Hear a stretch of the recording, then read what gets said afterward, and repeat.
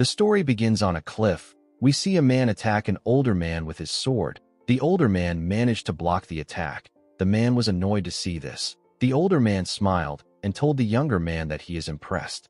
He said that he did not expect him to be able to move like this after receiving a grave injury. He referred to the younger man as the Phantom Swordsman and told him that his mental fortitude fits his title. He told the Phantom Swordsman that the sword techniques he created were amazing. The man tapped his sword and sent the Phantom Swordsman flying. He covered his sword with his internal energy. He told the Phantom Swordsman that he won't be able to use any energy in his current state. He told him it is actually a miracle that he is even able to move in the first place. The man took a stance and told the Phantom Swordsman that he no longer needs to fight. He told him that he can rest. The moment he said this, he fired several energy attacks at the Phantom Swordsman. The Phantom Swordsman managed to stand his ground and block the attacks. Immediately, he blocked the attacks. The man charged at him and landed a kick on his stomach. The attack pushed him down. The man tried to stab him, but he managed to dodge the attack. He used his leg to attack the man. He was able to kick his sword away. He stood up and rushed to attack the man's head. The man was able to dodge his attack by moving his head to the side. The Phantom Swordsman gave him a punch that sent him flying. He landed on the ground. He gathered his energy in his hand and fired it at the Phantom Swordsman. To his surprise, his attack did not land on the Phantom Swordsman. He was no longer in front of him. The man wondered about where the Phantom Swordsman was. Unfortunately for him, the Phantom Swordsman was already above him. The man noticed a shadow above him. However, it was too late for him to react. The Phantom Swordsman managed to land a clean cut on the man. He tore him apart. After the fight was over, we see the Phantom Swordsman sitting with another man. The man seemed to be blind. He asked the Phantom Swordsman if he has killed the old demon head. The Phantom Swordsman said that he has. He said that this bloodbath, which will go down in history as the Shangxi massacre, is now over. The Phantom Swordsman looked at the bodies around him. He referred to them as shitheads. This martial artist appeared out of nowhere. They called themselves the Black Knight Palace. They swept through more than a dozen smaller sects and clans within the last 3 days. The Phantom Swordsman said that the world was able to witness the alliance of the orthodox and unorthodox factions thanks to the Black Knight Palace. The blind man referred to the Phantom Swordsman as Dako Hian. He reminded him about their promise to have a duel after creating their sword techniques. He told the Phantom Swordsman that he won't be able to fulfill the promise. Hian asked him if this is really what he is thinking about while dying. The man laughed when he heard this. He told Hian that they have dedicated their entire lives to the sword. He said that he has fought countless martial artists and witnessed many sword techniques. He told the Phantom Swordsman that he has yet to see a sword technique as hard to deal with and as keen as his own. He told him that his devotion to the sword surpasses that of anyone else's. Due to this, the man wanted to ask Hian for a favor. Hian asked him to tell him. The man begged him to look after his disciple and the MANHWA sect. The Phantom Swordsman was shocked to hear this. He asked the man if he has lost his mind. He asked him if he has forgotten who he is talking to because he is dying. He reminded him that he is the best swordsman of the unorthodox factions. He could not believe that the man was asking him to look after the MANHWA sect. While he was talking, the man gave him a bead. He told Hian that it is the Plum Blossom Spirit bead. He said that it is a relic of his sect. He asked Hian to give it to his sect leader. The Phantom Swordsman was annoyed to hear this. He wanted to yell at the man. He noticed that the man was breathing heavily. He accepted the beads and told the man that he is also on the brink of death. He told him that he is asking too much of him. The man reminded him that they are each other's sword friends, although he felt embarrassed. He told Hian that he is actually grateful. Hian told him that he should be grateful. He told him that he is going to spend the rest of his life in the MANHWA sect thanks to him. The moment he said this, his friend blew up. His hand and different parts of his body splashed all over the place. Hian was shocked to see this. While he was trying to process what just happened, someone fired a blade made out of energy at him. Hian quickly grabbed his sword. With a look of anger on his face, he fired several slashes at the attack. He managed to block it. He also fired several slashes at the person who attacked them. The person easily blocked the attack by simply waving his hand. Hian was shocked to see this. The man gathered his energy in his hands and fired it at our boy. The attack caused a huge explosion. The Phantom Swordsman fell to his knees. He lost one of his arms. He could not believe what he was seeing. He wondered if it was possible for a person to be this strong. He looked around. He wondered if this was the Black Knight Palace Master. He remembered that he already killed the old man. His corpse was still where he left it. He believed that this must be a hidden disciple of the old man or the real Black Knight Palace Master himself. Heian understood that the man was incomparably stronger than the Black Knight Palace Master, but he did not expect the man to take his entire arm even if he has been weakened by his fight with the old man. He could not believe that the man did this with just his demonic energy. Heian apologized to his friend. He told him that he didn't get the chance to take his body back home. He tapped his leg and said that he will try to keep his promise. The mysterious man was surprised to see that Heian managed to stand up. Our boy ran towards the edge of the cliff. Heian did not know if he will be able to survive falling off a cliff after losing the man, but he did not want to give up. He wanted to believe that there was hope. He jumped and turned around. He promised to never forget the man. He told himself that he will take care of the man the next time he sees him. The moment he thought of this, an energy blade tore his body apart. Heian could not comprehend what was happening. All he could see was the lower parts of his body falling down. He also saw the man laughing at him. Heian called him a fucker. He asked him to stop laughing. As he fell off the cliff, Heian apologized to his friend. He told him that he won't be able to keep the promise. Before he lost consciousness, the beads released a bright red light. In the next scene, Heian heard people calling out to him. He could not believe that he survived. Someone called him senior disciple. Our boy was surprised to hear this. When he opened his eyes, the person called out to a man known as Elder Baekjin. He informed him that the senior disciple has opened his eyes. Heian did not know why he was calling him senior disciple. He did not know that he was in a different body. The elder grabbed his head and referred to him as Mu Wai. He told him that he did great. Heian immediately recognized the man. He remembered him as Elder Baekjin of the MANHWA sect. The elder said that the heavens has blessed them. He said that he actually thought that he was too late, even though he tried acupuncture. The elder called him Mu Wai and asked him to stay still. Heian did not understand why the man kept calling him Mu Wai. He remembered that Mu Wai is the senior disciple of the MANHWA sect's second-generation disciples. He is the disciple of his friend whose name is Hyunjo. The phantom swordsman did not understand why he was called Mu Wai. He wondered if the old man has lost his mind. While he was thinking, he remembered how the beads were shining. He quickly understood the situation. He said that the light is the issue. The disciple next to him was surprised to hear this. He told him that his wounds have not closed yet. He asked him not to speak. In the next scene, we see Heian stand up. The elder asked him if he is going outside. Heian said that he is. He realized that he almost replied rudely to the elder. The elder told him that it is a good idea to move around a bit. He reminded him that he was bedridden and unable to eat for a week. He asked him not to push himself too hard. Heian stepped out of the building and moved around the area. He went to a pond and used the water to wash his face. He could not believe that only 7 days has passed. He felt like it has been a year. For the past 7 days, Heian dreamed of a life. He dreamt about Mu Wai's life. He saw his entire life and the things he experienced. He saw the 2 decades that the young man lived through. Heian saw how the sect was attacked through Mu Wai's eyes. He saw how the sect was burnt down, how the disciples were killed. They tried to fight back, but a large amount of them were killed. He saw Hyunjo talking to the young man. He saw Hyunjo fighting the Black Knight Palace Master. He saw how Mu Wai got injured while trying to save his fellow disciple. Heian called him an absolute fool. He could not believe that Mu Wai tried to help someone when his body is so weak. He believed that he should have put himself first before anyone. Thanks to the injury he got, Mu Wai died. Heian remembered that the light came from the plum blossom spirit beads. He wondered why he was the one who got reincarnated and why he ended up in this body. He did not understand why Hyunjo wasn't chosen. He wondered if this was also fate. He let out a sigh and stood up. Even if he did not like it, it did not change the fact that he has been given another chance at life. Heian knew that he could not throw away this chance. He promised to find the masked man and cut him up into pieces. Heian knew that the man was stronger than the Black Knight Palace Master. He was certain that he won't have been able to defeat the man even if he wasn't injured.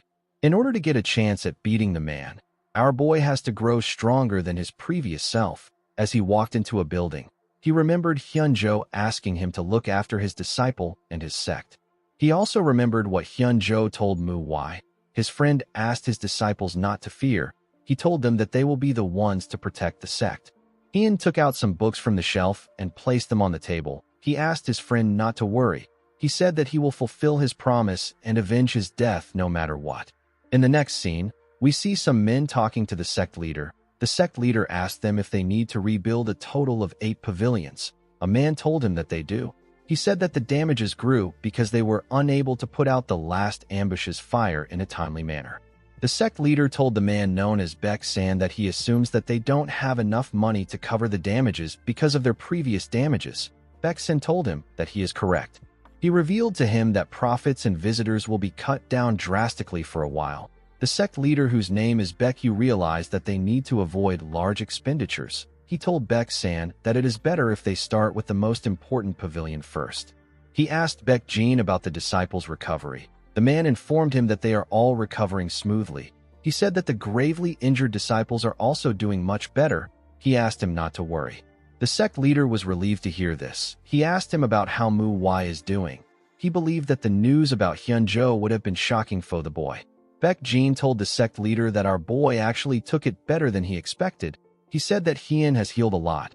He revealed to him that he was walking around yesterday. Baek-san was surprised to hear this. The sect leader was relieved to hear this. He said that it is good that Hyun is taking it well. He asked Baek-jin to still check up on him once in a while. He reminded him about the kind of child Mu-Wai is. He said that he is worried that the boy is just pretending to be all right. He hoped that the boy was going to get through it. The scene shifts, and we see our boy reading in his room. While reading, he remembered talking to his friend when he visited the sect. He and Hyun-jo were watching the disciples train. Hyun-jo asked Hyun about how the disciples are. Hyun asked him about what he means. The man asked him to tell him what he thinks of the disciples. Hyun told his friend that they are useless. Hyun-jo agreed with him. He said that the MANHWA sect is currently regressing. According to the man, the sword technique is the pinnacle of variability and illusions that brings the plum blossoms into bloom, and they fool themselves into thinking it is of perfection. Hyun-jo asked his friend if he is aware of the future that awaits a sect that is incapable of reflecting and developing new paths. Hyun said that the sect will experience its downfall. Hyun-jo told him that he is right. He told him that there is no use trying to force change. Hyun told him that he would try to force change if he was in his position. He asked him if he has another idea. Hyun-jo said that he will show the disciples that the plum blossom sword technique is not all there is. He said that he will show them that there is a higher realm that they can reach. Hyun asked his friend if this is the reason why he came up with the promise to create their own sword techniques and duel with them in the future. Hyun-jo reminded our boy that he has reached his current realm by renovating various martial arts techniques. He said that he assumed that it will be possible for him, since he is the best swordsman in the unorthodox faction. When Hyun first saw the disciples of the sect, he thought that the problem was with the sect. They are called a renowned sect, and yet they were unable to put out anyone talented for the last 100 years except Hyun-jo. Hyun realized that this was a foolish assumption. He had only seen the entry-level martial arts, such as the six-fold combo circulation technique and the six-fold combo sword technique. Both of these techniques are flawless.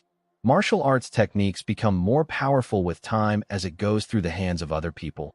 This is the power of a sect. The MANHWA sect hit a wall because it was too great. Hyun realized that his friend wanted to show the disciples the determination to get through the wall by introducing them to a new realm. He decided to complete the new sword techniques that Hyun-jo was not able to complete as a way to compromise on the promise they made. He realized that the sword techniques will have to be only and wholly belong to the sect. It can't just be the form and movements of the sect. It also has to have the intentions of the MANHWA. In order to do this, our boy needed to enlighten himself on the teachings of the sect, starting from the very basics. After this, he can then go to Hyun-jo's sword techniques. Hyun sat in a lotus position and circulated his energy around his body. He wanted to erase all the martial arts and teachings that Mu-Wai learned. Even if they are trying to learn the same techniques, the interpretations and lessons learned by them will be different.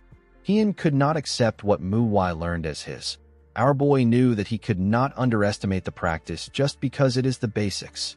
Hyun was using the autumn flower circulation technique. He noticed that the speed of the technique did not fall behind the ghost arts. It was also very stable. In his past life, Hyun only sought efficiency, and he used unorthodox sword techniques. The sword techniques of the MANHWA are different. Our boy believed that he can learn something completely different from this. He realized that the life of the phantom swordsman who only cared about the sword is now over. He decided to live as MANHWA from now. The scene shifts, and we see one of the disciples knock on Heian's door. He referred to him as senior disciple and asked him if he is inside. Heian did not reply immediately. The boy continued knocking. Our boy was forced to open his eyes. He looked very tired. He stepped out of the room to see the person at the door. He recognized the boy as Muchiol. He asked him about why he came. The boy informed him that he came to check on him because it has been 3 days since he left the Harmony Medicine Palace, and yet he has not been to the morning training sessions. Heian was surprised to hear that it has been 3 days. He remembered that they said that he wasn't able to eat properly for 7 days. He was reminded of the time when he was trapped in the Blood Tempest sect's inescapable net tactic. He told Muchiol that he didn't know that so much time has passed. He asked him to direct him to the training ground. As he walked down the stairs, Muchiol carefully looked at his senior. He could tell that something was different about MANHWA. Our boy actually wanted to get a good drink to satisfy his thirst. At the training ground, we see a boy with long hair directing the other disciples. The other disciples were copying his movements. He asked a boy known as Ryan to raise his arm higher. The boy accepted the order and quickly corrected himself. Heian watched the disciples as they trained. He realized that they were still as terrible as ever. Their feet kept moving when it shouldn't because they were not able to maintain balance. This further worsens the weight balance. They are also unable to add strength into their attacks because of this. Their posture was bad too. They were completely lacking in basics. Heian believed that it was a complete mess. Fortunately, the instructor wasn't actually bad. Our boy remembered that the boy's name is Mujin. He was relieved that there is at least one proper disciple. The boy was actually correcting them well. He was like a senior disciple to the second-generation disciples. Heian wondered why this boy was doing something that the senior disciple should be doing. He believed that the owner of the body must have had a really shy personality. He was also lacking in martial arts and leadership skills. However, Mujin was different. He knew how to lead people. He has a calm personality, and he has shown great potential ever since he was young. It makes sense that a lot of the disciples listened to him. It is natural for those with talents and skills to be given opportunities. Mujin has the skills and the personality, so Heian did not have any issues with him taking on the role of senior disciple. Of course, this has to change now. After Mujin was done with the training, he put his hand together and told them that it is over for today. The disciples were quite tired. They felt like Mujin has been a lot stricter recently. While they were talking, they all noticed their senior. They greeted him and asked him if he is all right. Heian told them that he is fine. One of them noticed something about him. She felt like something about her senior was different. Mujin walked down the stairs to greet his senior. He told him that he wasn't able to greet him properly because he was in the middle of training. Heian noticed that the boy did not fully walk down the stairs. It is disrespectful to stand above your senior while talking. He told the boy that it must be hard for him to do something that he should be doing. Mujin bowed his head and told our boy that he is thankful that he allowed him to do it. Heian informed the boy that he will be doing it from now on. Mujin was surprised to hear this. The other disciples could not believe what they were hearing. Muchiol realized that he was right. He thought that he was being sensitive before. He became certain that his senior has changed. Mujin reminded our boy that he was the one who asked him to do it before. Heian asked the boy if there is something wrong with him choosing to take on his responsibility again. Mujin told him that he asked him to do it because he didn't have the confidence that he will be able to carry out the job properly. Heian smiled when he heard this. He realized that this idiot wants to become the head disciple. The head disciple is a disciple that has the ability to succeed the role of sect leader. Currently, there are very few first-generation disciples because of the Shangxi massacre. The remaining first-generation disciples and the elders are busy with the reconstruction of the sect. In order to change the MANHWA sect, it will be more efficient to change the second-generation disciples because they are the future of the sect. It is much easier to do this rather than trying to change the minds of the elders and the first-generation disciples. On top of this, there is also the purple aura circulation technique. This is a technique that only the sect leader and the head disciple of the sect can learn. It is one of the top 10 circulation techniques when it comes to powerful internal energy. Heian needs this technique in order to surpass his past self. He needed to become the head disciple. Our boy knew that Mu Jin would be shocked to hear that he has to leave the job. Mu Jin asked Hien if he believes that he has the right. He asked him to tell him what he did when the Black Knight Palace invaded their sect. Mu Chiol was shocked to hear this. He quickly called out to the boy. Mu Jin told Hien that he did not listen when the elders asked him to stay put. He asked him if he remembers what happened. He asked him if he killed anyone from the Black Knight Palace. He asked him if he saved the elders and the others. He told him that he only managed to burden the elders. Hien smiled when he heard this. The boy reminded him that other disciples also copied him and rushed to fight. He said that many people would have died if the first-generation disciples hadn't risked their lives to protect them. Hien told the boy that he is right. He told him that he agrees with him. Mu Jin grit his teeth when he heard this. Our boy told him that he intends to take responsibility as the senior disciple. Mu Jin asked him to tell him how they are supposed to trust him. Hien told the boy that he has misunderstood something. He walked up the stairs and moved close to him. Mu Jin asked him to tell him what he misunderstood. With a menacing look on his face, Hien told the boy that he doesn't have to look up to him. He asked Mu Jin if he sounds like someone who is trying to convince him. He told him that he does not need his permission for the choices he makes. He asked Mu Jin to put himself together. He told him that he is notifying him and not trying to convince him. Mu Jin became nervous. He wondered if the man standing in front of him was truly the senior disciple that he knew. Hien told the boy that he will take over morning training starting tomorrow. He asked Mu Jin to come see him if he has any complaints after tomorrow's training. He asked the boy not to be too upset. Mu Jin told his senior that he seems like a completely different person. Hien told the boy that people change when they come back from the brink of death. The disciples did not understand what was happening. They wondered if their senior disciple will really take over the training. One of the disciples called out to Mu Ryan. The boy said that Mu Jin is going to allow the senior disciple to take over. The boy next to Mu Ryan told him that Mu Jin was really mad before, and now he has calmed down.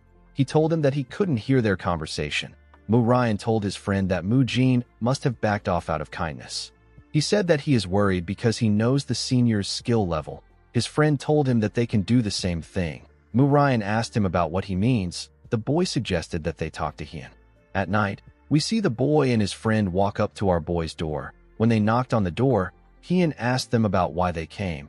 The boys told him that they want to talk to him. They said that they have something to say to him that the others can't hear. Hien grabbed his sword. He said that he is curious to know what they want to talk about so late in the night. When Hien stepped out of the room, the boys were shocked to see him holding a wooden sword. He was not a person who would do this.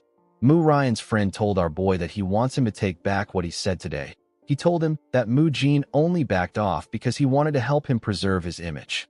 Hien said that this is interesting. He asked the boy if Mu Jin was the one who sent them. The boy told him that they came on their own will. Our boy told him that he has no say on the matter. He asked him to go back. He told him that he will pretend that he didn't hear what he said. The boy called out to Hien. He begged him to consider their perspective. He told him that they are not doing this because they don't like him. He said that they simply want to be taught by someone who is actually skilled. He asked our boy to take a look at himself. He told him that his skills are subpar. He told him that he is being greedy. The boy next to him told Hien that they won't accept a leader who is beneath them. With a terrifying tone in his voice, Hien said that the MANHWA's hierarchy has degraded. He told the boys that he understands what they mean. He told them that he will prove his skills to them since they doubt him. He asked them to wield their swords. The other boy asked Hien if he is serious. Our boy told them that he is. Mu Ryan's friend drew out his sword and charged at him. He asked him not to regret it later on. Our boy easily knocked the boy's sword out of his hand and used his sword hilt to hit his neck. The boy fell to the ground and struggled to catch his breath. His friend also charged at Hien. With a single swing of his sword, he knocked the boy's sword out of his hand and sent him flying. Mu Ryan's friend told our boy that they lost. Hien asked him not to state the obvious. He grabbed the boy's clothes and told him that it is time for the two of them to be taught a lesson. The boy was shocked to hear this. He realized that he messed up. After beating them up, Hien asked them if he has satisfied their requirements. The boys told him that he has. He asked the boys to remind him about what he said he will do if other disciples try to gang up on him again. The boys said that he told them that they will also receive a beating alongside those disciples. Hien asked Mu Ryan's friend if he is weaker than Mu Jin. The boy told him that he is much stronger than Mu Jin. He asked the other boy if he still believes that he is weaker than other disciples. The The boy told him that he does not. Hien told the boys that he will forget what happened today. He said that everyone makes mistakes. He asked the boys to go back and rest. He told them that the morning training will soon begin. The idiots bowed their heads and thanked him for his mercy. They held on to each other and slowly walked down the stairs. After the boys left, Hien asked someone who was watching about how long he plans to continue hiding. He asked the person to come out. The person came out. He asked Hien if he knew he was there. The person turned out to be Mu Chiol. Our boy told him that it is impossible for him not to know that someone of his size was hiding. He asked the boy about why he was hiding. Mu Chiol explained to him that he saw Mu San and Mu Ho coming to his place. Hien wondered about who Mu San and Mu Ho were. Mu Chiol said that he followed them just in case they wanted to try something. He told Hien that he did not expect him to win against them. Our boy realized that Mu Chiol was referring to the boys. Mu Chiol asked Hien if he has been hiding his true skills all this time. From what Hien observed, the second-generation disciples fall into two categories. There are those who maintain their distance from Mu Wai while showing him the respect that he deserves, and there are those who discreetly look down on him and speak poorly about him. However, Mu Chiol did not belong to any of these categories. He has actually helped Mu Wai a lot. Although he has a rather blunt and indifferent personality, Hien wondered about why the boy helps Mu Wai. He believed that Mu Wai did not understand the reason because he was young when he was in his body. Hien knew that there was a simple reason why the boy behaved like this. The reason Mu Chiol is willing to help Mu Wai is because Mu Wai is weak to the point where he actually needs help. Mu Chiol was worried that Hien might get injured by Mu San and Mu Ho, so he followed them there to make sure that our boy will be alright. Hien realized that Mu Chiol has always protected Mu Wai all this time. He knew that he had to make a somewhat believable excuse. He told Mu Chiol that he wasn't hiding his strength. He said that he simply reached a new realm of understanding. Mu Chiol was surprised to hear this. Hien told the boy that he will talk about what he has learned during the morning training. He told him that it is late. He asked him to go back. Mu Chiol accepted his order. He watched Hien as he walked towards his door. He was certain that the technique our boy used was the six-fold combo sword technique, which is a beginner-level technique. However, the technique was executed in the most beautiful manner that the boy has ever seen. He wondered about where Hien learned it from. He always thought that our boy was extremely weak, but now he has changed. Mu Chiol looked forward to morning training. Although he lied about reaching a new realm, Hien began to wonder about how he was going to explain it. The scene shifts, and we are taken to the disciples' hostel. The boys told Mu Ryan that they were beaten by their senior. They said that he is not the senior disciple that they knew. They told him that he was a completely different person. Mu Ryan's friend told him that they cannot act rashly. He told him that they almost died. Mu Ryan stood up. He asked the boys to stop spouting nonsense. He asked them to go get ready for morning training. The two boys stood up and supported each other. The other boy told his friend that he hopes that Mu Ryan doesn't try anything against our boy. Mu Ryan's friend told him that he hopes Mu Ryan is beaten to a pulp. Mu Jin saw the boys injured. He asked Mu Ryan if something is wrong. He told him that Mu San and Mu Ho look terrible. The boy said that it is nothing much. He explained to him that the boys didn't like the fact that the senior disciple will be leading morning training sessions. He told Mu Jin about everything that happened. Mu Jin said that he will scold the boys later. Mu Ryan was shocked to hear this. He asked his friend for his reason. Mu Jin said that our boy can only stand up for himself now. He told him that the senior disciple will back off once he realizes that he is not fit for the position. He told his friend that there is no point in doing stuff like this behind his back. He said that he is ashamed. Mu Ryan told him that they were just worried. Mu Jin asked him to stop talking. He told him that he knows what they are worried about. He told him that he will take care of the matter himself. He asked him not to concern himself with it. The next day, everyone came to the training ground. Our boy was at the top of the stairs. He told them that he has a few things to say before they begin. Mu Jin wondered about how someone can change so much overnight. He took a look at Mu San's body. He wondered if our boy has been hiding his skills. He did not expect him to be able to injure Mu San and Mu Ho to this extent. He wondered if Mu Chiol was the one who helped him. He decided to be patient. He was certain that he will soon get the truth. He believed that he will be able to tell whether Hien was bluffing or not depending on how the training goes. Mu Jin told the disciples that they are all weak. He said that there are many reasons why a person is strong, but there is only one reason for weakness, and this is the basics. Our boy revealed to them that they will only practice the six-fold combo during morning training from now on. The disciples were shocked to hear this. Heian told them that he understands that they want to get through the basics and move on to higher-level techniques. Someone asked him if there is something wrong with this. Heian stopped talking when he heard this. The other disciples quickly turned around. The person who spoke turned out to be Mu Ryan. The boy asked Heian if there is something wrong with wanting to learn things faster. The boy believed that he should challenge Heian since his fellow disciples did not have the courage to do it. Mu San and Mu Ho were shocked to see what their friend was doing after they warned him. Heian could not believe that this is a renowned sect. He asked Mu Ryan to come up if he has any complaints. As Mu Jin watched his friend climb the stairs, he wondered about what he was thinking. The idiot smiled confidently as he walked up the stairs. He told Heian that he understands what he is saying. He said that he doesn't think it is a good idea to live the training under his leadership, especially if mastering the six-fold combo sword technique is as important as he said. He told our boy that everyone already knows the level of his martial arts. Heian said that everyone knows that his martial arts is terrible. He told the boy that he must have thought that he should be the one to prove that his martial arts is terrible since no one wanted to do anything. He asked Mu Ryan if this is what he is trying to say. Our boy told him that it is fine. He said that he wasn't expecting everyone to just accept him from the beginning. Heian turned to the disciples. He announced that he will not take a single step from where he is standing. He said that he will block Mu Ryan using the six-fold combo sword technique. The disciples were shocked to hear this. Our boy told them that Mu Ryan will win if he takes a step or if Mu Ryan's sword manages to touch him. He said that he will take back what he said about teaching the six-fold combo sword technique, and he will stop leading the morning training if Mu Ryan wins. Mu Ryan told his senior disciple that he is too full of himself just because he beat Mu San. Heian told the boy that he doesn't know what he is talking about. He said that Mu San and Mu Ho must have sustained some serious injuries somehow. Mu Ryan asked Heian not to hate him too much even if he loses in front of all these disciples. Our boy told him that he won't. He advised the idiot not to cross the line. Mu Ryan charged at Heian. He attacked him at a decent speed. Our boy easily blocked his attack. The boy tried to attack him in different places, but Heian easily blocked the attacks. The disciples were shocked to see this.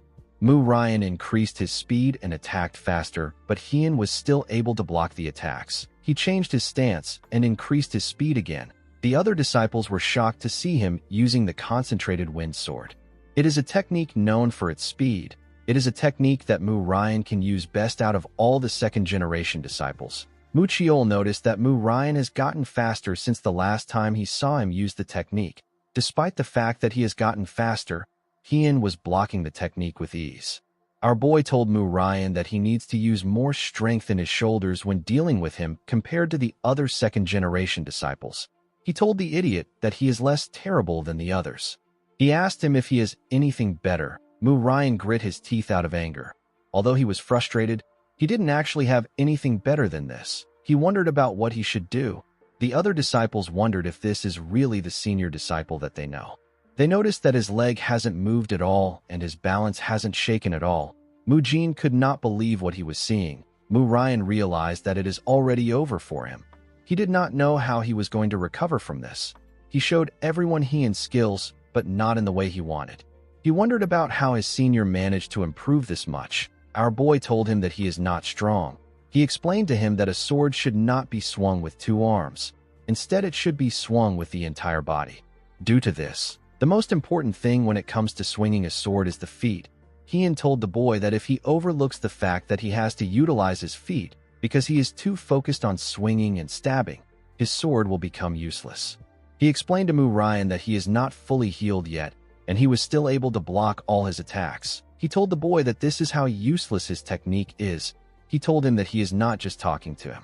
He asked the boy if he now understands why they need to start from the basics. Mu Ryan was surprised to hear this. Heian noticed that the boy was just staring. He assumed that the boy did not understand what he was saying. He raised his sword up and told him that he will show him what it means to swing a sword with his entire body. Mu Ryan was shocked to see this. He said that he didn't say anything. Unfortunately for him, Heian knocked him out before he could say anything else. The other disciples were shocked to see this. Our boy called out to Mu Ho and Mu San. He asked them to come up there and carry Mu Ryan to the Harmony Medicine Palace. The boys immediately ran up at full speed. Heian asked the other disciples to raise their swords. He told them that if they do not raise their swords, he will assume that they have complaints about his method. He said that they can come up anytime if they have any complaints. The disciples quickly raised their swords. Heian said that nobody seems to have a problem with him. He told the disciples that he will begin the morning training. He told Muchiol that he put a good amount of strength into his move, but he is too rigid. Our boy called out to someone known as MANHWA and asked the person to pay attention to their step. He told the person that their sword is shaking. The person quickly accepted his correction. Heian remembered talking to Hyunjo in the past. He told his friend that MANHWA is the worst disciple in the sect. He asked Hyunjo if MANHWA possesses a hidden talent that he can't see. He asked him about why he chose the boy as his disciple. Hyunjo told Heian that the boy is actually very normal, but he has never seen him give up on anything. Our boy asked him if he chose MANHWA only based on his determination. Hyunjo explained to him that the other talented disciples reach enlightenment regarding their martial arts on their own. However, this is not the case for MANHWA. Hyunjo told his friend that to create a martial master out of an ordinary person is the duty of a mentor and the essence of martial arts. Heian actually wanted to pick out a few talented disciples and train only them. However, he is no longer the phantom swordsman. He is now the senior disciple. He is now a man who leads the second-generation disciples of the MANHWA sect. He cannot leave a single person behind, and he has to stick together with them till the very end. Heian believed that this was the most fitting thing for MANHWA and the sect. Our boy actually never properly taught the disciples he had in his past life. Yet he suddenly has to train this guys from rock bottom. Having disciples was a lot more annoying than he anticipated. Heian hoped that Hyunjo will buy him a good drink if they ever meet again after his death. Our boy called out to Mujin. He asked him if he is tired. He asked him to put more strength into his moves. While thinking, our boy thought about someone. He hoped the person was doing well. Heian was always focused on bettering himself. He never tried teaching anyone well. He wondered if the person is eating well. He was certain that the person won't lose in a fight, so he believed that he will be doing well. He hoped to see the man again someday. In the next scene, we see the second-generation disciples carrying logs of wood on their backs. Their proper training had just began. Heian knew that this training was going to be very hard because they had to start from scratch. However, he was sure that the plum flower they will blossom through this trial and hardship will possess a scent so deep and strong that no one will be able to imitate it. Our boy also had a long way to go in his training. The scene shifts and we see Heian in the Crimson Forest. It was a place that had hundreds of plum blossom trees. Heian's first step in changing the MANHWA sect was to raise his own martial realm. One of the most important things when it comes to this is a person's senses. The sharper your senses, the easier it is to notice small changes. This naturally helps in training martial arts. While trying to focus on his senses, Heian noticed something odd. He noticed it when he first opened his eyes, but he did not think much about it. Now he is certain that someone is watching him. The person didn't seem threatening. They were simply observing him. Heian wondered if it is out of curiosity. Our boy was not yet good enough to know who was watching him. Of course, this was just for now. Heian knew that he will eventually be able to find out who it is. Our boy went into a building. He saw a man known as Hyun-gak. He bowed his head and greeted him. He referred to him as senior. The man asked him about what he wants. Heian explained to him that he wants to take a look at the secret techniques. The man found it odd that MANHWA wanted to see the secret techniques. He decided to just allow it. He reminded him that his injuries haven't completely healed yet. He asked him not to overdo it. Hyun-gak told our boy that he heard his disciple was rude to him. Heian was surprised to hear this. He didn't know which disciple the man was talking about. He beat up 3 guys. Our boy believed that it didn't matter. He assumed that Hyun-gak must be mad that he beat up his disciple. To his surprise, the man apologized to him. He said that Mu-sin must have done something worth getting beaten up for. He said that the boy would have faced worse consequences in his time. He apologized to Hyun-gak for not teaching him to be better. Heian did not expect it to be Mu-san. He also didn't expect the man to be understanding about it. He told Hyun-gak that he simply did what he should have done as the senior disciple. He asked him not to worry about it. The man was surprised to hear this. He quickly turned to Heian. He wondered if his ears were hearing the right thing. He could not believe that Heian said that he did it as the senior disciple. While looking at our boy, the man noticed something odd. He wondered if Mu Wai's eyes were always this sharp. Heian wondered why Hyun Gak was staring at him. He wondered if the man changed his mind about being angry that he beat up his disciple. Hyun Gak was actually thinking about how our boy's eyes were filled with determination. He told Heian that he did a good thing by looking after his martial brothers as the senior disciple. He apologized to him for making him wait. He told him that he can go. Hyun Gak watched him as he walked away. He did not expect our boy to be full of determination after losing his master. He said that he is very proud of our boy for picking himself up again. The scene shifts, and we see Heian going through the books. He wondered about what he needed to do to raise his own martial arts realm. A martial arts realm has a different meaning to each person. Some believe that it is the strength of the martial arts a person possesses. However, this is wrong. Life and death in the Murim is not decided by the strength of martial arts alone. There is no person who would fight so foolishly when it means to kill or be killed in the Murim. The important things when it comes to survival in the Murim is a person's ability to utilize the martial arts they have learned, as well as quick and precise judgment and thinking, along with the capabilities to back it up. Because of this, a martial realm is not just martial arts. It is also the mastery, as well as the experience and wisdom to go with it. One must keep in mind that enlightenment is achieved through endless contemplation and reflection. This is the definition of martial realm that the best swordsman of the unorthodox faction has lived by. It is the truth that he reached after endless training and contemplating. Therefore, the first step to raising one's martial realm starts with truly understanding martial arts. This made Heian wonder about what the martial arts of the MANHWA is. He didn't know yet. They were things that he was not permitted to read yet. The books were forbidden for disciples. They were to prevent greedy and curious disciples from foolishly trying to learn higher-level martial arts and rendering their chi paths useless. All sects restrict access to their secret techniques. The MANHWA sect is no exception. Heian remembered that his friend once said that the MANHWA is actually looser with their secret techniques. Even though he said this, it doesn't change the fact that a renowned sect is still a renowned sect. Our boy noticed that their martial arts are very systematic, so they are not difficult to understand. The things Heian has read about include the six-fold combo sword technique, which is the most basic sword technique. He then learned about 3 other sword techniques. He learned the concentrated wind sword, the falling blossom sword, and the thousand-cent sword. After learning the 3 principles of the sword technique, a person will reach the blossom sword secrets. Heian remembered hearing that he must learn the plum blossom sword secrets in order to be able to learn the best martial arts technique that exists in the MANHWA sect, which is the MANHWA signature technique. These techniques are the 7 deadly plum blossom sword, the 3-edged plum blossom sword, and the lucid plum blossom sword. The driving force that made the sect become one of the 3 most renowned sects of the Murim were this sword secrets. Heian remembered hearing that the best swordsman that came from the MANHWA sect has learned more than one of these 3 sword techniques. For the MANHWA, the 6-fold combo sword technique is the roots, the falling plum blossom sword, the concentrated wind sword, and the thousand-cent sword act as the trunk. The plum blossom sword secrets are the branches of the tree. The 3 plum blossom swords are the flowers. A martial artist who digs deep into the sword of the MANHWA sect becomes a part of the plum blossom tree.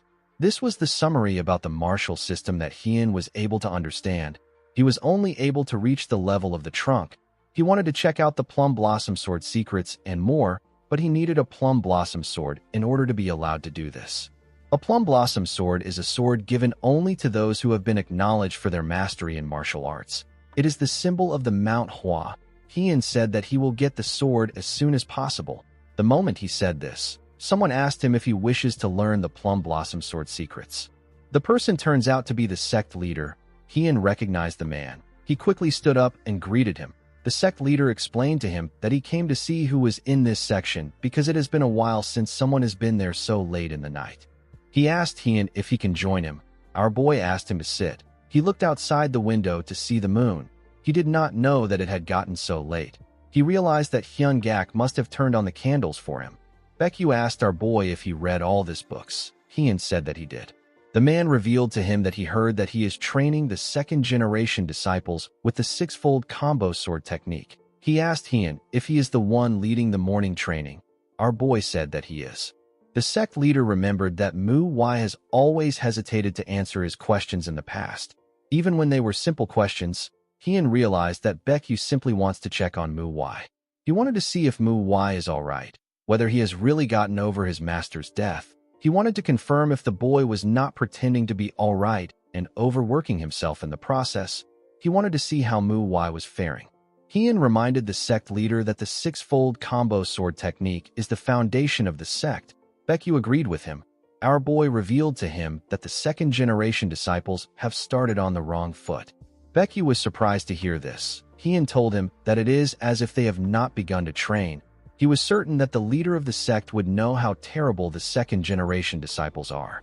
He believed that if he told Baekhyun what he has always thought, he would feel reassured that they think the same way on the issue. Baekhyun actually believed that our boy was in a much worse state than he thought. He wondered if this was the same MANHWA that he knows. MANHWA was always an innocent child who could never say anything negative about anyone. He wondered about how the boy became like this. He wondered if it was because of the Black Knight Palace invasion or if the boy was resentful and upset that he was the only one who survived. He wondered if MANHWA was punishing himself to try and make up for the death of his master, the elders, and the first-generation disciples. Baekhyun believed that he needed to tell our boy that it is not his fault. Heian told the man that everyone knows. Baekhyun was surprised to hear this. He asked him about what he is talking about. Heian explained to him that all the second-generation disciples already know the six-fold combo sword technique well. This is because it is the first thing they learn after joining the MANHWA sect. He told the sect leader that if he compares when they were first learning the technique to their current state, their technique has gotten worse.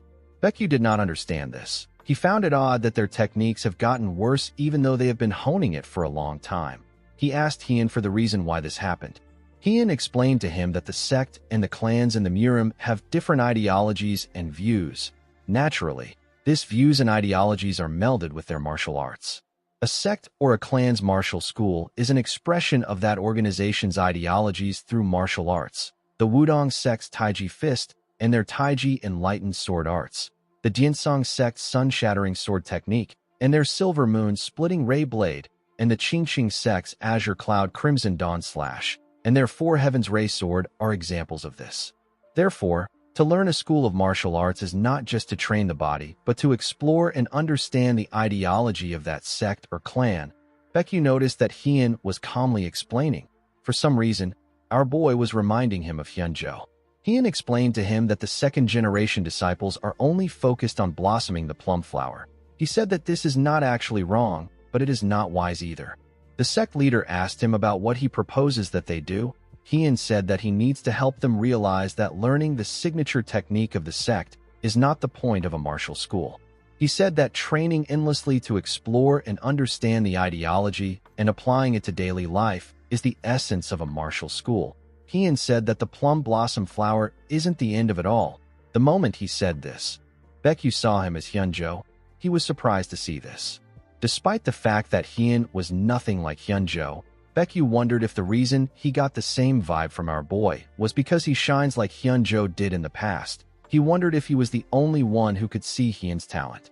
He told our boy that one should not train to blossom the plum flower. Instead, the blossoming of the plum flower should come naturally while training. Baekhyun told Heian that he thinks quite deeply for his age. He commended him for making a great observation. He asked our boy about what he will do now. Heian explained to him that he intends to guide them on their six-fold combo sword technique. Baekhyun said that this is not what he is talking about. He said that he knows he will do well in training the disciples. He asked Heian to tell him about the path he will follow. Heian did not expect this question. Having studied the martial arts of the sect, our boy realized that they are all great. However, as someone who prioritizes efficiency for his survival, Heian found some things to be disappointing. While reading, our boy wondered why no one used a heavier sword for certain martial arts, or why no one practiced another technique with just their fist instead of a sword. He contemplated about a lot of things. He wondered if some things went against their principle, if they could use a heavier sword like a great sword. He wondered if the path he will walk might stray from what the MANHWA sect pursues.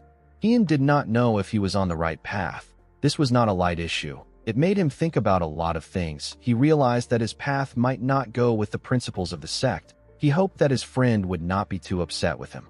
Heian told the sect leader that he intends to do the things that his master wanted to do and fill his empty position. Our boy planned on just doing whatever he wanted. He told Baekyu that to continue on the path that one's master walked, and to surpass them is the duty of the disciples. The sect leader was surprised to hear this. He now understood why he kept seeing Hyunjo in our boy. It was not just because of his talent, but because he intends to continue Hyunjo's will. He knew that it will be difficult for our boy to create a new martial arts technique like his master wanted. Baekyu began to laugh. He told Heian that he is very proud of him. He said that Hyunjo would also be happy with this. Our boy thanked him for his compliment. Baekyu's worries magically disappeared when he saw the disciple that he worries most about show him such a trustworthy side of himself. He was happy to see that there was determination in our boy's eyes. He looked outside the window and said that this is the fragrance of plum blossom amidst the snow. According to the sect leader, the snow of the winter is cold, but the scent of the plum flowers that endure this harsh cold shall be more intense. Baekyu believed that he was unable to protect the plum flowers that blossomed in the sect. He believed that he was the one who was supposed to die instead of Hyunjo. He said that the plum flowers may have fallen, but there is a small flower bud beside the fallen flowers. He told himself that his duty now is to blossom this bud. He told Heian that there are many flowers other than the plum flowers in the sect. He asked our boy if he knows why they chose the plum flower. Heian was surprised to hear this question. He told Baekyu that he doesn't know why. The sect leader told him that he will learn a lot if he mulls it over. He stood up and told Heian that he wants to talk more, but he has already taken out of his time. When he stepped out of the building, Baekyu turned around. He told our boy that he forgot to tell him something.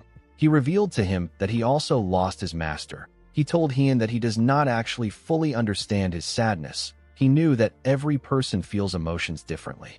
He said that life and death are one. This means that the end is a new beginning.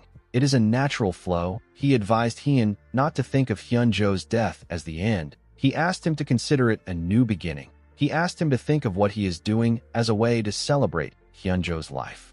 He said that this will help with the grief. He told him that Hyunjo would have also wanted this. Heian realized that it is not a bad thing to say that he is celebrating his friend's life. He thanked the sect leader for his wisdom. Baekyu smiled and walked forward. The scene shifts, and we are taken to the past. We see someone refer to Heian as his junior. The man told him that he heard he is skilled with the sword. He told our boy that he looks so fragile. Heian asked the man if he wants to die. The man told him that he is arrogant and rash. He said that these two qualities are perfect when it comes to growing muscles. He said that he came up with a new way to train. He asked our boy if he wants to try it out. The scene shifts, and we are taken back to the present. We see Heian doing pull-ups on a tree. He had some logs of wood tied to his legs. The less trained a person is, the more effective this training method is. Heian did not expect his connection to the crazy old man known as Iron Mountain Fist King to be helpful one day. It was a rather brute way of training, but it definitely works. He knew that he would see the effects soon if he keeps at it. While he was training, a disciple ran to meet him. She called out to him. She told him that this isn't the time to be training.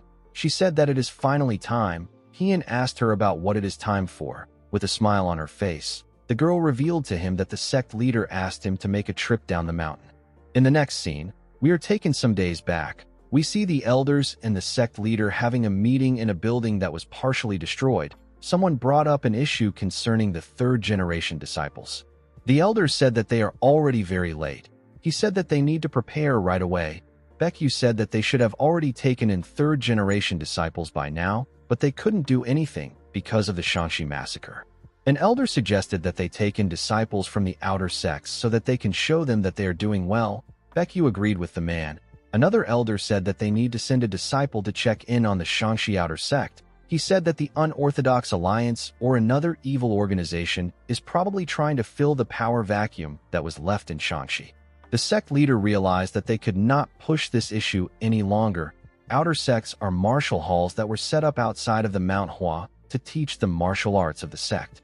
The influence and power of an outer sect comes from the main sect's fame and martial prowess. Because their forces were weakened by the Shanxi massacre, the other sects were feeling anxious. The Shanxi outer sect was the one that took the biggest hit. Baekyu knew that he will reassure the outer sects if he sends in a disciple to check on them and see what they need. He knew that they could not brush this matter off anymore. He suggested that they send down a second-generation disciple. He said that it is about time they experience the Murim. One of the elder agreed with him. Baek-san said that he is worried. He told the sect leader that it's still messy right now. He suggested that they pick a few of the most talented disciples. An elder asked him if he is referring to the 3 flowers. Baek-yu said that they should send Hien. The man agreed with him. Immediately he agreed with him. He realized that the sect leader was talking about Hien. The other elders were also shocked to hear what Baek-yu said. They all remembered how our boy was covered in bandages. Baek-san said that he is a bit worried about our boy. The sect leader told him that Hien has changed a lot in the past month. He assured the elders that our boy will be fine. In the next scene, we are taken to Pasang City. We see Hien, Mu Cheol, Mu Jin, and another disciple in the city. Hien was happy to be outside. Although it was a small town with nothing really noteworthy, our boy was still relieved that they sell drinks. While he was looking around, the girl asked him to look at something. She showed Hien a chicken. She said that she never knew that chicken could look so tasty. She said that it looks different than the wet chicken they eat.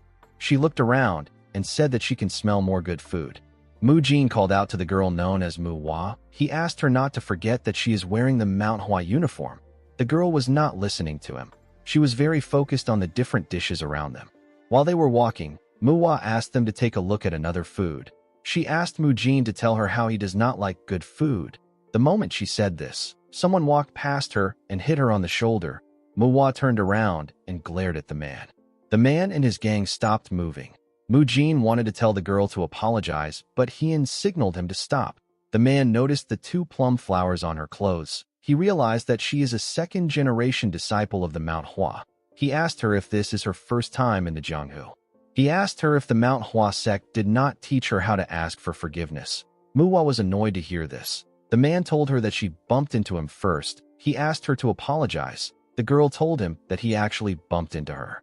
The man told her that she wasn't watching where she was walking. Due to their clothing, Hien was able to tell that the man and his gang belonged to a criminal organization. He could tell that they took over the power vacuum left by the Shangxi outer sect, but he did not expect them to pick a fight with him. Even though they took a hit from the Shangxi massacre, it wasn't so bad that some lowlifes could look down on them. Our boy realized that someone more influential was backing them up. He didn't actually care about who was backing them. He wanted the kids to experience this. They needed to learn how to deal with people like this. While he was thinking, our boy noticed that one of the man's friends was staring at Mu Hua's boobs. He pointed a sword at the man's eye. He asked him to tell him what he is looking at. The man became scared. Hien revealed to him that he knew that he was the one who bumped into her from the beginning. He explained to him that he was waiting to see how he will act, because he was looking down on them, because he knew that this was their first time in the Jianghu. He told the man that he has crossed the line. He told him that he has started a fight with the MANHWA sect. He said that he wants to see what the Jianghu underworld thinks of their sect. The other man became scared. He did not expect our boy to know that they are from the underworld. He knew that he had to do something about it. He quickly apologized to Hien. Our boy told him that he doesn't accept apologies from trash like him. He asked him to shut up if he doesn't want his friend to lose an eye. He asked them to get out of his sight. The man realized that our boy was serious about stabbing him. He could tell from the look in his eyes. He and his friends quickly ran away. Mu Hua apologized to her senior disciple. Hien asked her not to apologize. He told her that the man was the one who was wrong. Mu Cheol said that the people from the underworld are much worse than they expected. Hien told them that they need to first find an inn and get something to eat. Mu Hua was very happy to hear this. She asked Hien if she can choose what they eat. Our boy told her that she can. Mu Jin realized that the men were the first to pick a fight, but he wanted to tell Mu Hua to apologize without even knowing this. He was only focused on being careful with how they behave because they are representing the sect right now. He didn't think about giving a proper warning to the ones who looked down on the sect. He realized that our boy was aware of his surroundings at all times for him to know what happened. He noticed that Hien reacted as if he was used to this kind of things. He assumed that our boy was actually hiding his worries so that they can depend on him. He believed that Hien was pretending to be used to this kind of situations. This was the only reasonable conclusion he could come up with since our boy has never come here ever since he joined the sect. Hien was actually wondering if he should have just stabbed the man. He was regretting it now. Mu Jin promised to try harder. He said that something like this will never happen again. He said that no one will ever look down upon them again. The scene shifts, and we see the group in a restaurant. Hien ordered for noodles, stir-fry vegetables, and dompa pork. Mu Jin stared at Hien intensely as he ordered. Mu Hua and Mu Chiol did not understand why he was doing this. Even the attendant felt uncomfortable. They ate a large amount of food. Mu Jin ate the smallest amount out of everyone, and he still ate 4 servings of noodles. Hien told Mu Chiol that he ate less than usual. He asked him if he is being lazy with his training. The boy told Hien that he simply ate more than them. Mu Hua asked the group about what they are going to do. She said that it would have been easier if the sect leader had just told them their mission. Instead, he was very vague with it. The girl said that she doesn't know what they should do. Hien asked her if anything noteworthy happened today. The girl said that some people picked a fight with them. She realized that our boy was referring to the underworld. Hien reminded them that the sect leader gave them his full trust to make their own decision. He said that he is thinking of killing the people from the underworld.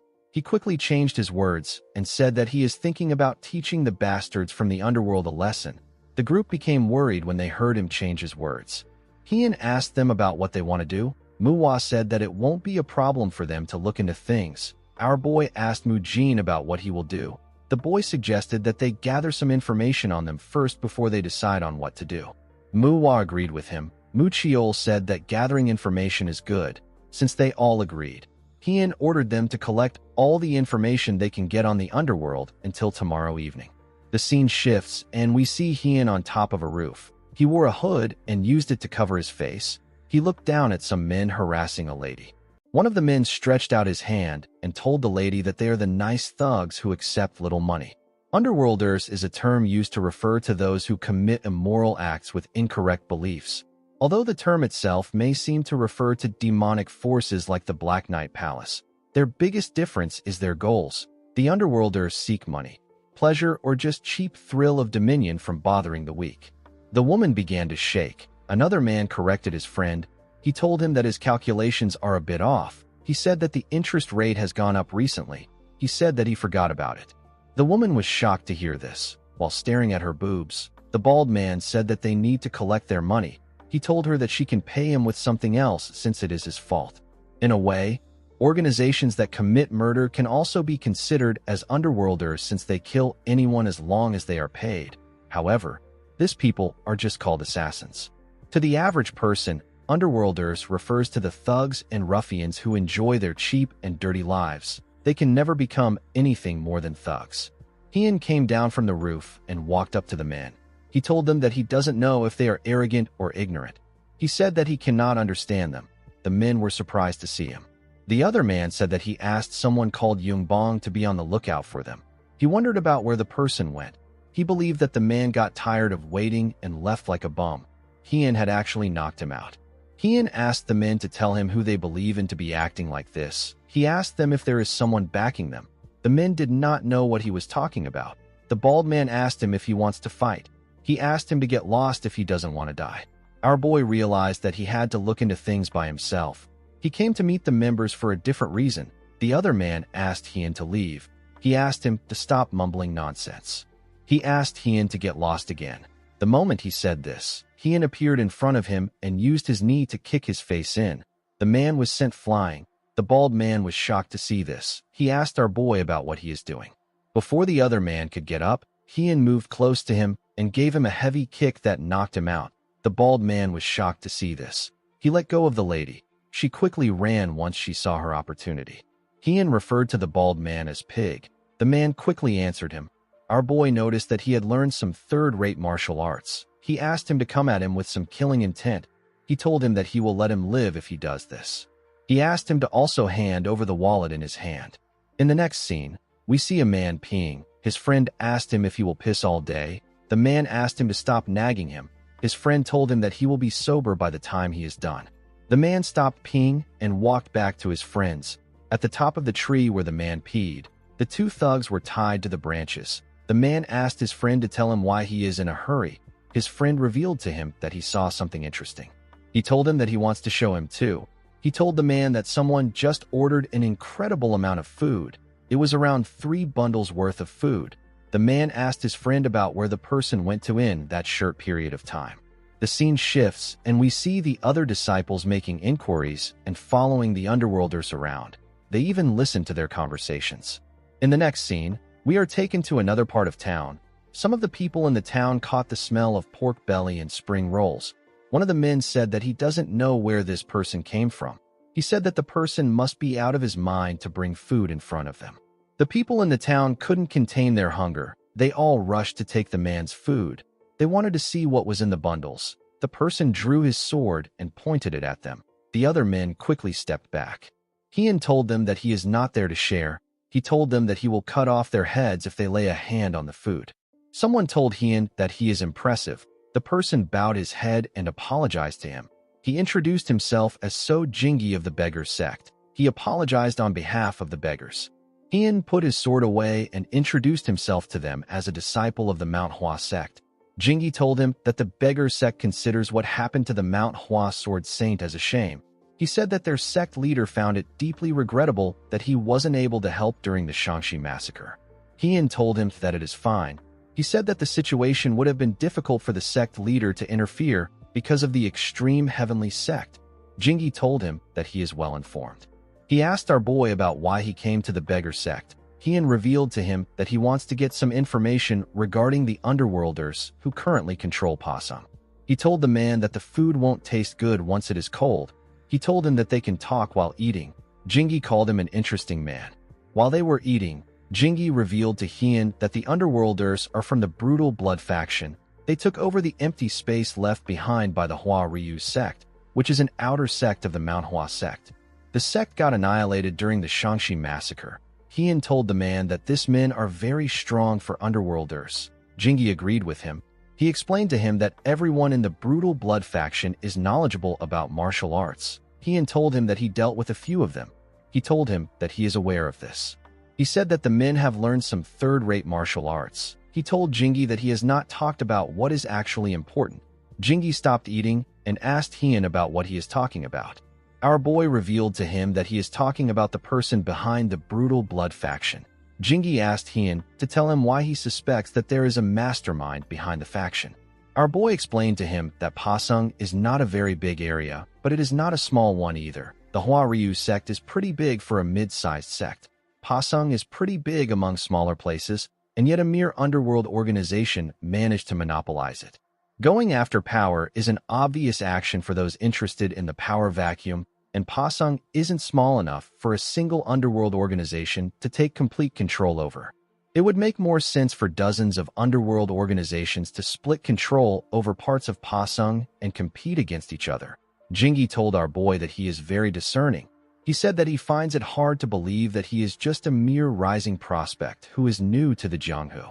He explained to Hien that he didn't avoid the topic because he was trying to hide it. He said that he simply wasn't sure yet. Hien assured him that it is fine. He asked him to speak. The man asked him not to be surprised. He revealed to our boy that there is a martial artist that is often in contact with the brutal blood faction. He said that the martial artist is from the Nine Hells Sword sect. Hien did not expect this. The Nine Hells Sword sect is one of Shangxi's big 3 sects. It is next to 2 of the 10 largest sects. Yet the Nine Hells Sword sect has never cared about the MANHWA or the Zhongnan sect. Due to this, they not only have a strong nonchalant disposition, but they are also much bigger than the MANHWA sect in terms of scale. Hien found something strange about the sect. If they were the one responsible for this, they could have just flaunted their ambition. He wondered if the sect has the ability and time to focus on a place like this. Jingi said that he is not certain if the Nine Hells Sword sect is the mastermind. This is because they wouldn't care about how it looks. They will blatantly cause a ruckus. Hien told the man that the Nine Hells Sword sect wouldn't intervene here. Jingi told him that he is well informed. Our boy told him that he is curious about the identity of the martial artist. Jingi told him that he suspects the Red Wolf sword from the Nine Hells Sword sect. Hien was surprised to hear this. He asked the man if he is certain. Jingi said that he is. He believed that Hien knew him because of his reaction. He said that it would be stranger if our boy had not heard of him. Jingi advised Hien to be careful with his plans. Our boy thought about the name of the martial artist. He realized that he has never heard of anyone called the Red Wolf sword. In the next scene, we see Hien looking outside his window in his room. He could not believe that he was unable to get any information about the Red Wolf sword. He remembered how Jingi offered him a drink. Our boy believed that it was just tea. He assured the man that it is fine.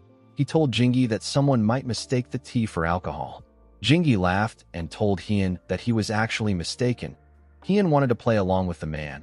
He was certain that he will be able to get some information about the Red Wolf sword if he does this. His plan was to take a little bit of alcohol until he gets the information he needs. However, our boy did not consider an important factor. He forgot that wine tasted way too good. Jingi asked him if he likes it. Hien said that it has been a long time since he had a drink. Jingi was surprised to hear this. He reminded our boy that this is his first outing in the Jianghu. After hearing this, Hien kept drinking. He did not expect the drink to be so good. He was only able to stop after the beggars got knocked out.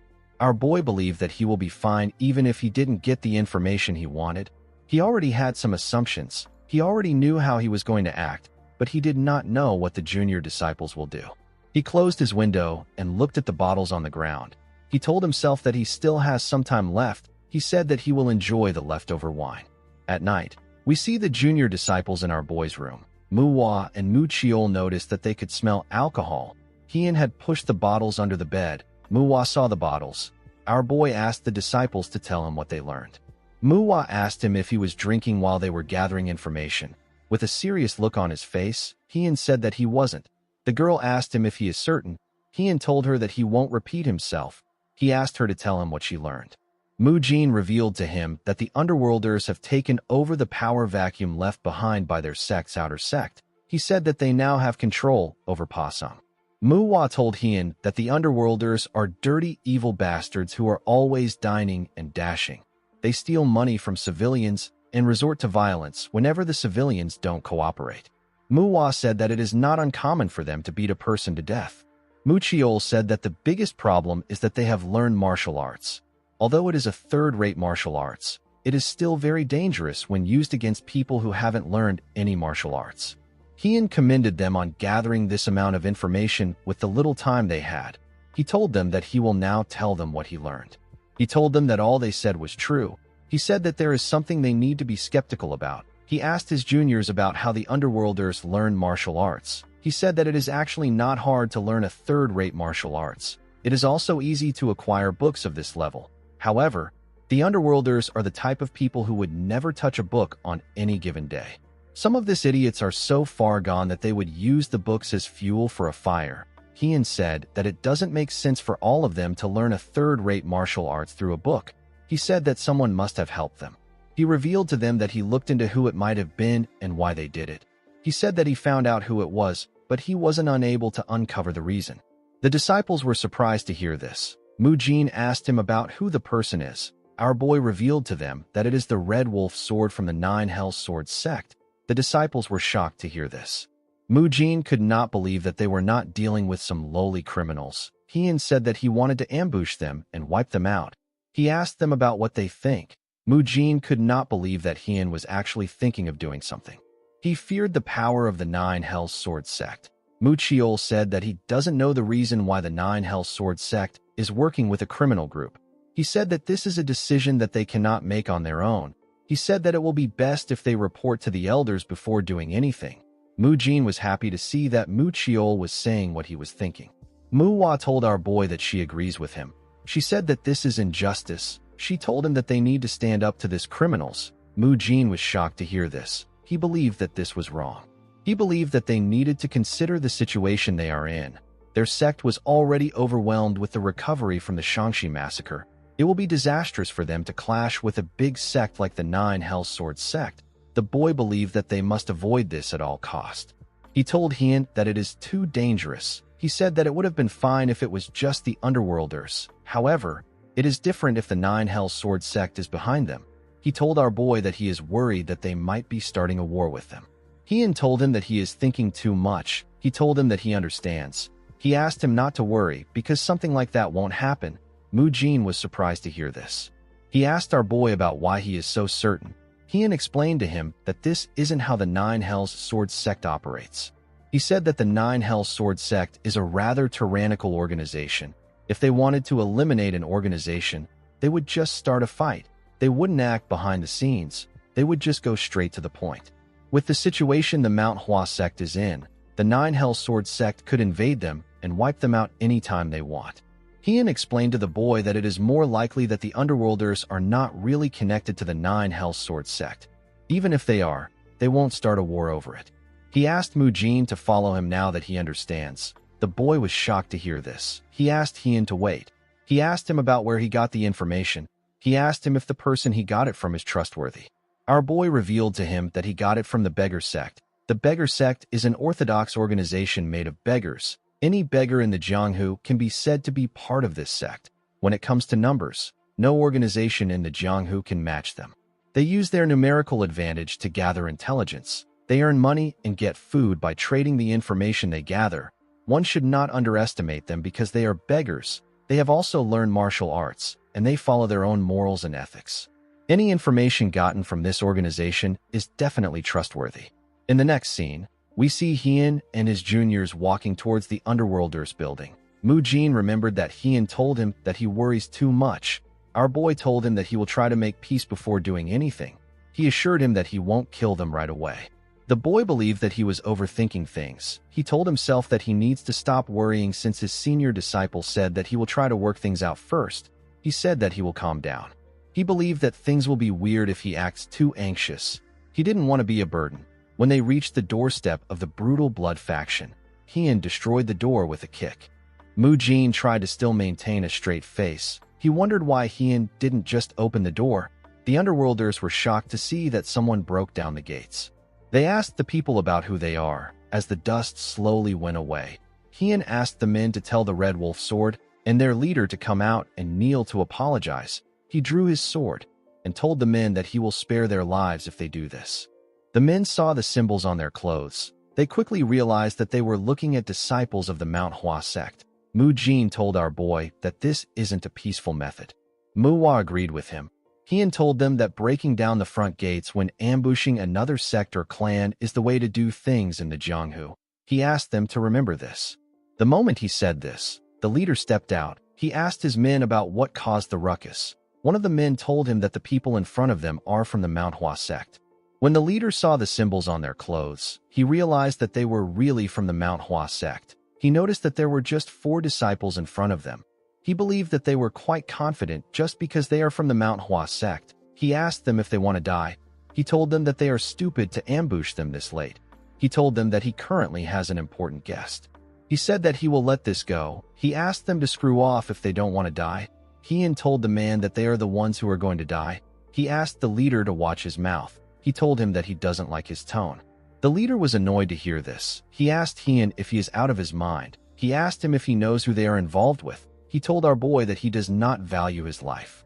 He turned to his men and ordered them to show the group how terrifying the Jianghu can be. He asked them not to kill them. The men quickly drew their swords and moved forward. Immediately they did this, MANHWA saw something behind them.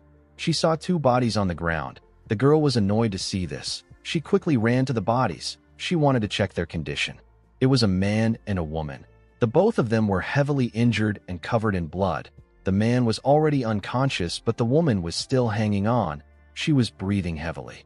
Mujin and Muchiol quickly ran to MANHWA. Mujin asked her to look up. 2 men were about to attack her. MANHWA grit her teeth out of anger. She used a technique known as bamboo leaf hand to send them flying.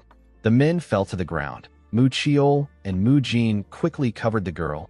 Mujin told her that she can't just run off like that. MANHWA told him that the people on the ground are not in a good condition. She said that they need to take them to a physician. One of the men on the ground stood up and asked her to tell him who gave her the permission to take them. He told his comrades that they are actually weak even though they are from the MANHWA. He said that they can win against them if they fight together. Heian realized that MANHWA hit them with less power than usual. He could tell that she controlled herself like she always does during training. He believed that the girl was too soft. He asked MANHWA if her sword is for decoration. He asked her about why she is hesitating when these bastards are trying to kill her. He asked her to just stab them.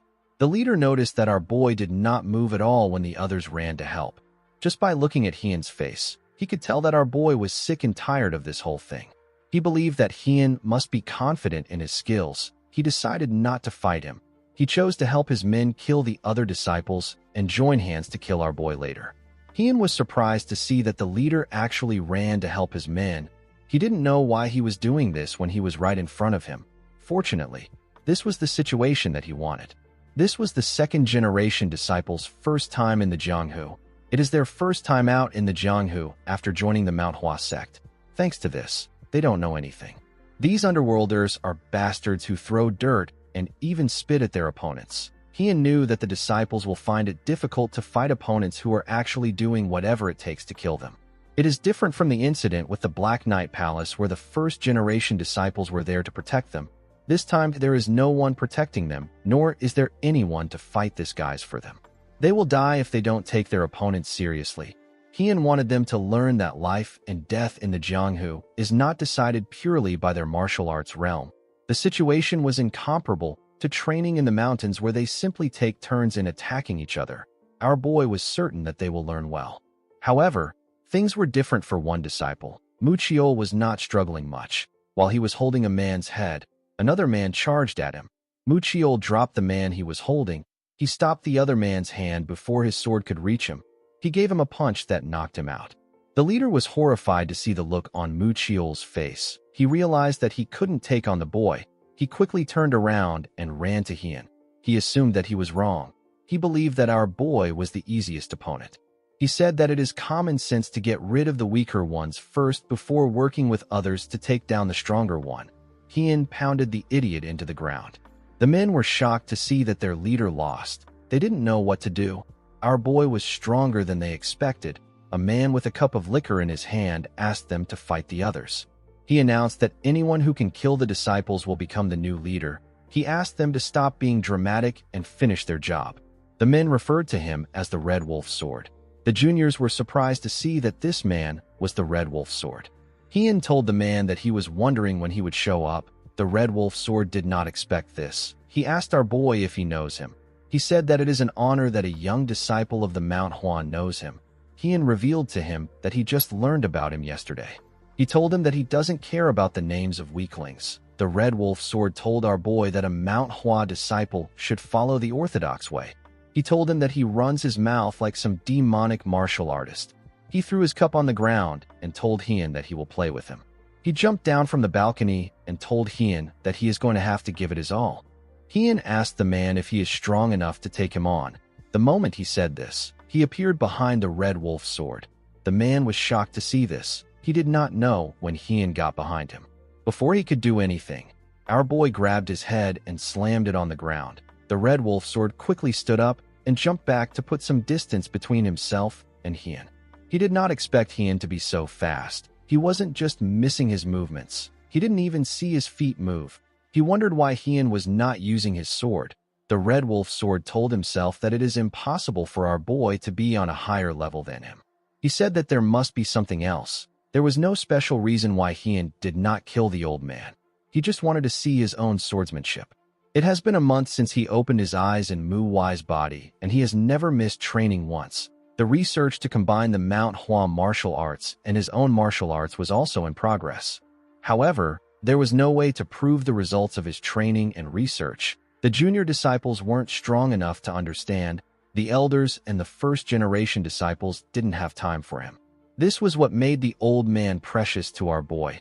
Heian knew that the Red Wolf Sword wouldn't reach his expectation, but he will be good for something. The old man disappeared in front of Heian and appeared in the air. He tried to strike our boy from above.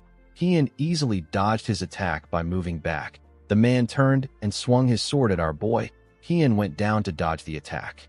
While he was below him, he hit him with the bamboo leaf hand to push him back.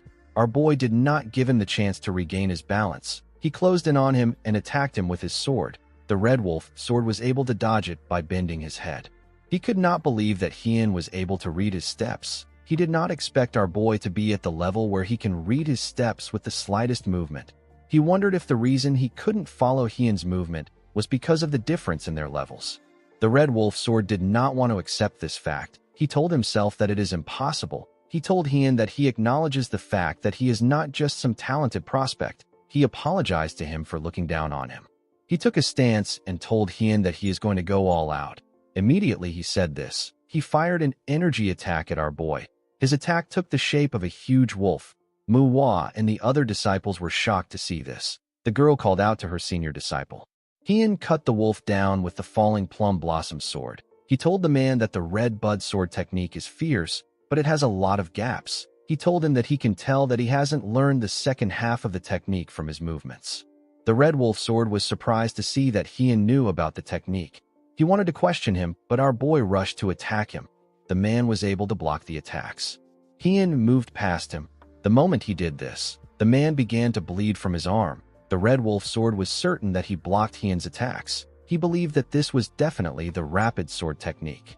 He quickly turned around to face our boy. Immediately he turned around. Hien passed by his side at a crazy speed and used his sword to attack him. Everyone was surprised to see this. Our boy left a cut on the old man's face. He cut a small portion of his hair in the process. The red wolf sword knew that Hien could have killed him if he wanted. Our boy actually shifted his sword to simply injure him. He did not understand why Hien would do this. He realized that the fight has been like this from the beginning. Hien didn't use his sword, but he stayed behind him. He did not know why Hien was going easy on him. He believed that the reason didn't matter. He was actually more curious about how Hien was so strong. It didn't make sense because Hien is so young. He grit his teeth out of anger. He wondered if this is another talented bastard. He said that Hien is similar to someone. He did not understand how our boy was better than him when he has lived twice as long as he has. He asked our boy not to look down on him.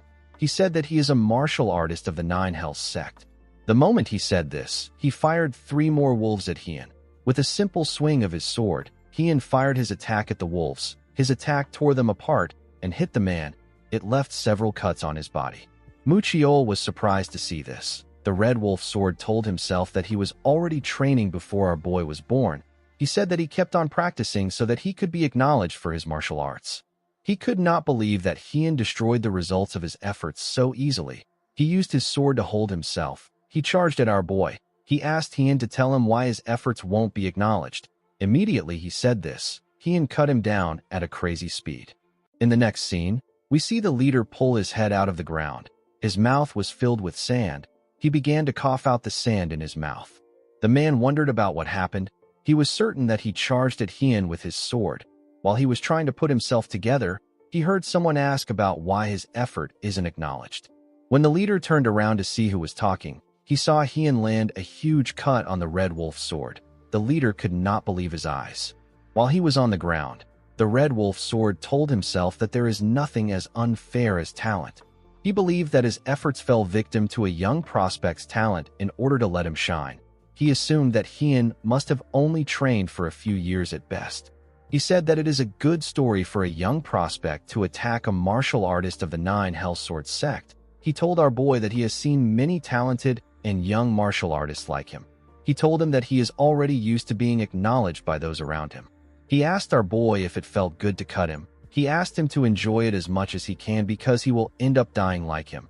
He said that everything will be over once his sect confirms his death. He told Hien that he cannot block the Nine Hells Sword sect no matter how outstanding he is. Hien told him that he talks a lot for someone who is about to die. He kicked him and made him face him. He revealed the letters on the man's chest. Our boy told the man that he could feel a sense of inferiority from him due to how he spoke. While looking at his chest, Hien realized that he is from the Otherworld unit. A person can know which unit an individual belongs to in the Nine Hells Sword sect based on the letters on their chest.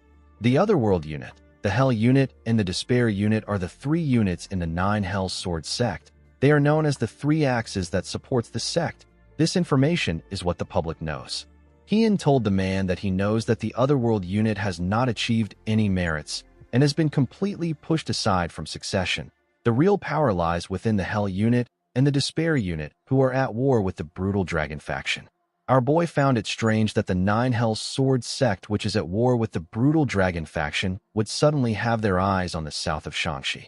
After thinking about it a little, Hien realized that the mission that was given to the Otherworld unit in this war was to protect the headquarters and provide rear support.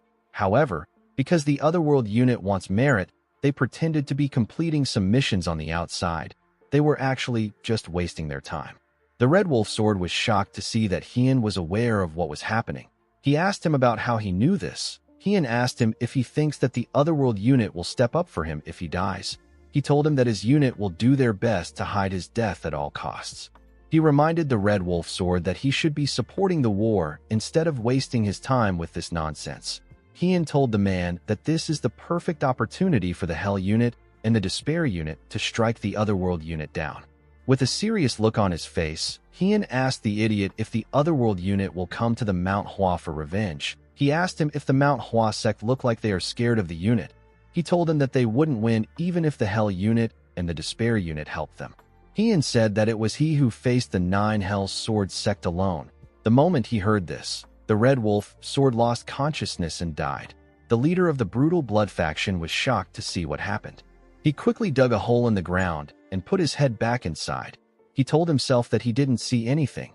He said this to himself multiple times. While he was lying to himself, Heian pulled him out of the ground. He asked him about why he is pretending.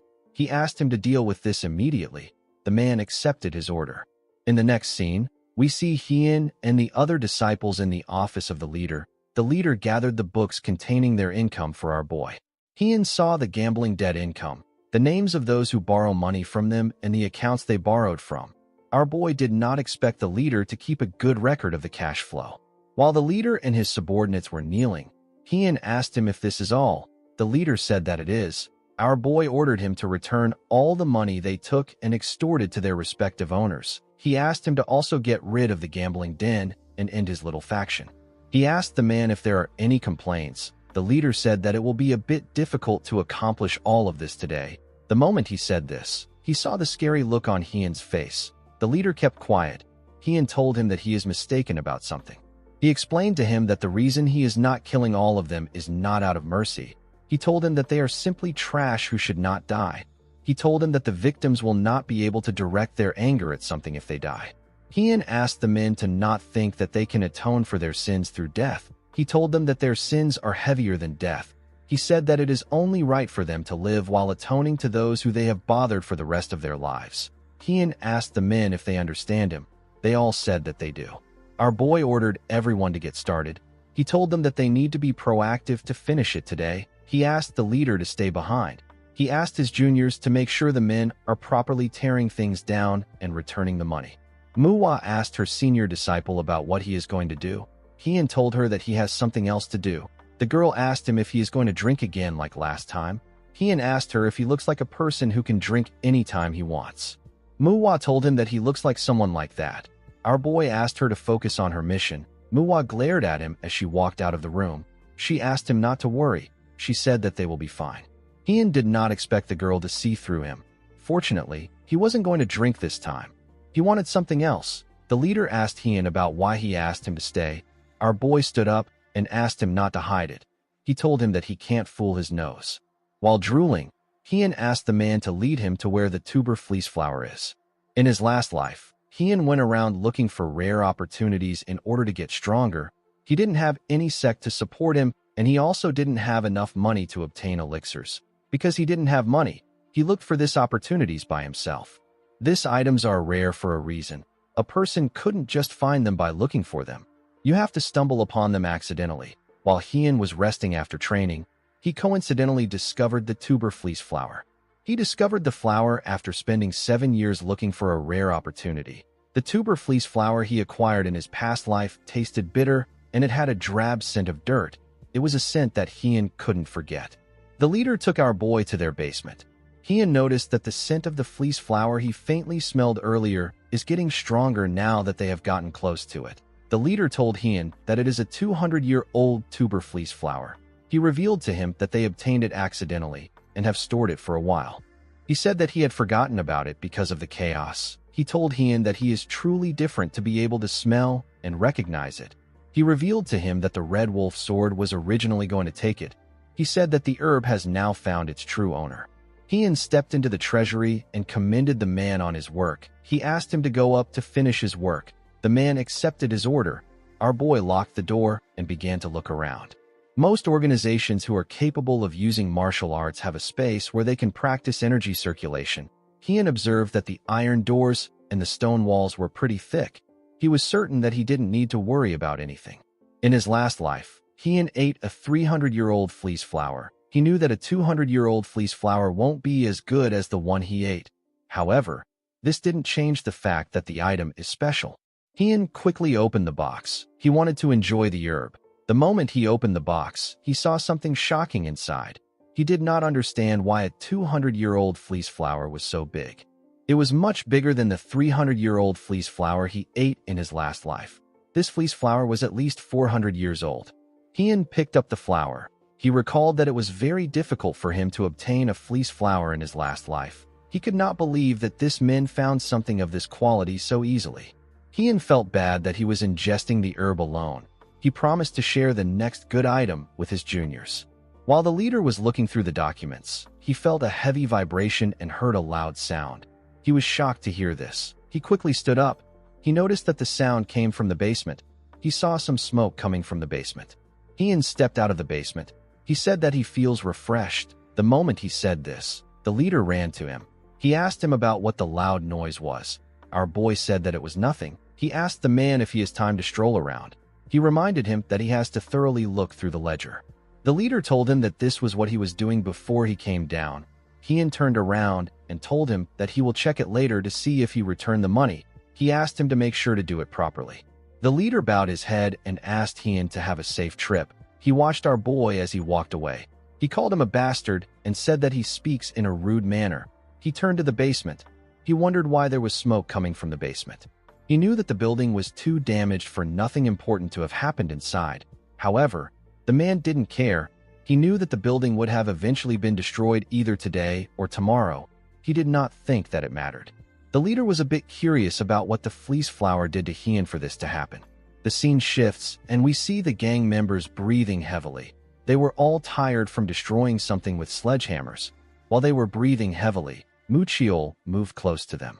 With a serious look on his face, he reminded them that the sun is going to rise soon. He asked them if they have time to rest. The men quickly stood up. MANHWA asked them to break everything down. She said that the sun will rise soon. In the next scene, we see one of the underworlders giving a man a box filled with cash. The man asked him if he is really just going to give him. The underworlder bowed his head and told him that this is the money they extorted from him. He told him that it is only right that he returns it to him. He apologized to the man. Mujin watched the underworlder as he apologized. Someone else was also watching them from afar. The person turned out to be the branch leader of the beggar sect. The man could not believe that Hien actually defeated the Red Wolf Sword and dealt with the brutal blood faction. He was certain that it had only been 2 days since he gave Hien information on the Red Wolf Sword. He already knew that our boy was not ordinary, but this was beyond what he expected. Jingi believed that the MANHWA is hiding a dragon. While he was watching Mujin, Hien told him that he was looking for him. The man was surprised to hear his voice. He turned around and told him that he did not expect to see him. Hien explained to him that he came to have a drink because he is feeling peckish. He said that it is not fun to drink alone. He told Jingi that the alcohol and refreshments are ready. He asked him if he is up for a drink. Jingi was surprised to hear that someone wanted to drink this early in the morning. He asked Hien to lead the way. The scene shifts, and we see Jingi eating chicken with Hien in a bar. He asked our boy about what he is curious about. Hien told the man that the Red Wolf Sword is dead and the brutal blood faction has been dealt with. He knew that Jingi was already aware of this. He told him that he is putting the funds of the brutal blood faction where they belong. However, Hien still had a problem. The brutal blood faction are underworlders. He explained to Jingi that the gang became underworlders because they had no way of surviving or earning a living. He told Jingi that he wants to use them to reconstruct Pasang if there is a way to rehabilitate them. He asked the beggar if he knows someone who can take the men in and give them work. He asked him not to worry about the men's martial arts. He said that he plans on severing their dantian while he is here. Jingi said that dantians are not easily broken. He told our boy that he always surprises him. He revealed to him that he has a few merchants that he knows. He asked our boy not to worry about the underworlders. He said that he will check in on them every now and then to see if they are learning their trades and not causing any problems. Hien thanked him for this. Jingi asked him not to thank him. He told him that he is doing it for the civilians. He said that he should be the one thanking him for giving him an opportunity to help out. He poured Hien a drink and asked him about how long he plans on staying in Pasang. Hien revealed to him that he still has 2 outer sects he has to visit. He said that he has to visit the sects within a fixed duration, so he has 3 days left in Pasang. Jingi revealed to him that there are some strongholds around Pasang. He asked him if he is planning to deal with them. Hien said that he might deal with them. In the next scene, we see Hien place a bottle of liquor in front of his juniors. Mu Jin asked him about what is happening. Hien explained to him that he prepared this bamboo leaf liquor to congratulate all of them for finishing their first real mission well. Mu Jin told him that they don't really drink. Our boy explained to him that he is aware that they don't drink at random times in their sect. They only drink at periodic events like the end of the year or when there is something to celebrate. Hien asked them if they know that new prospects who are just entering the Jianghu usually die during their first real incident. He told them that they must have noticed that the martial arts of the underworlders were flimsy. However, they had a clear intention. They fought the disciples with the intention to kill, but the disciples were not prepared to harm them. Our boy told his juniors that this is what the real world looks like. He explained to them that their martial arts is better than the underworlders. However, the difference between life and death in the Jianghu is not simply decided by a person's level. Most who are new to the Jianghu overlook this fact and meet a terrible end. However, this three came out unscathed.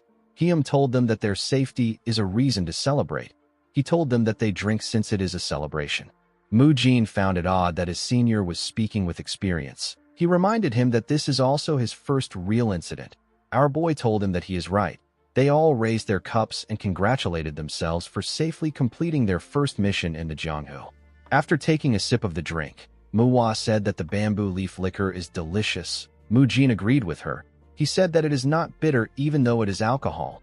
MANHWA told our boy that she now understands his love for alcohol. She said that she will drink every day if liquors are this good. Mu Jin asked her not to do this. While they were talking, Mu Chiol was thinking about something. He remembered the technique Hien used to destroy the Red Wolf sword's attack. He was certain that the sword technique doesn't belong to the MANHWA. He wondered about what the sword technique was. He couldn't stop thinking about it. He wanted to know what it was. He told Hien that he has a question for him after watching his battle with the Red Wolf sword.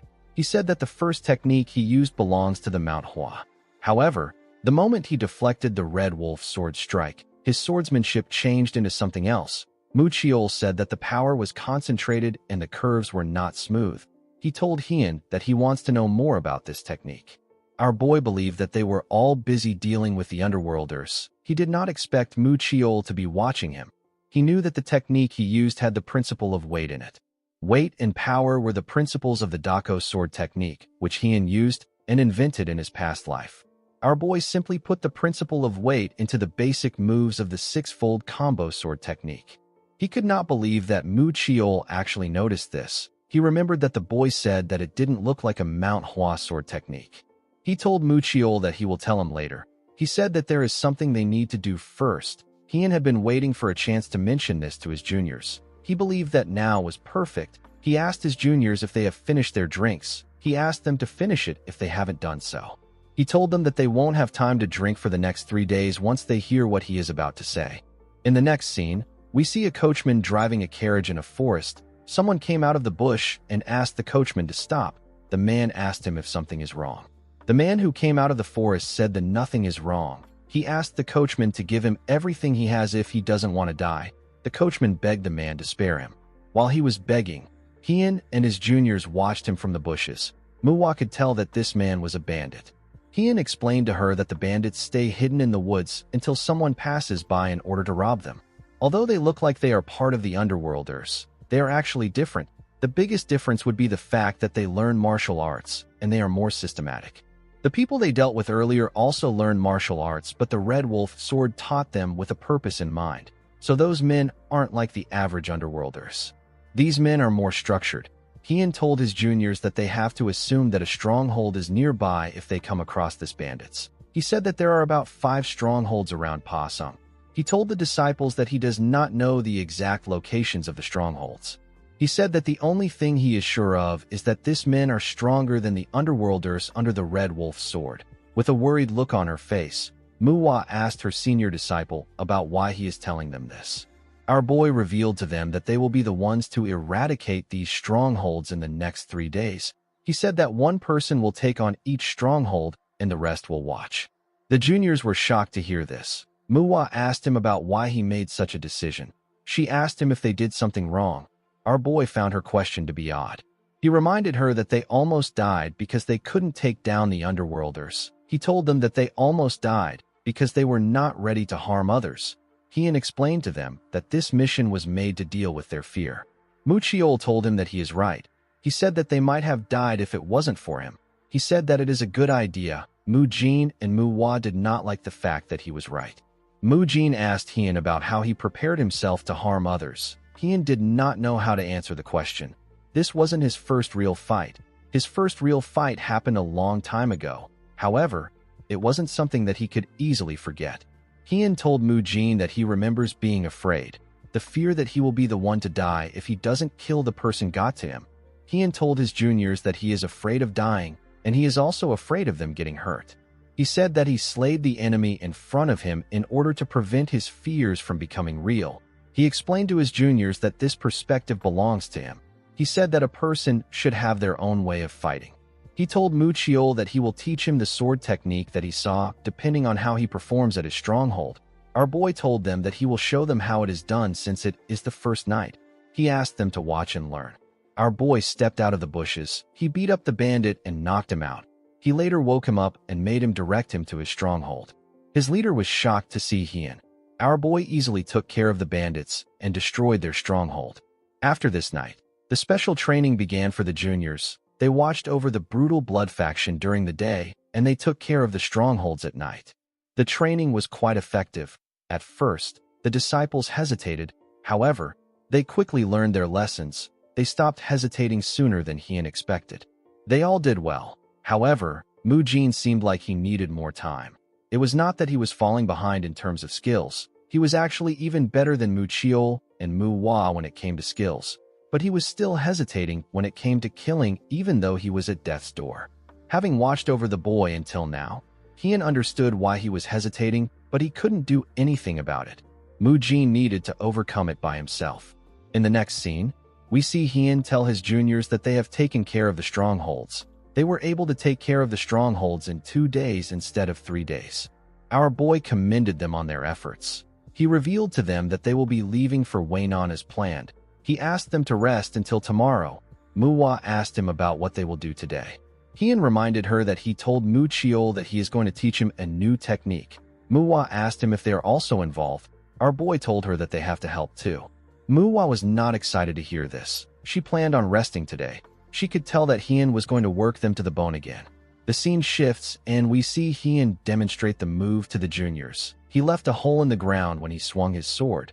The juniors were shocked to see the technique. Heian told Mu Chiol that the technique he saw before was actually the six-fold combo sword technique. He said that he simply tweaked it a bit by adding weight to it. Mu Chiol was surprised to hear this.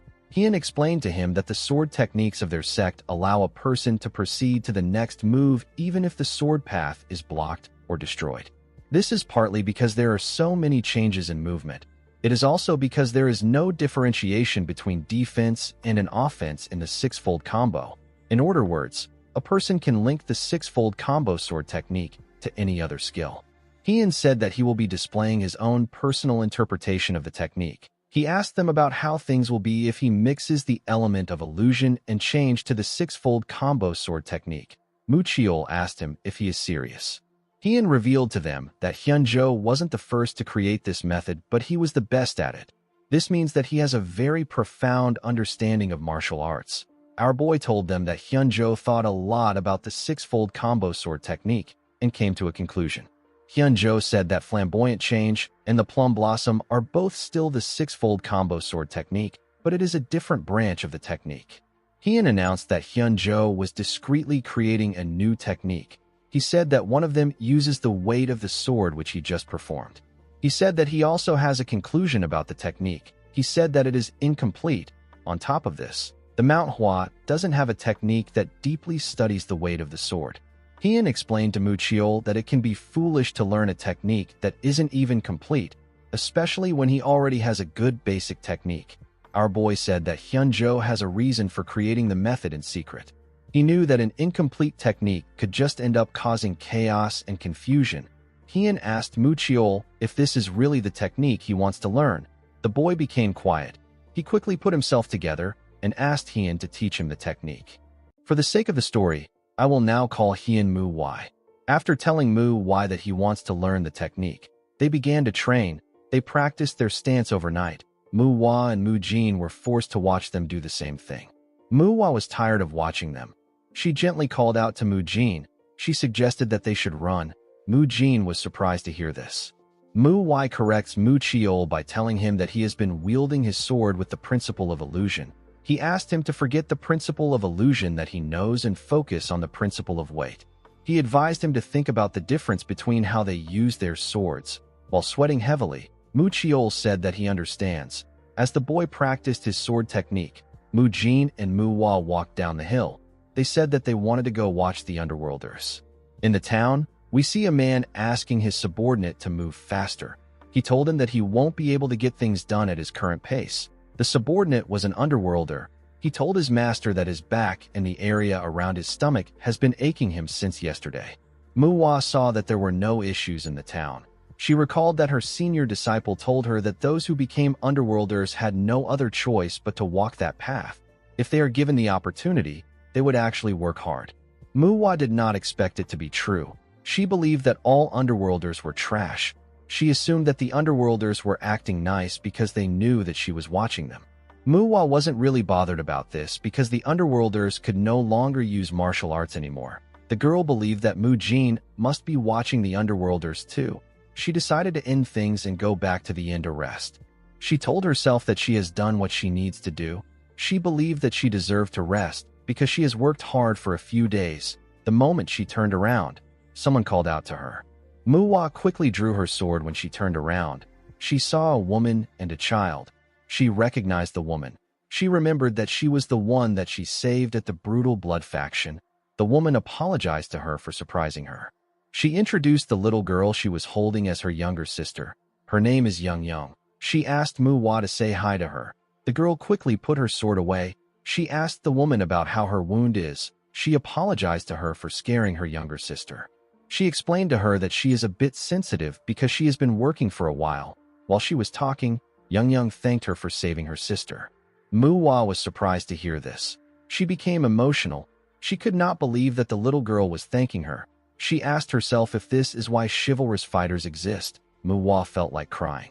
The woman explained to her that her big wound healed quickly. She told her that they were able to carry out their father's funeral thanks to her. MANHWA did not expect to hear about her father. She quickly realized that it was the man who was lying next to the woman.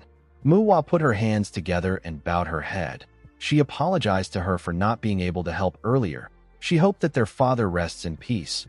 The woman asked the girl not to apologize. She told her that she did not bring up the topic to get an apology. She said that she is actually thankful. She thanked MANHWA for saving her and not letting her little sister live alone. Young stared at MANHWA as her eyes shined brightly. She told MANHWA that she wants to be a chivalrous fighter when she gets older. MANHWA became emotional when she heard this. She began to cry. The woman did not understand why she was crying. MANHWA told Young that she can also do it when she gets older. The little girl asked her if she is serious. While crying, MANHWA told the little girl that she will become an even greater fighter than her. The woman asked the girl if something is wrong. She asked her if she is hurt somewhere. MANHWA told her that it is nothing like that. At night, we see the lights in the town shine brightly. Inside the inn, we see MUJIN sitting on the ground. He seemed to be thinking about something. The next day, we see MANHWA breathing heavily. She asked MANHWA to slow down. She did not understand why he was walking so fast. MANHWA told her that he is not walking fast. He told her that she is the one who is slow. He asked her if she has become relaxed after resting for a day. Our boy said that she has been slacking in her usual training. He told her that he will take a look at things. MANHWA whispered that they should have left early. She asked him to tell her why he let them rest for a day. MANHWA turned around and glared at her. MANHWA quickly covered her mouth. MUJIN decided to change the topic since our boy's expression was not good. He said that he is curious if the underworlders in Pasung are rehabilitating well. He told MANHWA that they didn't seem to have any issues when they were watching them. Our boy asked him not to worry about it. He said that the beggar sect will keep watching them. With a scary tone in his voice, he told MUJIN that what they need to worry about is their weak mentalities. He said that he needs to increase the difficulty of their training. MUJIN could not believe that he failed at changing the subject. He and MANHWA knew that their lives were over. MANHWA said that she misses Young. Our boy turned around when he heard this. MANHWA explained to him that Young is the younger sister of the girl she saved during the fight. with the brutal blood faction. She told him that she met Yang while she was watching the Underworlders. She revealed to Mu that Yang said that she wants to be a chivalrous fighter like her when she grows up. Mu told her that this is the first time he is worried about a child's future. Mu was shocked to hear this. She called out to her senior disciple. Mu asked her to shut up. He told her that they have reached Waynon. The girl was happy to hear this. She moved up to see the town. Mu was relieved to see that they reached the town before sunset. Mu Jin informed him that the MANHWA outer sect that is here is known as the Fresh Flower Sect. Mu decided that they will have dinner at the Fresh Flower Sect. Mu was happy to hear this. Our boy reminded her that she said something about him going too fast earlier. Mu couldn't say anything. The scene shifts, and we see a boy beating another boy in the bushes. His friends assisted him in holding the boy down. The boy clenched his fist and punched the white-haired boy in his stomach. He raised his fist and said that he needs to give him one more punch. Before the boy could land his punch, someone blocked his hand. The person was surprised to see a young boy hitting another child with a little bit of internal energy. When the boy raised his head, he saw Mu holding his hand. He saw the other disciples behind Mu. The white-haired boy immediately realized that he was looking at disciples from the original MANHWA sect. Mu told the boy that his punch is enough to kill a child who hasn't learned martial arts. With a scary look on his face, he told the boy that he needs to be aware of this when punching with his fist. The boy glared at Mu when he heard this. Our boy could tell that his eyes were full of arrogance. He immediately realized that the problem lies with the parents. He knew that the boy has been influenced by his parents. It wasn't his fault that he was like this. Mu noticed that the boy was still glaring at him.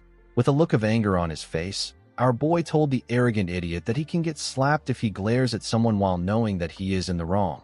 Mu knew that the boy was from an orthodox sect. He asked him if he wasn't taught manners in his sect. Before our boy could do anything, the other boy gently grabbed his clothes. Mu did not expect this. He understood what the boy was trying to say. He let go of the arrogant idiot and asked him and his friends to get lost before they get beaten. After the idiot and his friends left, the other boy put his hands together and bowed his head to Mu. He introduced himself as Lim Sanha of the Fresh Flower Sect. He thanked our boy for his help. Mu also introduced himself to him. Mu moved close to the boy and asked him if he is all right. Sanha said that he is. Mu asked him about who the other boy was. Sanha said that the boy is the young master of the Great Truth Sect. His name is Ga Sayin. The other kids are students learning martial arts at the Great Truth Sect. Mu asked Sanha to tell her why they were bullying him. The boy told her that their sect has never been on good terms with the Great Truth Sect. Recently, the boys found out that their sect was weaker than the Great Truth Sect. Thanks to this, they started bullying him. Mu could tell that the boy swinging his fist was the young leader. Mu Jin asked Sanha if his sect leader knows about this. Sanha told him that he does. He said that he used to fight back and beat the boys before. The Fresh Flower Sect leader went to the Great Truth Sect to talk about the fights. However, when he got there, the Great Truth Sect leader told him that his students wouldn't do something like that without a reason. He told the Fresh Flower Sect leader that his son is the one at fault, and he tried to turn the issue into a sect-level conflict. Because the Fresh Flower Sect leader didn't want a war between the two sects, he backed off. Mu realized that the Fresh Flower Sect will likely face its downfall if it fights against the Great Truth Sect. He asked Sanha if the best his sect could do was to make sure that the Fresh Flower Sect doesn't have a reason to invade them. He realized that this was why Sanha stopped him earlier. The boy was worried that it might lead to a fight between the two sects. This was why he let them beat him up. Sanha told Mu that he is right. Mu could not believe that an outer sect of their sect is being treated like this. Mu told her that there is a reason they were sent to take care of the outer sects. He told her that they will hear the details from the Fresh Flower Sect leader. Inside the sect, we see the disciples of the sect staring at the disciples of the MANHWA sect. Mu recalled that the main sect's disciples are supposed to have red plum blossoms and the outer sects were supposed to have white plum blossoms. He noticed that the disciples of the sect all have white plum blossoms embroidered onto their clothes. A man walked up to them and told them that he has been waiting to hear from them. Mu bowed his head and introduced himself to the man. He thanked him for the warm welcome. The man bowed his head and introduced himself as Lim Muguk. He is the sect leader of the Fresh Flower Sect. Muguk told our boy that he heard about how they took the brutal blood faction down in one night. Mu said that rumors in the Jianghu are actually exaggerated. He told him that it did not happen overnight. Muguk told him that the important thing is that they took care of the brutal blood faction. He asked Sanha if he was the one who brought them there. Sanha said that he was. Muguk commended his son for what he did. He asked the group to follow him inside. Muwai noticed that he had a weird look on his face. Muguk served them some tea. Mu Chiol told him that the scent of the tea is deeper than that of the plum blossom tea from the MANHWA. Muguk said that it is not as good as the MANHWA's tea. He said that he still hasn't forgotten the taste of the plum blossom tea. He said that he would like to visit again sometime. He told them that he wanted to let them rest first. Muwai told him that it is all right. He revealed to him that the sect leader asked them to take care of the outer sects. He said that they don't need to waste time. He asked Muguk to tell him how the Fresh Flower sect is doing. Muguk told him that they are in a difficult position. Our boy asked him if it is because of the Great Truth sect. Muguk explained to him that they were never on good terms with the Great Truth sect, but they weren't any large problems in the past. This was because they were equal in power. Muwai asked him if things has been different since the Shangxi massacre. Muguk told him that he is right. Ever since the Great Truth sect learned about the damage they suffered, they began to act bolder. They have been getting in their way whenever they can, and now they are intervening in their interest and provoking them. Muguk knew that the young leader of the Great Truth sect was bullying his son. He said that his son has suffered today again. Mu Jin was surprised to hear this. He asked him if he already knew. Muguk said that his son was trying to hide it, but he could tell. He told them that he wants to confront them with his sword, but this would be exactly what the Great Truth sect wants. They want to take over their sect through any means possible. Muguk said that there is nothing he can do even though his son came home after getting bullied. The man felt like he failed as a father and as a sect leader. Mu Jin asked him about why he didn't ask the MANHWA for help. Muguk told him that he is aware of the situation the main sect is in. He said that he wanted to ask for help once the main sect has recovered a bit. He told the group that he is relieved that they are here now. He said that he could feel their determination and spirit. He told them that the fact that disciples of the MANHWA visited them will deter the Great Truth sect. Muwai told him that he doesn't believe in them. With a smile on his face, Mu Jin told the sect leader that he agrees with his senior disciple. The moment he said this, he turned to Muwai. Our boy told the sect leader that he wouldn't have made that face to his son earlier if he believed in them. Muwai and Mu Chiol wondered about which face the sect leader made. Muguk told Muwai that he is seeing things. He said that if he doesn't trust the disciples of the MANHWA, it means that he doesn't trust the MANHWA itself. He told our boy that it does not make sense that a mere outer sect leader wouldn't trust him. He said that he wants to talk more, but he has to treat them to dinner now that the sun has gone down. He asked the group to follow him. Muwai was annoyed to see that the sect leader was turning them down even though they offered to help. Although he was annoyed, Muwai completely understood how Muguk felt. He knew that the Fresh Flower sect endured different hardships because they believed that the MANHWA would help them. They probably had high expectations after hearing about the disciples that took care of the brutal blood faction. Yet all Muguk saw were kids who were on their first outing into the Jianghu. When Muguk saw them, he thought that they were too young. He did not know what 4 people could possibly do to an entire sect. He believed that they might end up getting hurt while trying to help them. He decided to treat them while they were there and send them on their way.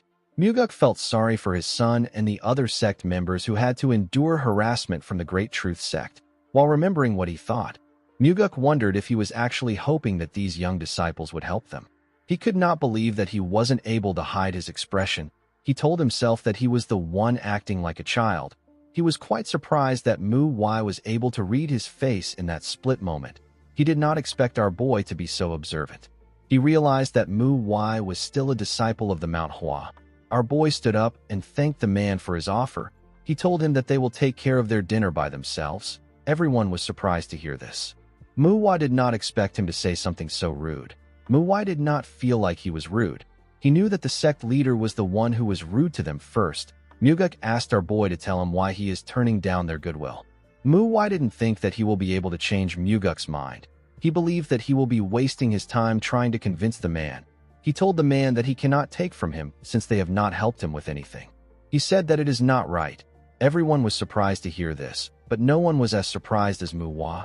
She couldn't believe that her senior disciple was saying that something isn't right. She remembered how he beat up one of their disciples, how he advised them to break down the front gates of another sect when ambushing them. MANHWA wondered if this was the same senior disciple that she knew. She believed that something was wrong with MANHWA. As they walked out of the sect, MANHWA told her senior disciple that he is acting strange. She knew that he never cared about his duties. She asked him about why he is suddenly doing otherwise. She knew that something was going on. She asked MANHWA to tell them anything. Our boy turned around when he heard this. MANHWA quickly closed her mouth. When he turned around, our boy was not actually looking at her.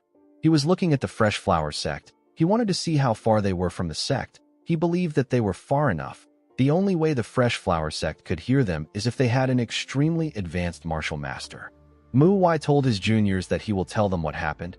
He revealed to them that the Fresh Flower sect leader doesn't trust them. The group was surprised to hear this. MANHWA reminded him that Muguk said that the Great Truth sect would not interfere in their business because they are there. MANHWA asked her if she doesn't think that this is strange. He asked her if she remembers the attitude the children of the Great Truth sect had towards them earlier. He asked her not to think that children don't know anything. He said that a successor is still a successor. A successor needs to be careful with their actions and words. MANHWA told them that there must be a reason why that boy acted the way he did. He said that it does not make sense that the Great Truth sect would back away because they are there. The Fresh Flower sect leader knows that the MANHWA is struggling right now. Although the MANHWA sent disciples of the sect to check in on outer sects, they are still just 4 disciples on their first trip to the Jianghu. MANHWA asked the others to tell him what would happen if they were to fight with the Great Truth sect and lose. This would allow the Great Truth sect to absorb the Fresh Flower sect, and people will say that the MANHWA failed to resolve matters involving their outer sects. It will be the worst-case scenario for everyone. MANHWA became worried. She asked her senior about what they should do. MANHWA reminded her that this would only happen if they fail to solve the problem. He said that they will resolve the issue. MANHWA asked him about how they are going to do it. She knew that he already had a plan in mind. The scene shifts, and we see 2 men eating dumplings in a restaurant. MANHWA watched the 2 men as they ate. He saw that the disciples of the Great Truth sect were eating freely even though it is the Fresh Flower sect's territory. He could tell from their eyes that the men were full of complaints, and they were looking for victims. MANHWA told the others that something will happen even if they don't do anything. The moment he said this, a man accidentally brushed arms with one of them. The men quickly looked up. They saw that the man was drunk. Although he was drunk, the man was still able to apologize for what he did. As he walked forward, the man dusted his clothes. He did not like the fact that the men were glaring at him even though their sect raised the protection fees. The men looked like they were about to murder civilians. The man said that the Great Truth sect is truly an orthodox sect. MANHWA did not expect to hear about protection fees. He believed that this was the Fresh Flower sect's territory. The man looked like he was the one who was provoking the men to MANHWA. Some men sitting on another table referred to the members of the Great Truth sect as a bunch of leeches. They said that they were taking their money, and now they were getting free food. One of them said that they should be ashamed. The man next to him asked him to watch his mouth. He told him that they might hear him. The man said that they pay them to keep the unorthodox bastards away, but they ended up turning into those unorthodox bastards themselves. Upon hearing this, MANHWA realized that the Great Truth sect has already taken over this place. They raised the protection fees when they took over. This got on the nerves of the people there. Our boy noticed that the man from before was still talking loudly. He knew that something was bound to happen. He told the others that things will be going their way. He asked them not to intervene no matter what happens. MANHWA asked him about what he means. Immediately, she asked this question. The men from the Great Truth sect stood up. They said that they couldn't take it anymore. One of them touched the shoulder of the man who was talking and asked him if he has always wanted to say those things about them. Everyone there became nervous. The man told them that he has always wanted to say those things. The man from the Great Truth sect was surprised to hear this. The drunk man asked the disciple if he is going to kill him. The man's friend asked him to stop talking. The man asked him if he said something wrong. He told his friend that everything he said was right. He reminded the disciples that they were hiding behind closed doors when the demonic cult attacked, and now they are going around showing their power. The man told them that they kicked out the Fresh Flower sect who actually protected them and raised the protection fees. The man laughed and told them that even the unorthodox sect wouldn't act like them. He called them a bunch of demonic bastards. He said that he wouldn't even be able to go around in public if he was a member of their sect. The disciple pushed the man to the ground and asked him if he thinks they are idiots. He raised his sword and asked everyone to look closely. He said that this is what happens when someone insults the Great Truth Sect. Before he could stab the man, MANHWA threw his chopsticks at him and made his body freeze. The man screamed out in pain. The other disciple took out his sword and asked MANHWA to tell him who he is. Our boy kicked the man in his stomach and sent him flying. The first disciple asked our boy to tell him what he is doing. He asked him to tell him what he did that made him stop moving. MANHWA picked up the other man's sword and told him that he has the same question for him. He agreed that the man spoke rashly. He asked the disciple to tell him why he wielded his sword against someone who hasn't learned any martial arts. The man looked at MANHWA's hand. He saw the symbol on his clothes. He immediately knew that our boy was from the MANHWA. MANHWA asked the man to tell him what he was going to do with the sword. The man said that he was simply going to scare the man. Our boy took the man's sword and told him that he will be taking it away. The man was surprised to hear this. MANHWA told him that if he was going to use a sword to scare a weak person, it will be better for him not to have a sword at all. He revealed to the man that he will be able to move once he takes out the chopsticks. He asked him to ask the unconscious man to take them out when he wakes up. He asked the man to come to the Fresh Flower sect if he wants to get his sword back. The man asked MANHWA if he dares to interfere in the Great Truth Sect's business. He told our boy that he is trying to start a fight. MANHWA glared at the idiot when he heard this. He told him that even his sect leader wouldn't dare say something like that. He asked him if he is taking the MANHWA lightly. The man became nervous. He said that he didn't mean it. MANHWA told him that he meant it because this is how he has always been speaking. He explained to the man that he wasn't going to do anything more than this, but he has pushed him. He told the man that there is only one way for him to be forgiven. He said that the Great Truth Sect leader must come to the Fresh Flower sect and beg for forgiveness. With a scary tone in his voice, MANHWA told the man that the Great Truth Sect will be history if the sect leader is not there by sunrise tomorrow. He advised the man to answer wisely. The disciple told him that he will bring his sect leader. MANHWA and the other disciples were not even surprised by MANHWA's actions. MANHWA said that their senior is getting bolder by the day.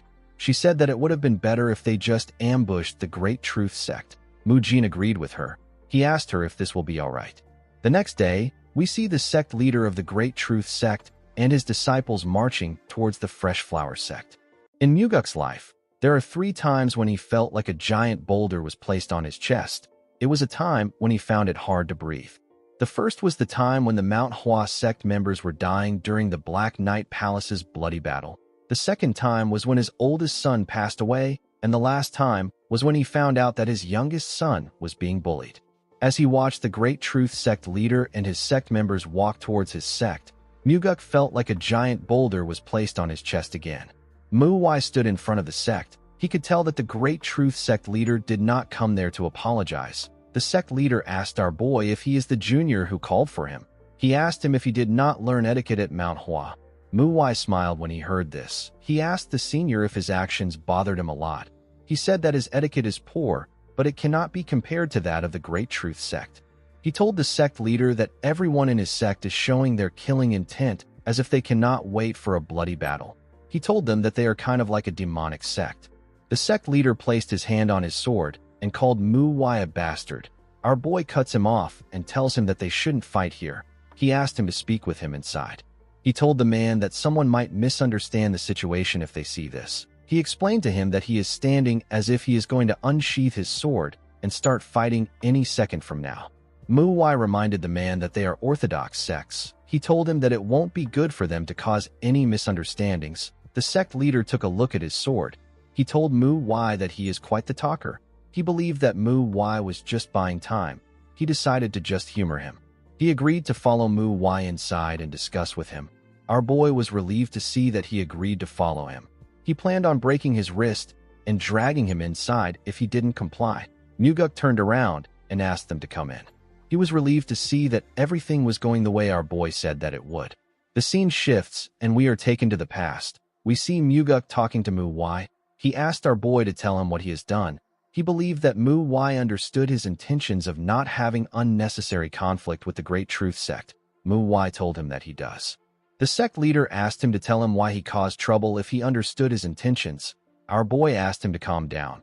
He told him that he will speak frankly. He told Muguk that he is aware of the fact that he can't trust them. He revealed to him that the sect leader did not give them a specific task or duration when he asked them to check on the outer sects. This means that the sect leader trusts their judgments and actions while they are checking on the outer sects. Muwai revealed to Muguk that the sect leader asked them to check on Weinan, Pasung, and Lushan. These regions are quite broad for 4 second-generation disciples to check out. Our boy told Muguk that he didn't tell him about it, because he didn't need to know. He told him that Pozung's brutal blood faction is related to a martial artist of the Nine Hells sword. He said that he had to engage in conflict to deal with the brutal blood faction. He explained to Muguk that they dealt with it secretly, so that there wouldn't be unnecessary friction with the Nine Hells sword sect. Muguk was surprised to hear that they apprehended a martial artist from the Nine Hells sword sect without any injuries. He believed that this would be impossible for the 4 of them. Muwai told him that it wasn't the 4 of them that fought him. He said that he dealt with the martial artist himself. Muguk was shocked to hear this. Our boy explained to him that he only has one reason for bringing this up himself. He told Muguk that he wants him to trust them the same way their sect leader trusts them. He told him that he can speak if he wants to confirm anything. He told him that he can also take out his sword and request for a duel if he wants to test his skills. Muguk asked our boy if he will be able to handle fighting the entire Great Truth sect. Our boy assured him that the situation won't get to this level. He told him that he will take care of everything if a battle breaks out. The scene shifts, and we are taken back to the present. We see the Great Truth sect leader and his members sitting inside a room with Muguk and Muwai. Although he remembered what our boy said, Muguk was still well aware that human nature is fickle. He believed that things were different now that the Great Truth sect was in front of them. Muwai acknowledged the fact that they are there because of an incident between him and the Great Truth sect. He said that he has heard that the conflict between them and the Fresh Flower sect is also deep. He explained to the sect leader that he is a disciple from MANHWA and the Fresh Flower sect is their outer sect. He said that he wants to resolve things between the 2 sects, since both sects had no plans of reconciling and maintaining a great relationship in Weinan. Our boy decided to get to the point. He suggested that they choose a representative from both sects and host a duel. Muguk was surprised to hear this. The Great Truth sect leader laughed when he heard this. He told Muguk that he is now certain that he hasn't planned things with Muwai. He said that he was wondering about the tricks he planned on using since he brought them there. He said that he is surprised to hear that it is just a duel. He told Muguk that the word duel wouldn't come out of his mouth unless he is insane. He asked Muguk if he has forgotten about his son's death. Muguk did not say anything. Muwai stared at him. He did not know what the Great Truth sect leader was talking about. The sect leader asked Muguk if he didn't mention it to Muwai because he thought that he could resolve things for him. He told Muguk that the person he trusted touched a topic that hurt him the most. Muwai used a technique known as sound transmission to share his thoughts with Muguk in his mind. He asked the sect leader if his son died dueling someone from the Great Truth sect. Muguk was surprised to hear our boy's voice in his head. Muwai apologized to him for touching a painful memory. The sect leader asked him not to worry about it. He said that it is his fault for not telling him in advance. He asked our boy to keep going. He told him that he trusts him. Muwai thanked the sect leader for his trust in him. He told the Great Truth sect leader that it was a situation he was not aware of. He said that the issue is already gone. He told him that he will continue with what he is saying. He explained to the men in the room that the duel will include 3 people from both sides: the sect leader, the vice sect leader, and a strong person from the sect. Muwai told the Great Truth sect leader that he will participate as the strong person for the Fresh Flower sect. He asked him if 5 days from now is good for him. The sect leader told him that they can even fight right now. He asked our boy if he can be considerate to them. Muwai asked him to explain what he means. With an arrogant look on his face, the man said that the last duel was quite difficult for them. He said that people framed them by saying that they killed on purpose. He told Muwai that he personally believes that it is correct to blame the weak one. He said that he is simply worried that he will be called a murderer again. Muwai asked him if he doesn't know how the dispute between him and his sect members began. He asked the man not to worry because the farmers are already calling the Great Truth sect a demonic sect. With a look of anger on his face, the sect leader told Muwai that he has been running his mouth for a while. He asked him to watch it. He told him that he and his sect members could attack the Fresh Flower sect right now. He said that they are holding back because he made an interesting offer. Our boy asked him if he is pissed off. He told him that he was simply informing him because he did not seem like he was aware. The man next to the sect leader asked Mu why if he thinks that they are easy just because they are holding back. Before he could say anything else, Mu Wai glared at him with a scary look on his face. The man became scared. The Great Truth sect leader stood up and said that they will come back in 5 days. He said that he wants a fair duel where no one dies. After saying this, he left. Muguk let out a sigh. He revealed to Mu Wai that the Great Truth sect young leader was much weaker than his son in martial arts. He said that the Great Truth sect leader was once his equal, but now he is much stronger. He told Mu Wai that the person he will face will be a hired assassin who they will pose as a guest of the Great Truth sect. Our boy was not surprised to hear this. He told Muguk that he is correct. Muguk assured Mu Wai that his faith in him hasn't changed. He said that he simply wants to know if this is okay. Our boy told him that the duels will be easy. Muguk told him that he will place his full faith in him. Mu Wai stood up and told the sect leader that they need to go to the training hall. The man was surprised to hear this. Our boy explained to him that he should consider himself dead for the next 4 days. Muguk did not understand what he meant. The scene shifts and we see Mu Jin and the others staring at something with a look of shock. Mu Wai asked Mu Jin if this is really okay. The boy asked her not to ask him. He said that he doesn't know. The disciples were looking at the fresh flower sect leader hanging upside down on a tree. His leg was tied to the branch. Mu Wai stood below Muguk. He pointed his sword at his back, as if he was waiting for him to fall down. Our boy told Muguk that it is too early for him to get tired. He said that they still have a lot of time. He asked him to imagine that his sect is finished when he can no longer endure. He advised him to use this to push through. He warned him not to get too close to the ground. Mu Wai told herself that her senior disciple is not a human. She was certain that he was a demon. At sunset, we see the sect leader still hanging on to the tree. Mu Chiol was the one holding the sword now. He told Muguk that he is going to get stabbed if he lowers himself any further. He reminded him that today's training is nearly over. He begged him to endure the pain a little longer. Mu Chiol felt bad for the sect leader. He wondered about where our boy went to after asking him to take over Muguk's training. The scene shifts and we see Sanha sitting alone. The boy thought about the duel that was to take place in 5 days. He kicked a rock when he remembered that Mu Wai said that he will help him with his training until the day of the duel.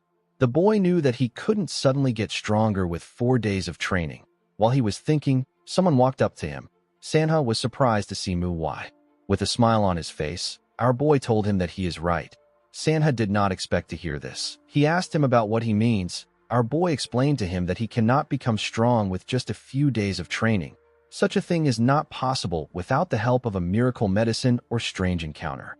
Our boy picked up the rock he kicked. He told Sanha that this only applies when it comes to improving his martial arts. It is a different story when it comes to building experiences. Mu Wai explained to the boy that what is important is how he uses his martial arts. Sanha did not understand what Mu Wai was talking about. Our boy decided to change his approach. He raised the stone and asked Sanha if he is utilizing his martial arts properly. The boy was surprised to hear this question. He said that he is utilizing it properly. Mu Wai asked him to copy what he is about to do. The moment he said this, he fired the stone at a crazy speed. It touched a tree and destroyed it. Sanha was shocked to see this. Mu Wai explained to him that he used less internal energy than kids his age would typically have. He told the boy that he has far more energy than the average kid. He reminded him that he said that he knows how to properly utilize his martial arts. He told him that he should be able to utilize internal energy on this level. He told Sanha that his training is complete for the day if he succeeds. However, if he fails, he will have to keep trying until he gets it. Mu Wai asked the boy to give it a try. Later in the night, we see several trees which Sanha had partially destroyed. Unfortunately, it wasn't on Mu Wai's level. Our boy told him that he shouldn't be satisfied with this. He told him that he has gotten better. He said that they need to end things today. He told the boy that they will continue tomorrow. He asked him to rest well. Sanha fell to his knees. His hand was shaking. He had to use it to practice for a long time.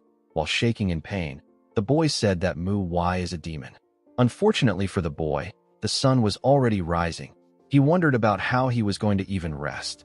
The scene shifts, and we see Mu Wai telling Muguk and his son that this is the 2nd day of training. He told them that they have to train together since they don't have enough time. He asked the two of them if they learned how to use their body yesterday. They both said that they did. MANHWA told the sect leader that anyone can tell that his body is in great condition. Our boy knew that Muguk's body was able to quickly recover to its previous state because he was consistent with his training. MANHWA drew his sword and told the two of them that they needed yesterday's training for today's training. The father and son were surprised to see him draw his sword. MANHWA explained to them that today's training involves finding composure. He told them that a demonstration will be better than a verbal explanation. He turned to the side and asked his assistants to take their positions. His assistants were his juniors. The father and son were surprised to see that MANHWA was going to face 3 of them alone. MANHWA told the others that she will go first. Mu-Jin told her that he is right behind her. Immediately she heard this. She charged at our boy. MANHWA blocked her attack with his sword sheath. MANHWA used her hand to attack his head. MANHWA easily dodged it. He gave her a kick that sent her flying. Mu-Jin appeared behind her and swung his sword at our boy. MANHWA blocked his attack with his sword. He raised it and made a huge swing to push Mu-Jin back. His attacks became more aggressive. He pushed Mu-Jin back with each strike. Sanha asked his father if this is fine. He said it seems quite dangerous. Muguk agreed with his son. He told him that they should still watch for now. He wondered about what MANHWA was trying to show them. MANHWA used his sword sheath to hit Mu-Jin in the stomach. The boy coughed out when this happened. Mu-Chiol asked him to go low. The moment he heard this, Mu-Jin bent his head. Mu-Chiol swung his sword at MANHWA. Our boy was able to block his attack with his sword. He told Mu-Chiol that his sword has more weight to it than before. He told the boy that it is not yet enough. Immediately he said this. MANHWA moved his sword close to his neck. Mu-Chiol admitted defeat when he saw this. MANHWA allowed his juniors gather around him. He told MANHWA that her attacks are too obvious. This makes them easy to react to. He told Mu-Jin that he is still not bold enough. He told Mu-Chiol that he still hasn't gotten used to his new sword. He explained to his juniors that these are the biggest reasons why they failed. He advised them to focus on what he has pointed out. After saying this, he walked up to Muguk and his son. He told them that this is how they will train until the duel. Muguk was shocked to hear this. He asked MANHWA about the kind of training this is. He reminded him that he wanted them to find composure. Our boy told him that he is right. He asked him if he didn't feel like something was off during the fight. Muguk said that it seemed over the top for it to be simply training. The moment he said this, Muguk understood MANHWA's intentions. Our boy explained to him that the best way to improve in a short while is to build experience. He explained to them that they will be able to dodge attacks from weaker people once they have enough life and death experiences. MANHWA asked them to wield their swords. He told them that their goal is to kill him. He asked them to treat this as if it is a real fight. Muguk asked our boy to wait. He reminded him that his son is there. Muguk did not know how his son hated MANHWA. Sanha grabbed some sand from the ground and threw it at our boy. He did this to block his vision. Muguk was shocked to see this. Sanha plans to take out MANHWA. He quickly drew his sword. Unfortunately for him, our boy blocked the sand with his hand. He kicked Sanha before he could attack him. Muguk was shocked to see his son flying. He quickly turned around. The moment he did this, he sensed something coming at him. He quickly bent his head to dodge MANHWA's attack. Our boy tried to stab him with his sword. Muguk was able to jump and move back. He turned to his son and asked him if he is okay. Sanha said that it hurts, but it is bearable. Muguk was relieved to hear this. Immediately he said this. MANHWA appeared behind him. He asks him if he is going to talk to his son even during the duel. He threw a sword at the sect leader and reminded him that he asked him to fight as if it is real. He raised his sword and advised Muguk to move with everything he has if he doesn't want him and his son to die. The two of them were shocked to hear this. Later in the evening, we see Muguk attacking MANHWA. Our boy gave him a painful punch on his face and made him lose balance. He moved his sword close to his neck. The sect leader was surprised to see this. MANHWA told him that it has been 314 times. He said that this is the amount of times he has died.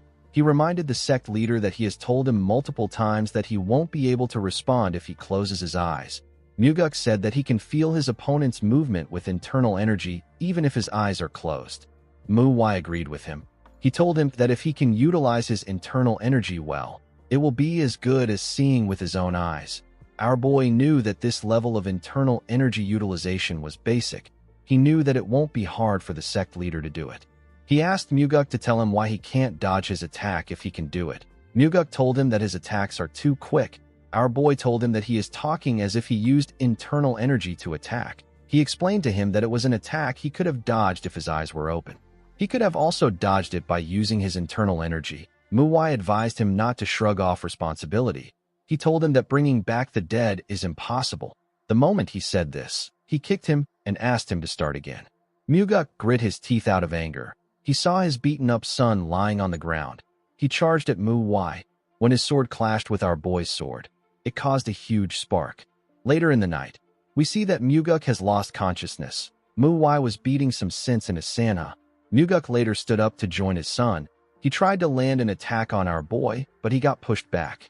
MANHWA asked him and his son to continue attacking. The father and son did not relent. They attacked from different angles.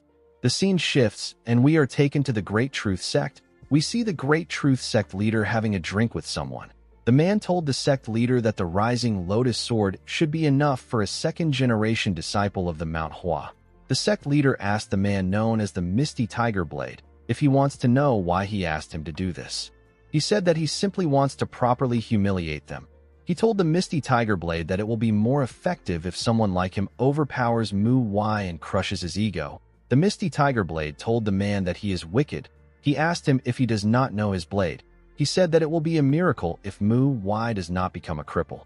He asked the sect leader if he is sure about this. He said that people will talk if someone dies or an incident occurs during the duel. The sect leader said that this does not matter. He told the man that rumors are nothing but rumors.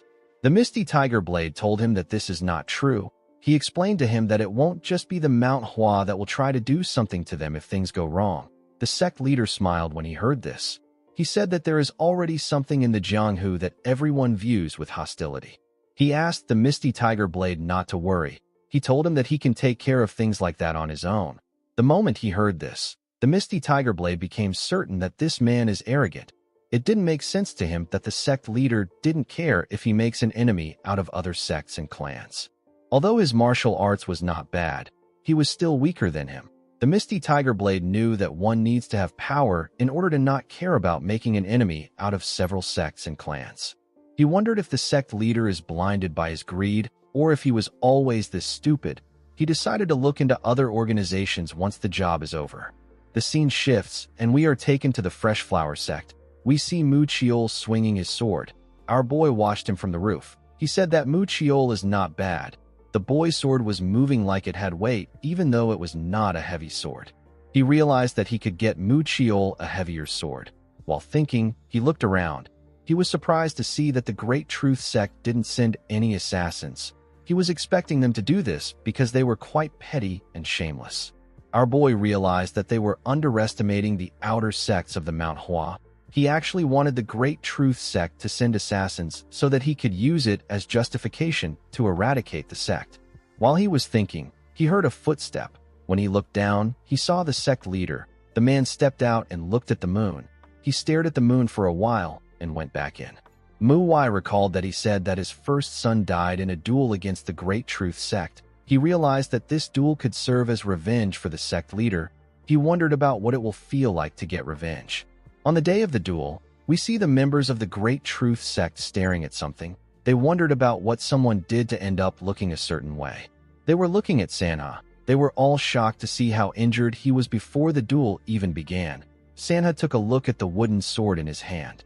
Saiyan asked him about what happened to his face. He told him that he looks so pathetic that he actually feels bad about fighting him. Sanha did not care about what the boy said. He was quite disappointed that they were not going to be using real swords. Saiyan told the boy that he should be glad that they are not using real swords. He told him that he might accidentally kill him. Sanha didn't respond to the idiot's provocations. Saiyan felt like something was wrong. He knew that Sanha always gets angry at the smallest insults. He did not know why the boy was calm. He believed that Sanha was just ignoring him.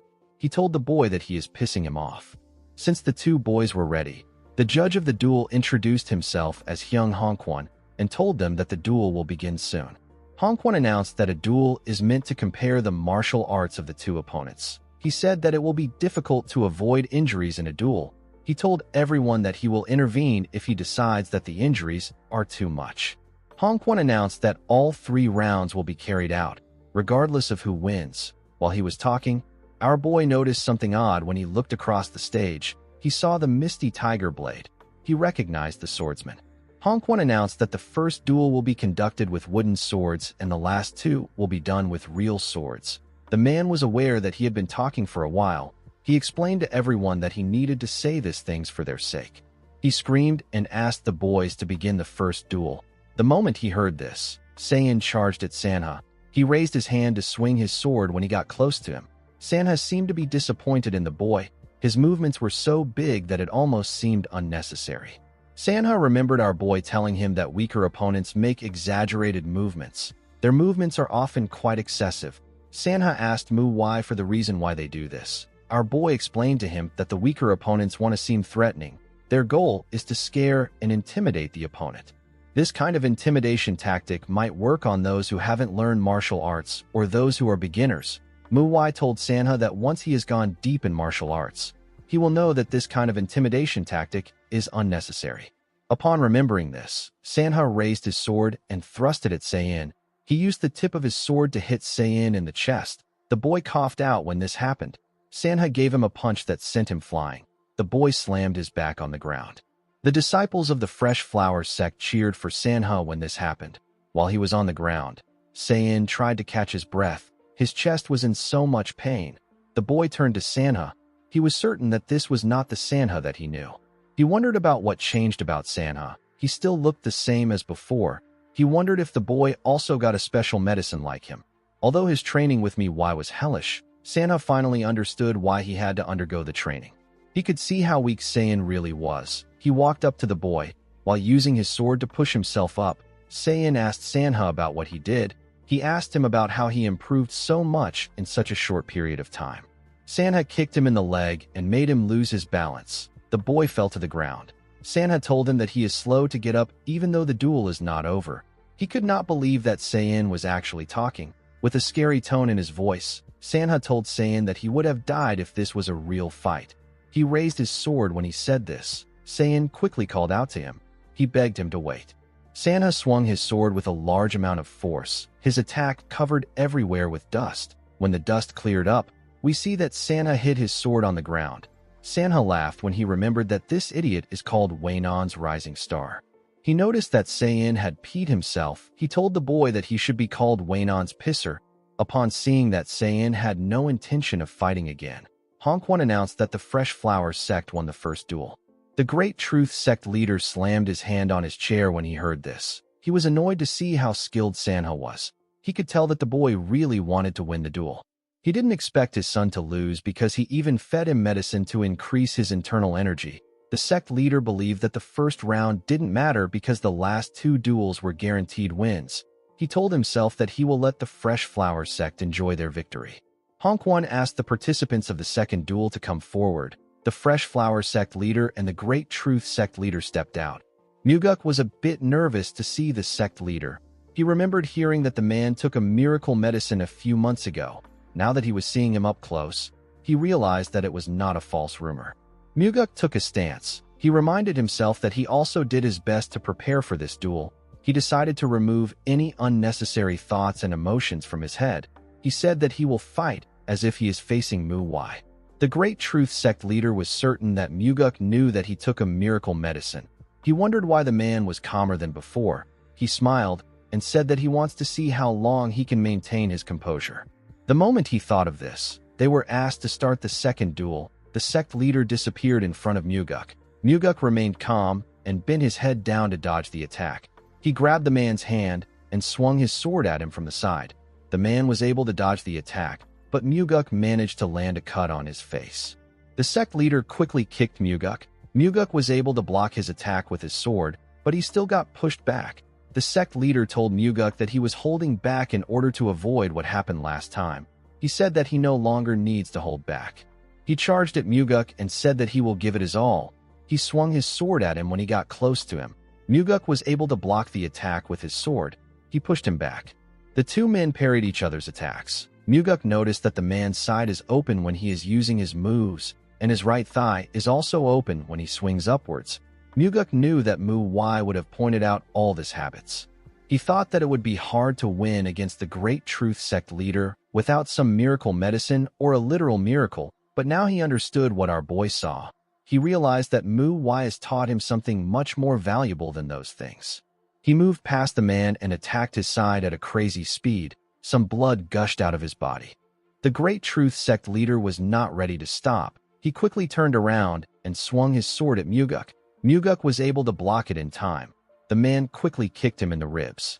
Muguk did not falter. He swung his sword at the sect leader's head. The sect leader was able to dodge it by bending his head back. He quickly went down and used a stunt to push himself back. He grit his teeth out of anger. People have danshans in the cores of their bodies. Qi flows in these danshans. The qi that flows through the body is called internal energy. When this internal energy is refined and condensed within the body, it becomes stronger. This is the internal arts that forms the foundation of all martial arts. However, many people confuse internal arts with internal force. When we are considering the amount and force of the internal energy, we are referring to internal force. Internal arts, on the other hand, refers to the refinement of the internal force, as well as meditation and mental training to reach enlightenment. In other words, having good internal force does not equate to possessing good internal arts. The Great Truth Sect leader made his attacks faster, but Muguk was able to keep up with him. He pushed the man's sword away with a large amount of force.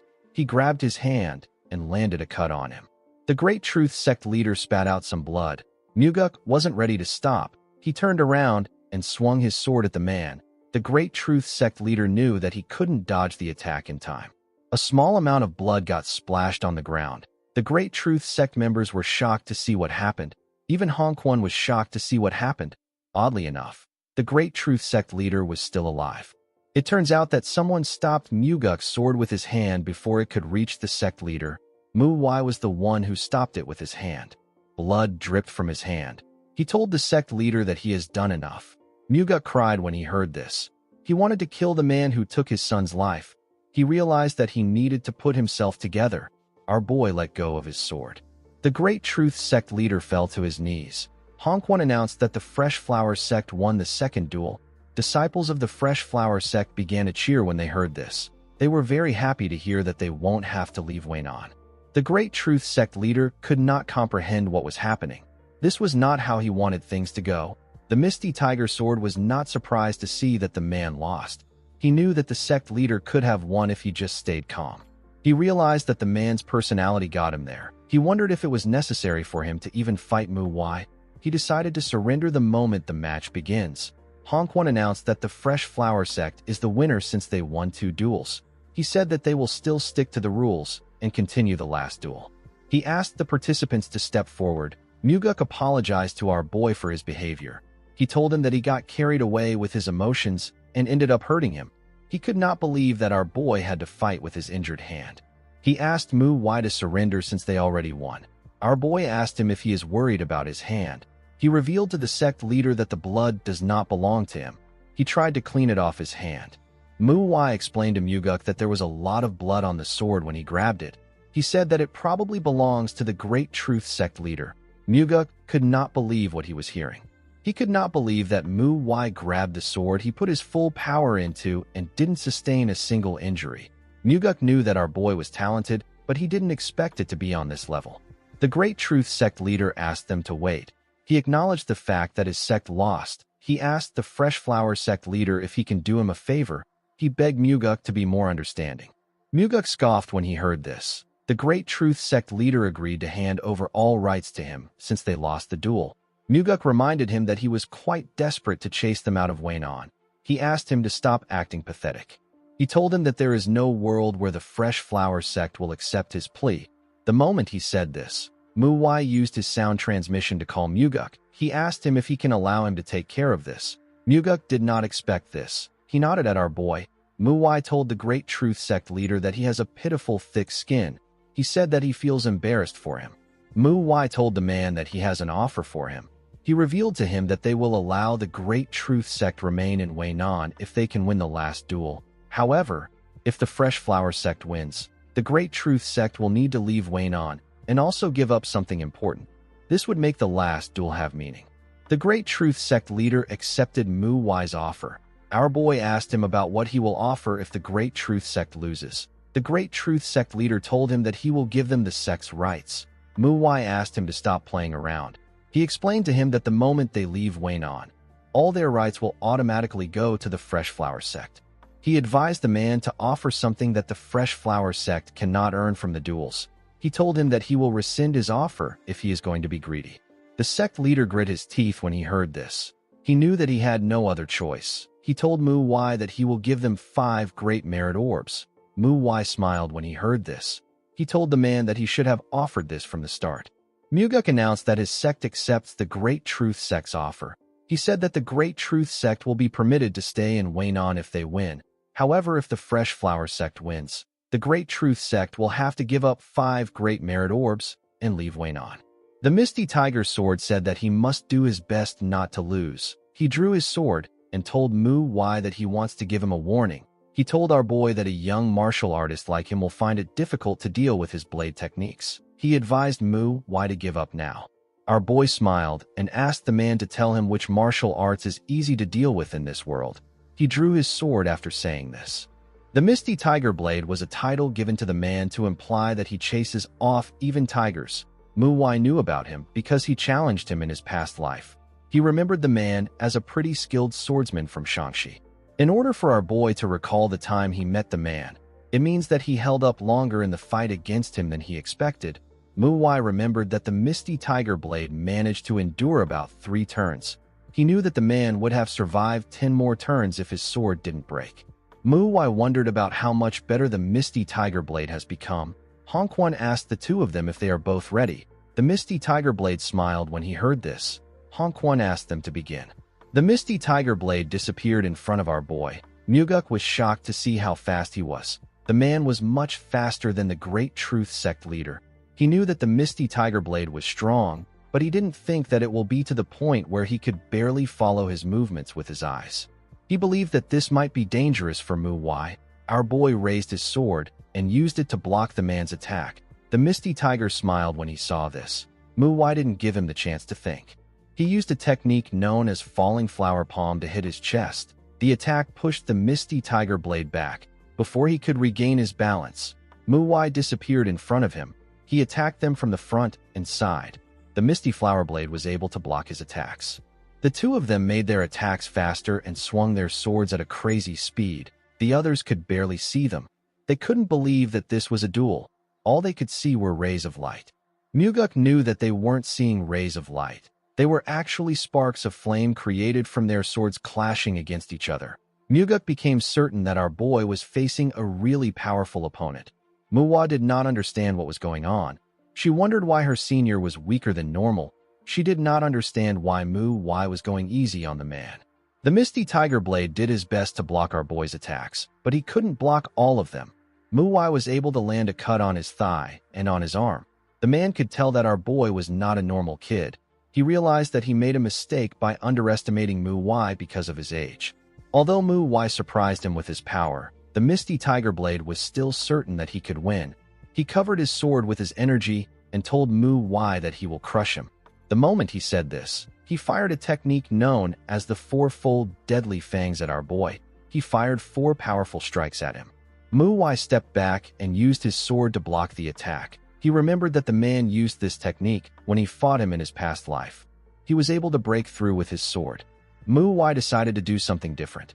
His sword released a pink energy and twisted like a snake. He spun his sword at a crazy speed and used it to block the strikes. Mu Wai was shocked to see this. She said that this is the Falling Plum Blossom Return Ring. Mu Jin told her that this is different from the one they know. It was more offensive. Our boy used the flowers to cut the Misty Tiger Blade's attacks. He created a huge plum blossom with his energy. The technique is known as the Falling Plum Blossom Return Ring. The members of the Great Truth sect were shocked to see the technique. The Misty Tiger Blade was more shocked than everyone. He could not believe his eyes. Mu Wai fired the attack at him. He released tiny petals that tore through the Misty Tiger Blade. The man could not defend himself against this overwhelming attack. He fell to his knees and slammed his head on the ground. Mu Wai turned around to see the man on the ground. He realized that he was too weak to test the technique on. Upon seeing that the Misty Tiger Blade has lost consciousness, Hong Quan announced that the Fresh Flower sect has won the duel. The Great Truth sect leader froze in shock. He could not comprehend what was happening. Things were not going as he planned. He did not know what to do. Honk-One presented Mu Wai with a box containing 5 Great Merit Orbs. The Great Truth Sect and the Fresh Flower Sect both realized that the MANHWA is a powerful sect. They could not believe that a young man like Mu Wai easily defeated the Misty Tiger Blade. Our boy turned to the side to see the Great Truth Sect leader. He used his sound transmission to ask him if it doesn't feel good to lose the Great Merit Orbs that he got sponsored with. The man was shocked to hear what our boy said. Mu Wai asked him if he is curious about how he found out. He told the man that it is quite obvious. He explained to him that it does not make sense for a small sect to have such valuable items. It is not possible even if they are very wealthy. Mu Wai knew that the people behind him are very powerful since they were able to get this for him. With a smile on his face, he thanked the man and told him that this belongs to him now. He wished him good luck. The sect leader didn't know what to say. All he could do was stare at Mu Wai. While he was staring at him, we see a man wearing a hood watching everyone from the woods. At night, we see the disciples of the Fresh Flower Sect lying drunk on their tables. Even the sect leader had passed out from drinking too much. Inside the forest, we see Mu Wai and the others leaving the town. Mu Jin asked our boy to tell him why he went easy on the Misty Tiger Blade. Mu Wai turned and told him that he simply wanted to see the techniques the man had. He said that he had to act weak in order to see them.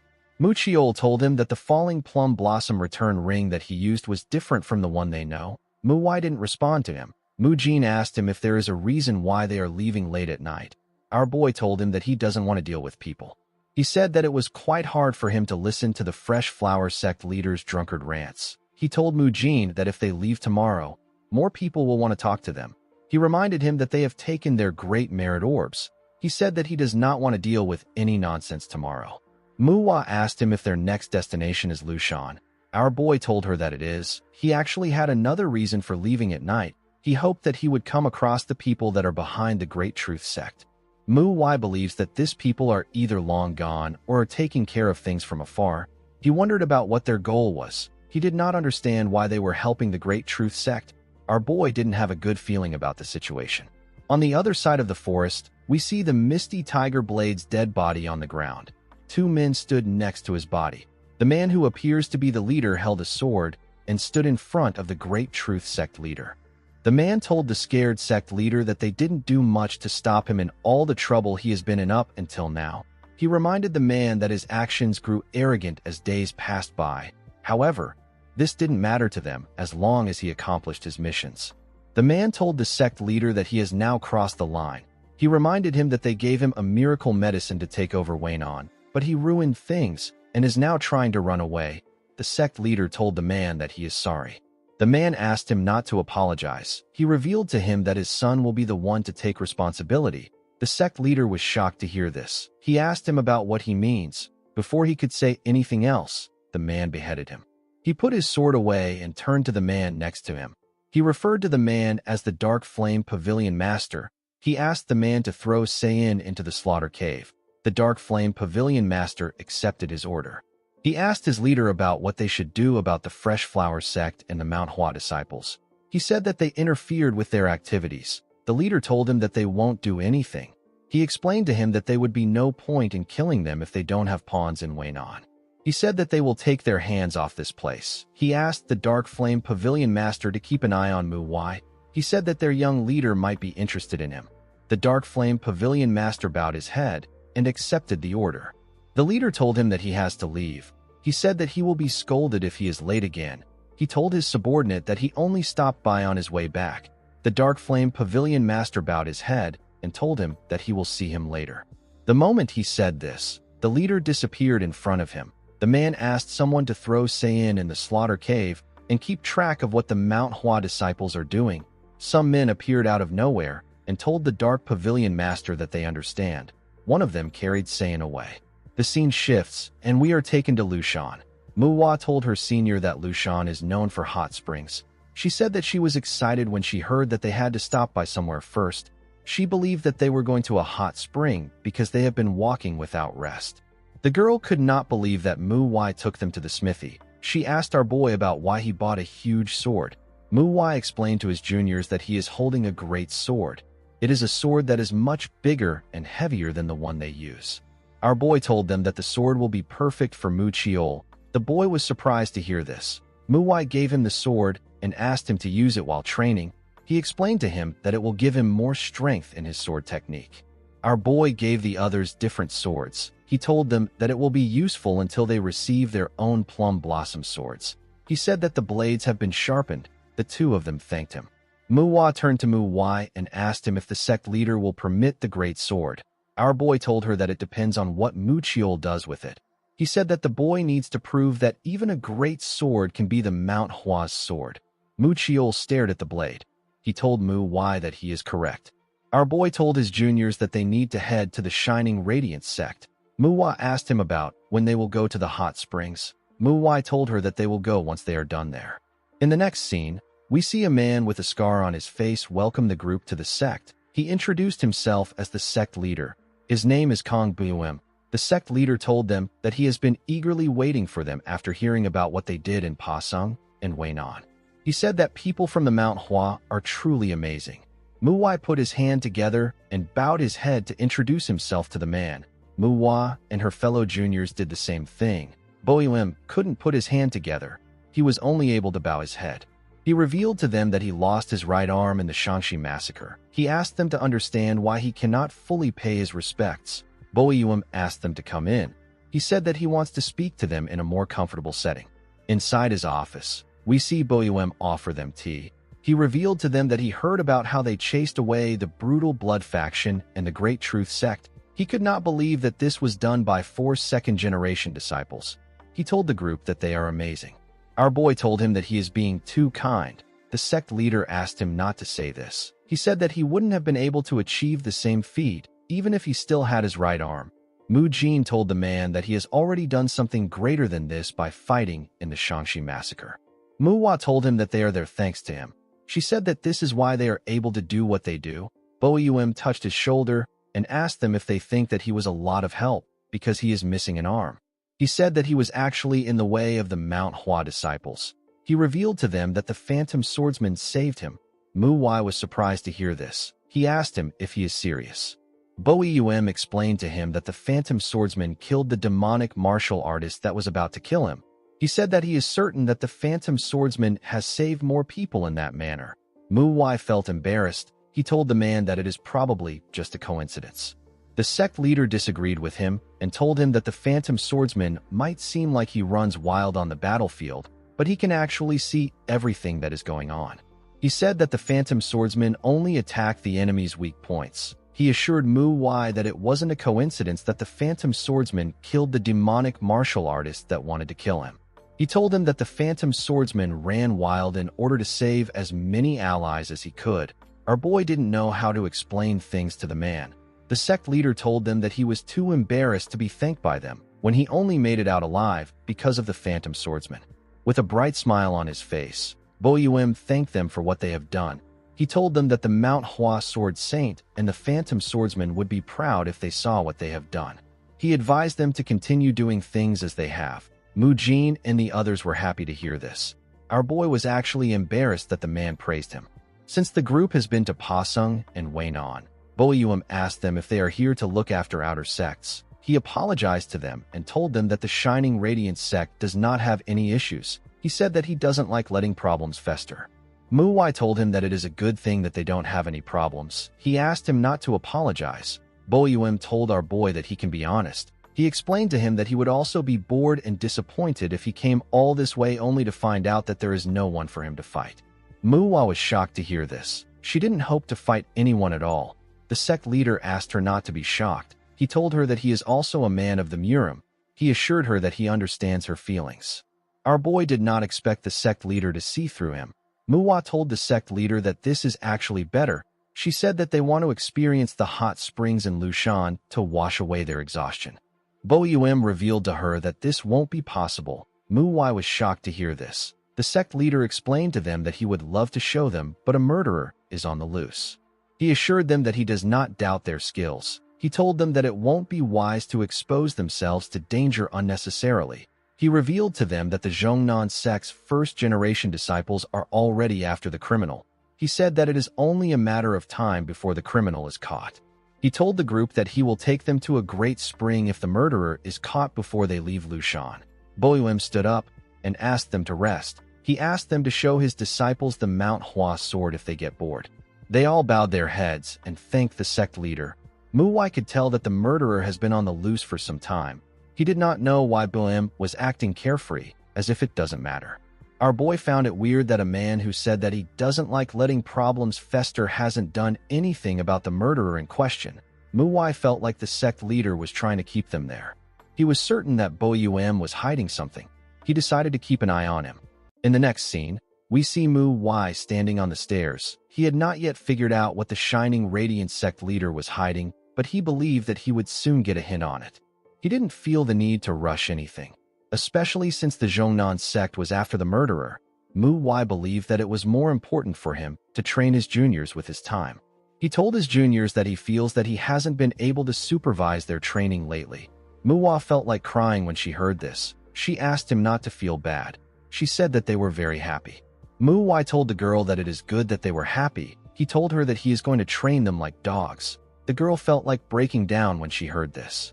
The scene shifts and we see Mu Chiol swing his great sword at Muwai. Our boy blocked his attack and got pushed back a bit.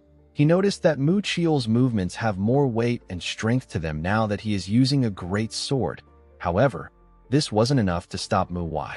Our boy disappeared in front of Mu Chiol and reappeared next to him with his blade pointed at his neck. Mu Chiol was shocked to see this. He couldn't even react to Muwai's speed.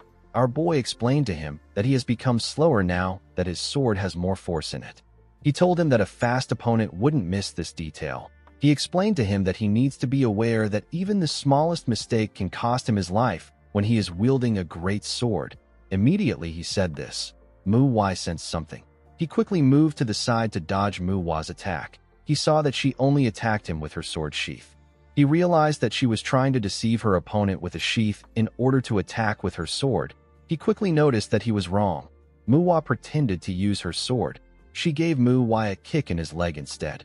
Our boy found her strategy to be clever, but it wasn't going to work on him. He used his sword to block her kick. Although her trick was a bit obvious, it was actually more difficult to fight Muwai than the other disciples. This is because she has better senses than others. Muwai pushed her leg away and swung his sword at her with a lot of force. Muwai quickly moved away to dodge the attack. She felt like a demon was trying to kill her. Although her senses are amazing, the girl has never trained them. It was a talent she was born with. Muwai was certain that the girl would greatly improve if he could help her utilize her advantage. After moving away from Muwai, the girl turned around and told her senior that she almost died. Immediately she said this. Our boy appeared next to her with his blade at her neck. Muwai was shocked to see this. Muwai told the girl that she needs to calm down. He asked her to tell him how she is going to slay her enemies if she is always so chaotic. After saying this, he took his sword away and asked the next person to come. The girl was quite relieved that his blade wasn't next to her neck again. The next person was Mu Jin. The boy's senses were not as sharp as Muwai's own, but they were still quite good, and the boy was as calm as Mu Chiol. Muwai knew that someone as talented as Mu Jin is quite rare. When it comes to duels, the boy was better than Mu Chiol and Muwai. However, there was one critical weakness that he had which made all his talent worthless. Muwai charged at the boy. Mu Jin was able to block his attack. He quickly turned around and swung his sword at Muwai. He saw something shocking. He saw that our boy wasn't turning around fast enough. Mu Jin became scared that Muwai was going to get hurt. He quickly stopped moving his sword before it touched Muwai. Our boy asked him about why he is worrying about him. He grabbed Mu Jin's sword and used his sword hilt to hit him in his stomach with a large amount of force. The boy coughed out heavily when he received the attack. Muwai told Mu Chiol that she just felt his pain. The boy told her that Muwai hit Mu Jin harder than he hit them. Mu Jin fell to his knees and placed his hand on his stomach. The boy's problem is that he is afraid of hurting others more than death itself. Although it might not seem like a big issue now, it will be a different thing when he comes across an opponent that he needs to face with all his might. If he was to meet an enemy that was this strong, he would fight them with his friends. However, his weakness would not only put him in danger, it would also put his friends in danger too. Muwai knew that he will have to remove Mu Jin from his group if he is unable to overcome this critical issue. He was certain that Mu Jin was also aware of this. He told his juniors that they are done for the day. He told them that they should already be aware of what their issues are. He walked past Mujin and explained to them that there is no shortcut to improving their skills. Proper training is the fastest route. He asked them to train as if there is no tomorrow. Mu-Wai knew that it is impossible for a person to passively overcome a problem.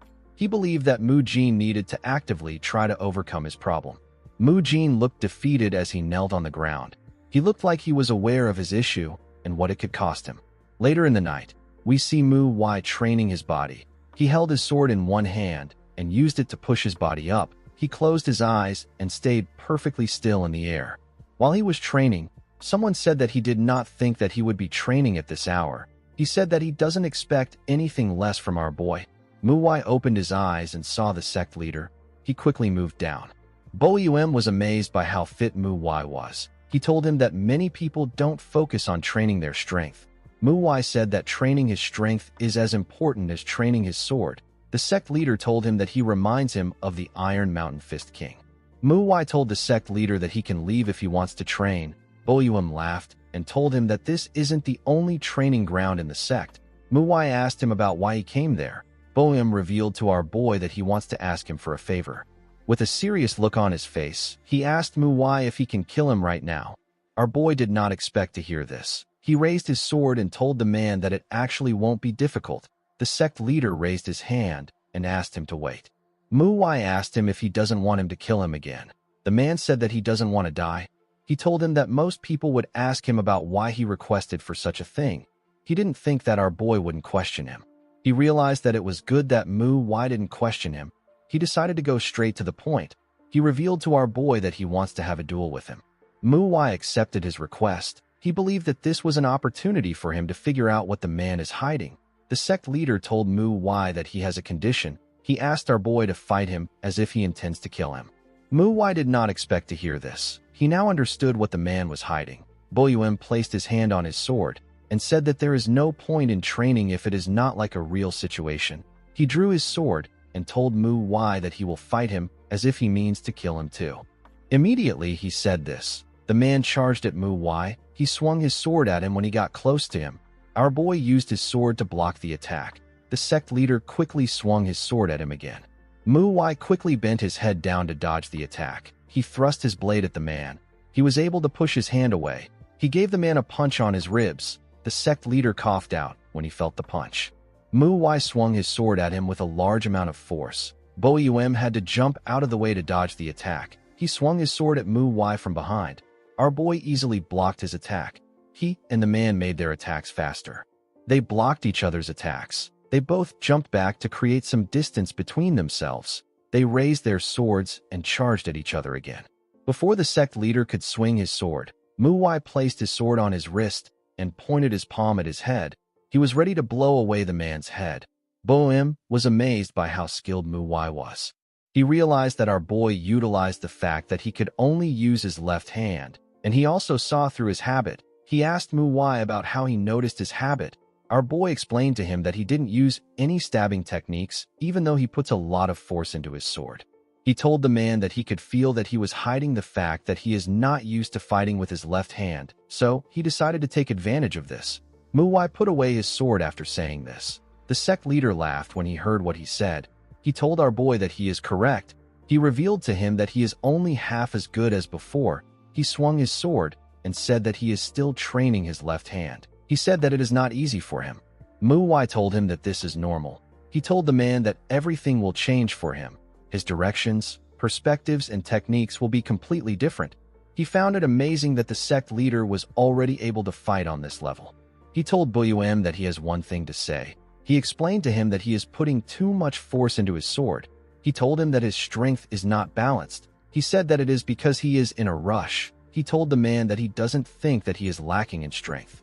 He advised him to practice precision and stabbing instead of putting so much force into his sword. The sect leader was shocked to hear this. He found the advice to be amazing. Mu-Wai revealed to him that he is aware that he didn't show him everything he was capable of because he was trying to be considerate. Bo-Yum did not expect to hear this. He explained to our boy that he was actually taking it serious even though he didn't show him everything he was capable of. He told Mu-Wai that he felt that he was the one who didn't even use half of his strength.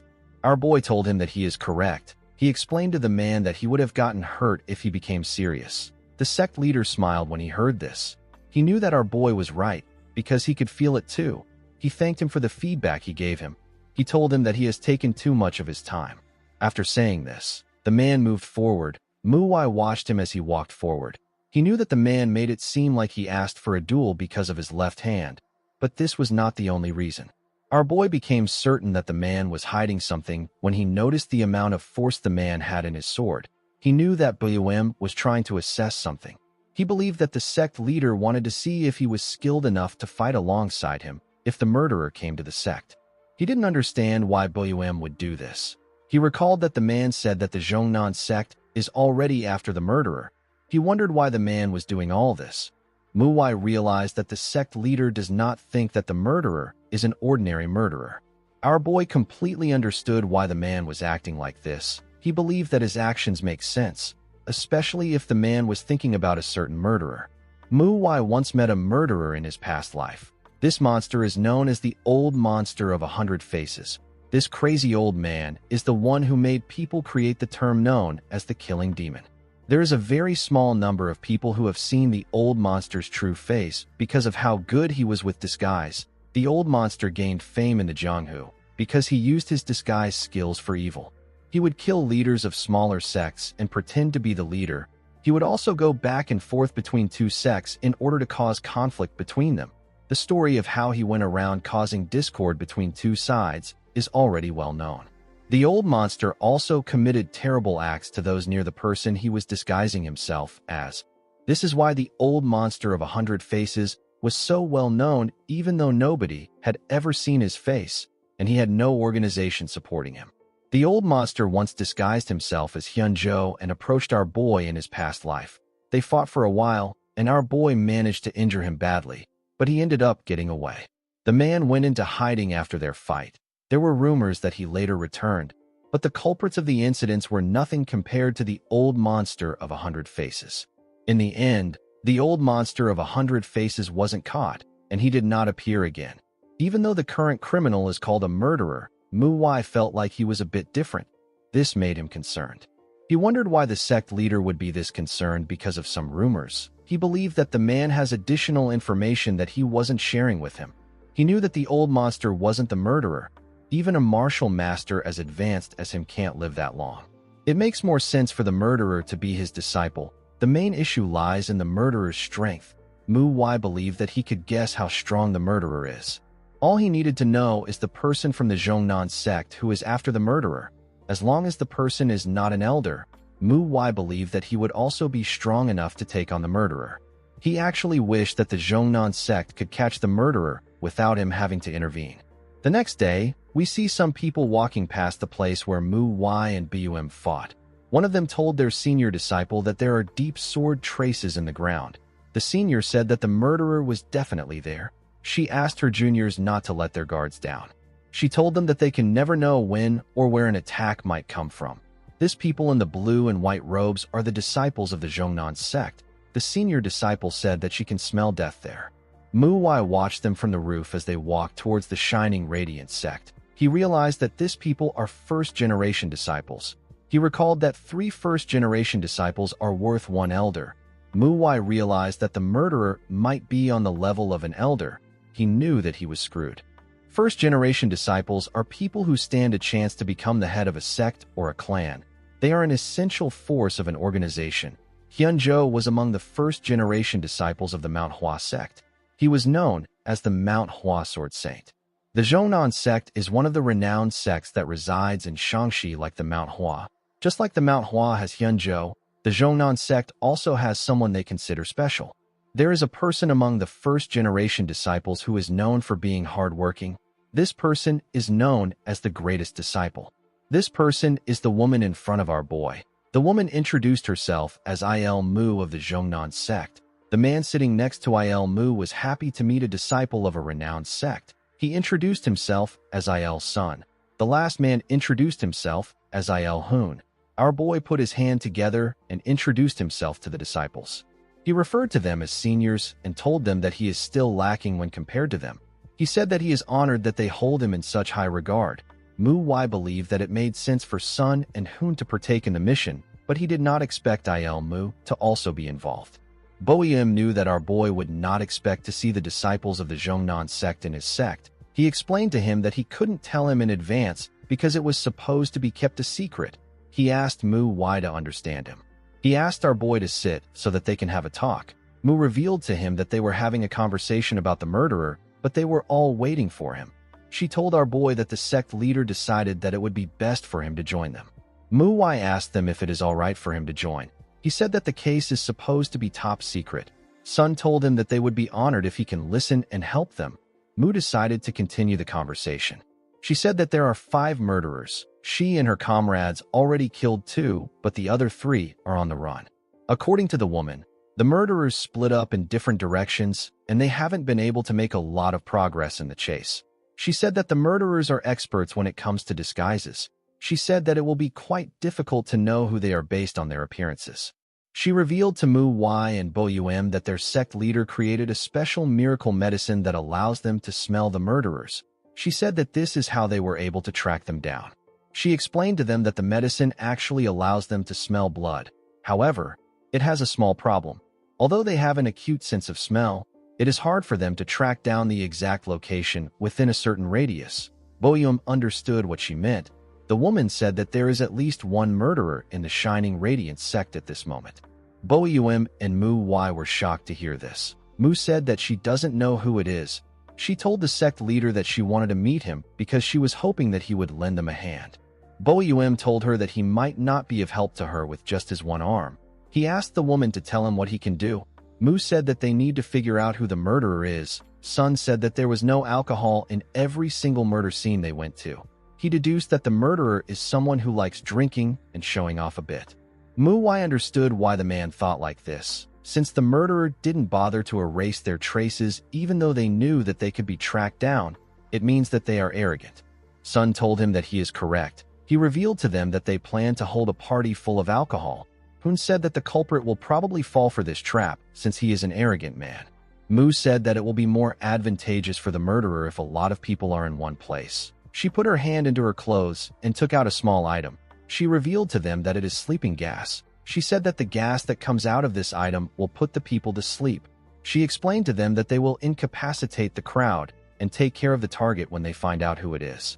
Boeum accepted the woman's explanation. He believed that it would be better for him to help them since the murderer is already in his sect. He said that they will hold a party tonight.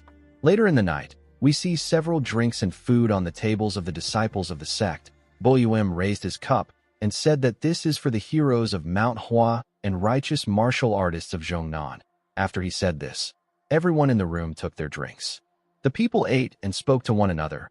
While everyone was talking to each other, we see Mu looking at a huge fried chicken and some side dishes. While drooling, our boy wondered about who wouldn't come to such a good party. He decided not to drink so that no one would mistake him as a culprit. The moment he thought of this, he saw Mu slam a bottle of alcohol on the table after drinking it. The girl said that it is so good. Mu decided to ignore her. He turned to the side to see the first-generation disciples of the Zhongnan sect. He saw the 3 of them discussing something. Mu noticed that he saw them. She gently smiled at him. Our boy wondered if the disciples will doubt them. He turned to Mu Jin. He noticed that the boy was touching his nose. He remembered asking him not to do this. Boeum stood up and said that he has to leave in order to prepare for tomorrow's training. He asked the others to enjoy themselves. Everyone quickly turned to him when they heard this. They found it odd that the sect leader was leaving. They decided to look for the murderer right now. The other disciples drank the liquor and served themselves food. They all enjoyed themselves until they passed out. Even Mu's juniors got knocked out. Only Mu and the first-generation disciples were awake. The disciples saw that no one was standing. Sun said that the murderer is either not there or he is caught up to their plan and is pretending to be asleep. Sun spoke to our boy without moving his lips. Mu did not expect the man to talk to him using the frequency whispering technique. The man revealed to him that the Shining Radiance sect leader is the murderer. Mu was shocked to hear this. Mu said that they can't be certain if the sect leader is the only person with a fake identity there. She said that she will stay behind to watch over everyone. She asked Mu to take care of the murderer pretending to be the sect leader with Il's son and Il Hun. Our boy asked her to take care of his juniors and the other disciples of the Shining Radiance sect. The woman told him that she will. She assured him that he will be fine because he is fighting with Il Sun and Il Hoon. She advised him not to let his guard down. Immediately she said this, Mu Y and her comrades disappeared in an instant.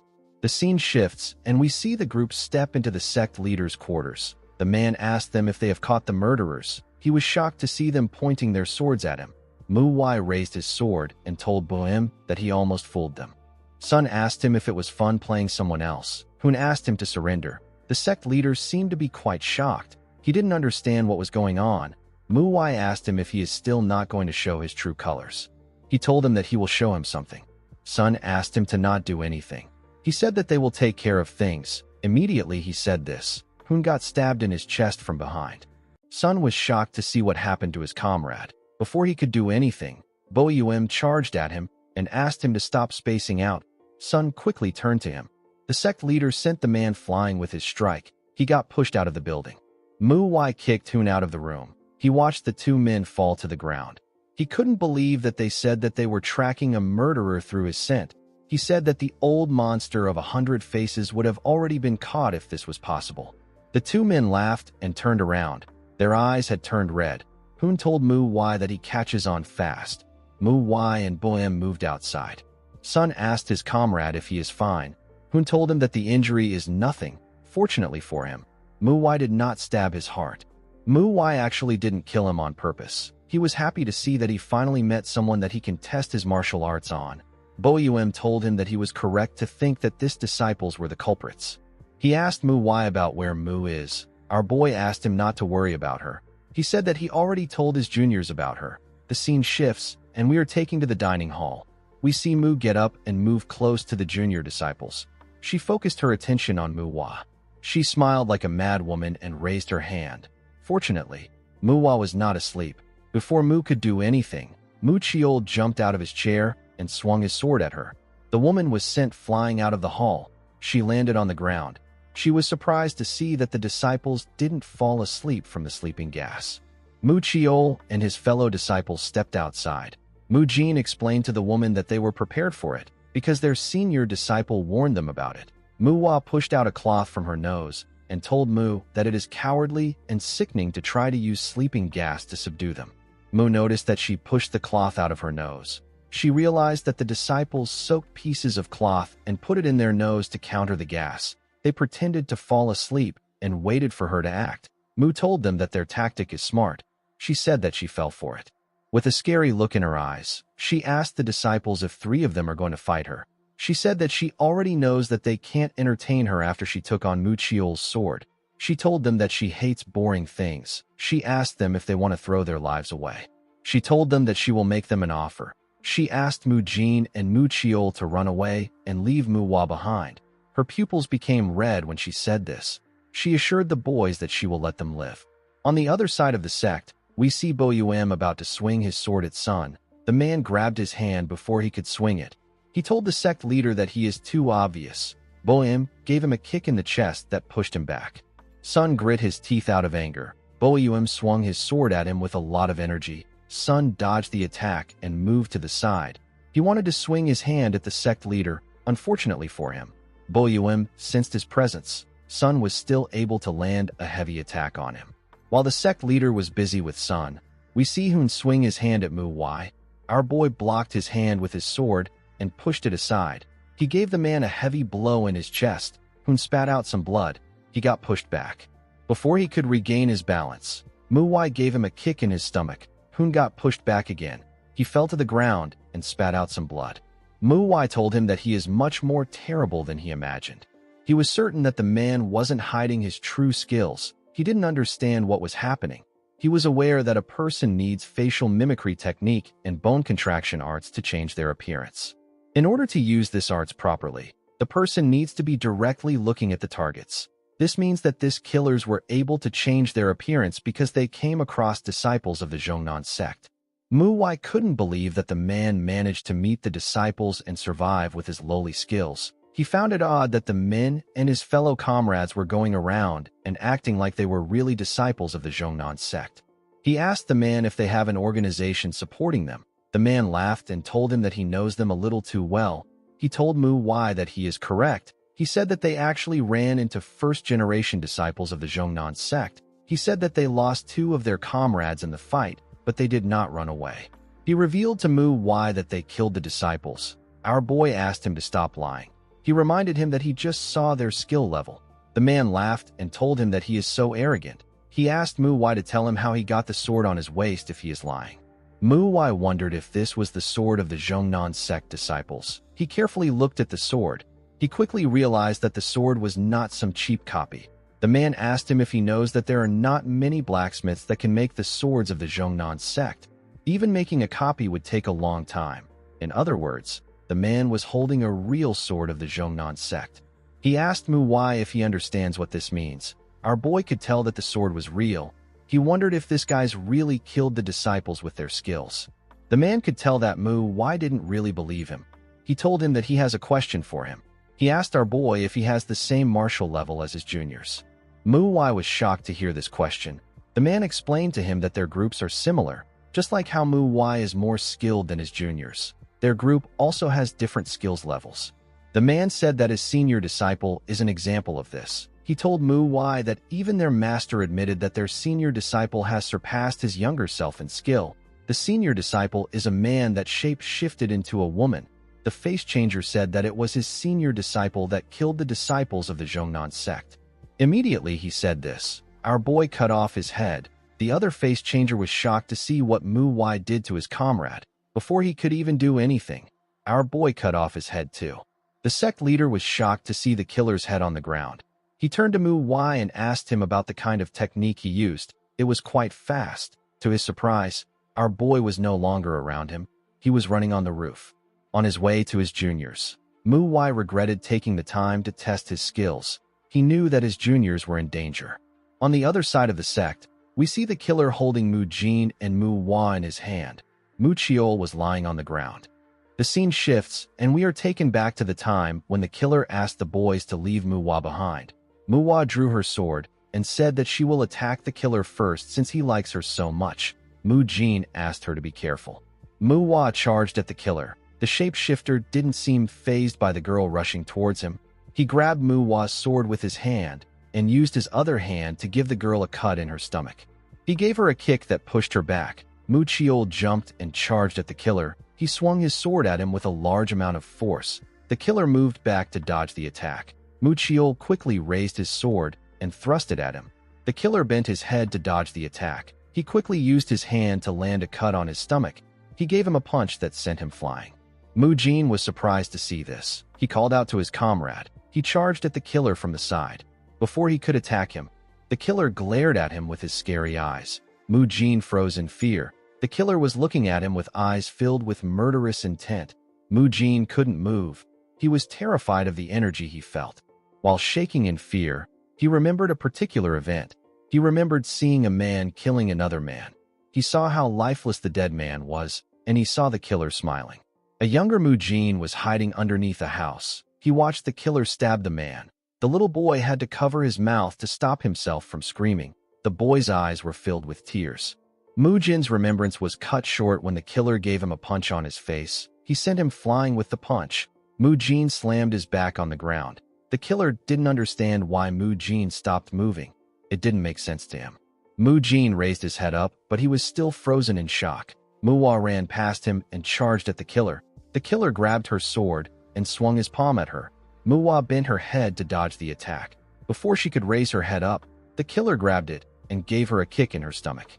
Mu Wai spat out some blood. She lost the strength to move. Mu Chiol instantly appeared behind the killer and swung his sword at him. The killer bent his head to dodge the attack. He grabbed Mu Wai's sword and used it to attack Mu Chiol before he could even change his stance. A large amount of blood gushed out of the boy's body. He fell to the ground. Mu Jin was shocked to see this. He wanted to charge at the killer, but something stopped him. It was his younger self. His younger self held his hand and told him that he is going to die if he attacks him. Mu Jin didn't know how to react to this. While shaking in fear, the little boy asked his older self if he really thinks that he can defeat the monster in front of him. He reminded his older self that the killer hasn't shed a single drop of blood, even though Mu Chiol and Mu Wai attacked him. He asked his older self to run away. He said that a single ant cannot stop a human from walking. He told his older self that they won't change anything even if they wield their sword. He said that they will simply get stepped on. He asked his older self if this isn't the reason why he has turned a blind eye his entire life. He told him that the reason he keeps hesitating is because he hasn't trained enough. He advised his older self to survive for now and train to become stronger like he did when the Black Knight Palace attacked. He told Mujin that he has no courage because he hasn't trained enough. The older Mujin accepted this ideology. He told himself that it is his fault for not training hard enough. He wanted to run away. Before he could do anything, someone got thrown next to him. Mujin turned to the side to see Muchiol. His comrade grabbed his sword and stood up. He told Mujin that this killer is even stronger than their senior disciple. He asked Mujin to make it out of here. He said that they can't all die in this place. He asked the boy to return to their sect and report the situation. He told him that he will stall the killer for as long as he can. The killer told Muchiol that he is quite stubborn. Mujin's younger self told him that the logical thing to do is to run. Mujin completely understood this, but he found something strange. He didn't understand why his teammates continued to fight despite losing so much blood. He watched Muchiol as he charged at the killer. He noticed that the boy's steps were covered with blood. He wondered if his teammates were fighting because they have trained enough. He wondered why he wasn't angry at what Muchiol just said to him. Mujin remembered asking Mu Wai about why he keeps hesitating. Mu Wai told him that he can't know what he doesn't know about himself. He told the boy that he might actually be tricking himself because it is too scary for him to think about the reason. He buried the fear within him because it is so great, and now so much time has passed since then. He doesn't know why he buried it, and he doesn't know what he buried. Mu Wai advised him to think about the reason he picked up a sword. The moment he heard this, Mujin remembered the traumatic event that took place when he was younger. He remembered how the killer was smiling while he stabbed the man on the ground. Mujin saw himself in a pool of blood. There were several bodies on the ground. He remembered the one-sided massacre that took place in his home. All his family could do was hold on to the sleeves of their killer's pants. This pitiful resistance was pointless. Mujin watched as his family was ripped to shreds by their killer's swords. However, even in this terrible situation, his rage was suppressed by his fear. Mujin saw himself as a pathetic human being. He believed that he will gain the courage to fight his killers if he learns martial arts and becomes stronger. He wielded a sword and began to learn martial arts. His worries and anxiety disappeared when there was a sword in his hand. The only thing he lacked was a good training. Mujin pushed his cowardice and fear into his blade. He became the new version of himself. He believed that he overcame his past self. He was certain that he had gotten better. He told himself that the only reason he keeps hesitating is because he hasn't trained enough. He believed that he lacks courage because he hasn't trained enough. He kept on reminding himself that he is not well trained. He remembered how Mu Wai and Muchiol charged at the killer. He wondered about how they are able to fight this monster without any hesitation. He still didn't understand why he felt relief instead of rage when Muchiol asked him to run. He wondered why he was not any different from his past self. He couldn't believe that he thought that he overcame himself. He realized that his fear still trumps his rage even when those he holds dear are dying in front of him. He kept blaming his cowardice on not training enough, and he wanted to run away without shedding a single drop of blood. Mujin wondered about what he actually managed to overcome. He wondered if he wielded a sword just to end up like this. He grit his teeth out of anger and asked himself if he wielded a sword to run away from his cowardly self. He saw that his teammates still stood up against injustice, even though it was a futile and pitiful resistance. They did not give up. Mujin picked up his sword and stood up. He realized that his friends didn't give up even when they were ripped to shreds. He recalled that he picked up a sword so that he could be like them. As tears gushed down from his eyes, Mujin told himself that he won't run away again. He charged at the killer. The killer raised his head up when he sensed his presence. He did not think that Mujin would stay there. He told Mujin that he is annoying. He let go of Muchiol and dodged Mujin's blade. Although he dodged it, Mujin managed to leave a cut on his face. The killer gave Mujin a powerful blow in his chest. Mujin spat out some blood when he received the punch. He let go of his sword and lost consciousness. The killer had now finished taking care of the junior disciples. Immediately he was done. Mu Wai arrived to the scene. He quickly checked Muchiol's pulse. The killer quickly turned around when he sensed his presence. MANHWA apologized to his juniors for being late. The killer did not expect to see our boy. He wondered about what happened to his 2 junior disciples. MANHWA asked MANHWA to wait a little longer. With a horrifying look on his face, he said that he will take care of things as quickly as he can. The shapeshifter laughed and told MANHWA that he is funny. He threw MANHWA to the ground and told our boy that he rarely gets to see brave guys like him. He told him that he is not into men, but he wouldn't mind facing someone as brave as him. He laid MANHWA next to a tree after saying this. He asked MANHWA not to disappoint him. Our boy took a stance and carefully gathered his strength. He knew that he couldn't underestimate the opponent in front of him. He only thought of killing him as fast as he could. He planned on minimizing his movements and making them short and swift. The moment he thought of this, MANHWA swung his sword at the killer with the Dako sword technique. He fired his sword chi at the killer. His sword chi hit the killer in his stomach and pushed him back. It left a cut on the killer's stomach. The killer was impressed. He did not think that our boy would use sword chi. He told him that he is actually pretty good. Immediately he said this. MANHWA appeared in front of him. He swung his sword at the killer's head. The killer was barely able to dodge the attack. However, MANHWA wasn't done. He grabbed his head and used a technique known as the falling flower palm to slam his head to the ground. He quickly thrust his blade at the shapeshifter. Even though his head was in the ground, the shapeshifter was still able to stop MANHWA's blade with his hands. He quickly raised his leg up and gave MANHWA a kick from the side. The kick sent our boy flying. He was able to instantly regain his balance. The shapeshifter took his head out of the ground. He threw MANHWA's sword away and snapped his neck back in place. He glared at our boy with a scary look in his eyes. MANHWA walked forward and grabbed MANHWA's sword. The killer was happy to see this. He and MANHWA disappeared and reappeared in front of each other. MANHWA swung his sword at him, but the killer caught it with his hand. The shapeshifter attacked MANHWA with his hand and legs. Our boy blocked each one of the attacks. He used his sword to hit him in the head. He quickly made a huge swing with the sword. The killer was able to dodge it by moving to the side.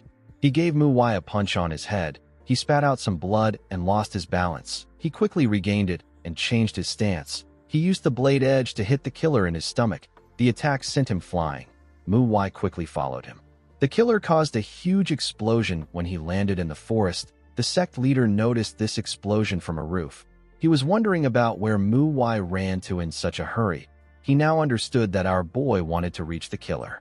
Boeum could have helped MANHWA if he still had his right arm, but it is an entirely different thing now. He would simply get in our boy's way if he tries to help him. The sect leader decided to save MANHWA's juniors. Inside the forest, we see the killer gather his chi and attack MANHWA with the 100 Forms Palm technique. The attack was quite huge. Before it could touch him, MANHWA swung his sword and blew it away. He created a wind shield around him that blocked the killer's attack. The killer was surprised to see that MANHWA blocked his palm technique with the wind pressure he created from swinging his sword. The moment he thought of this, he saw something odd. He saw plum blossom petals in the forest. The petals covered him and the trees around him. The technique is known as the plum blossom in full bloom. The petals cut everything they touched. The killer had to cover his body with his arms. Of course, the petals still landed several cuts on his body. The shapeshifter smiled and said that this is good. He gathered his energy in his hand and fired it at MANHWA with a technique known as form-shattering whip. Our boy easily dodged the attack by jumping over it. He raised his sword up and swung it at the killer. The shapeshifter was able to dodge the attack. He thrust his hand at MANHWA from the side. Unfortunately for him, our boy blocked his hand. He swung his sword and used it to cut off his right arm. He gave him a kick to push him back. The killer raised his head up and told MANHWA that he can't be nice to him if he does this. Immediately he said this. Our boy charged at him. He thrust his sword at him when he got close to him. The killer bent his body to dodge the attack. He raised his head up and used his body to push MANHWA back. He jumped on a tree and tried to kick MANHWA. Our boy quickly tightened his grip on his sword. The killer actually noticed this. He covered his hand with his energy and used it to block MANHWA's attack. MANHWA's hand was twisted when their energies clashed. He noticed that he couldn't control the sword in his hand. The killer explained to him that his internal energy won when their energies clashed. He told him that he won't be able to move because of the pain. He told him that he had fun. Unfortunately, this shapeshifter did not know that MANHWA is crazy. He used his other hand to support the weight of the sword and forcefully moved the sword. He was able to stab the killer in his chest. The shapeshifter quickly jumped back. He fell to his knees and spat out a large amount of blood. He was unable to move again. While breathing heavily, he looked at the sword in his chest. He found the situation to be strange. He was just going to have some fun with MANHWA and then kill him. He didn't understand why he was in this state. He was certain that he possessed a superior martial prowess and internal energy. He raised his head to see MANHWA. He saw our boy snapping his arm back in place. The shapeshifter couldn't believe that he didn't even panic. He knew that the ability to stay calm and look for an opportunity to attack was also a skill. He accepted the fact that he lost. MANHWA asked the killer if the old monster of 100 faces has other disciples. The killer said that the disciples are all dead. He told MANHWA that he and the other two that came to the Shining Radiant sect are the only disciples left. MANHWA said that they won't have any murders to deal with for now. The shapeshifter asked him if he believes that the murders will end just because of the disciples of the old monster of 100 faces are dead. He told him that he is misunderstanding things. He asked our boy if he thinks that his master is dead. MANHWA asked him if his master isn't dead. The killer said that his master hasn't appeared in the public eye ever since he ran away, but this doesn't mean that he is dead. He said that the old monster of 100 faces is actually training in isolation and becoming stronger. MANHWA moved close to him and twisted his blade inside his chest. The killer screamed out in pain. With a terrifying look on his face, MANHWA asked him to tell him where his master is. The killer told him that there is no point in telling him. He told our boy that his master is in a place that he can't reach. MANHWA asked him if he is being cryptic in order to stall for time. The killer assured him that he is not stalling. He raised his hand and told MANHWA that he isn't actually going to tell him where his master is. MANHWA quickly saw the man's hand going up. He watched the killer stab himself in the neck with his hand. The shapeshifter's blood splashed all over the place. He died with a smile on his face. The scene shifts, and we see MANHWA wake up in a room. The boy quickly raised his head up and looked around. He felt a large amount of pain in his body. MANHWA was in the room too. He advised the boy not to move because his wounds have not yet healed. MANHWA was surprised to see his senior. He asked him about what happened to the murderers. MANHWA asked him not to worry. He told him that he killed all of them. MANHWA was shocked to hear this. Our boy revealed to him that he has sent a message to the Zhongnan sect. He said that they will be there in a day or two. He told the boy that MANHWA and MANHWA are already training because they were not seriously injured. He offered the boy a plum blossom tea. MANHWA accepted it and thanked his senior. The moment he took a sip, MANHWA apologized to him. MANHWA was surprised to hear this. Our boy told him that he didn't expect him to be so strong. He told him that he is relieved that he got away with just an injury. He explained to him that he never believed or expected them to be ready to give up their lives for the sake of fulfilling his order. He told MANHWA that he is going to take full responsibility as the senior disciple. He said that he is going to step down from his position when they return to the sect. He told the boy that he has already told the others about it. MANHWA was shocked to hear this. MANHWA revealed to him that MANHWA told him that he was the only one that was able to land a strike on the killer. MANHWA was surprised to hear this. Our boy explained to him that he doesn't know the full details because he arrived late. It was MANHWA that told him about how MANHWA landed a cut on the killer's face. Of course, he got knocked out immediately he did this. MANHWA was the only one who saw it. MANHWA told his junior that the small hit counts. MANHWA couldn't believe that our boy was making fun of him. He thought that he would be praising him. MANHWA explained to his junior that the size of the wound doesn't matter. The important thing is that he has grown. MANHWA was surprised to hear this.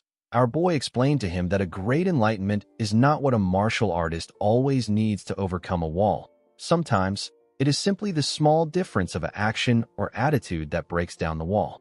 It was only a scratch this time because the killer was strong. MANHWA assured the boy that he will see that he has overcome the past when he is in a similar situation again. MANHWA was amazed by his senior's words. Our boy said that he has spoken for too long. He asked MANHWA to follow him. MANHWA was surprised to hear this. He asked him about where they are going. MANHWA told him that they are about to do something similar to training. MANHWA reminded his senior that he is hurt right now. Our boy told him that it is necessary that they go. He asked him to get dressed. He said that everyone is waiting for him. MANHWA felt like crying. He couldn't believe that he had to work even when he is hurt.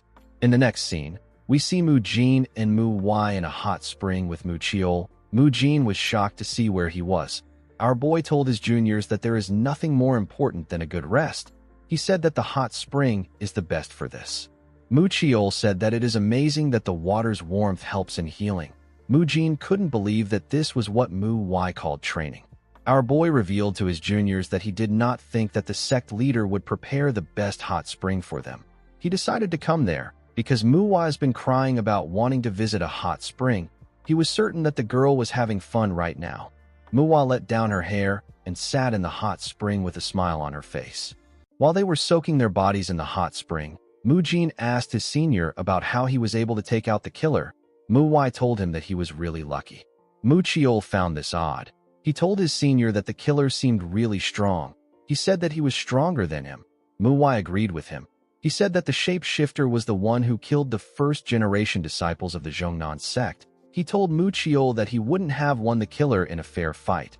He said that the killer was better than him in every way. He remembered how the killer stopped his blade and twisted his body while his head was stuck in the ground. He was able to use his leg to give Mu Wai a kick that sent him flying. Mu Wai couldn't believe that the killer actually dislocated his bone to counterattack. He was very impressed. The killer didn't just possess superior martial prowess. He also had the instincts of a fighter. This is something that a person needs to be born with. If Mu Wai hadn't killed him at this point, the killer would have gone on to become more dangerous than the old monster of 100 faces. Our boy took a look at his arm and said that the reason he was able to kill the shapeshifter was because he let his guard down.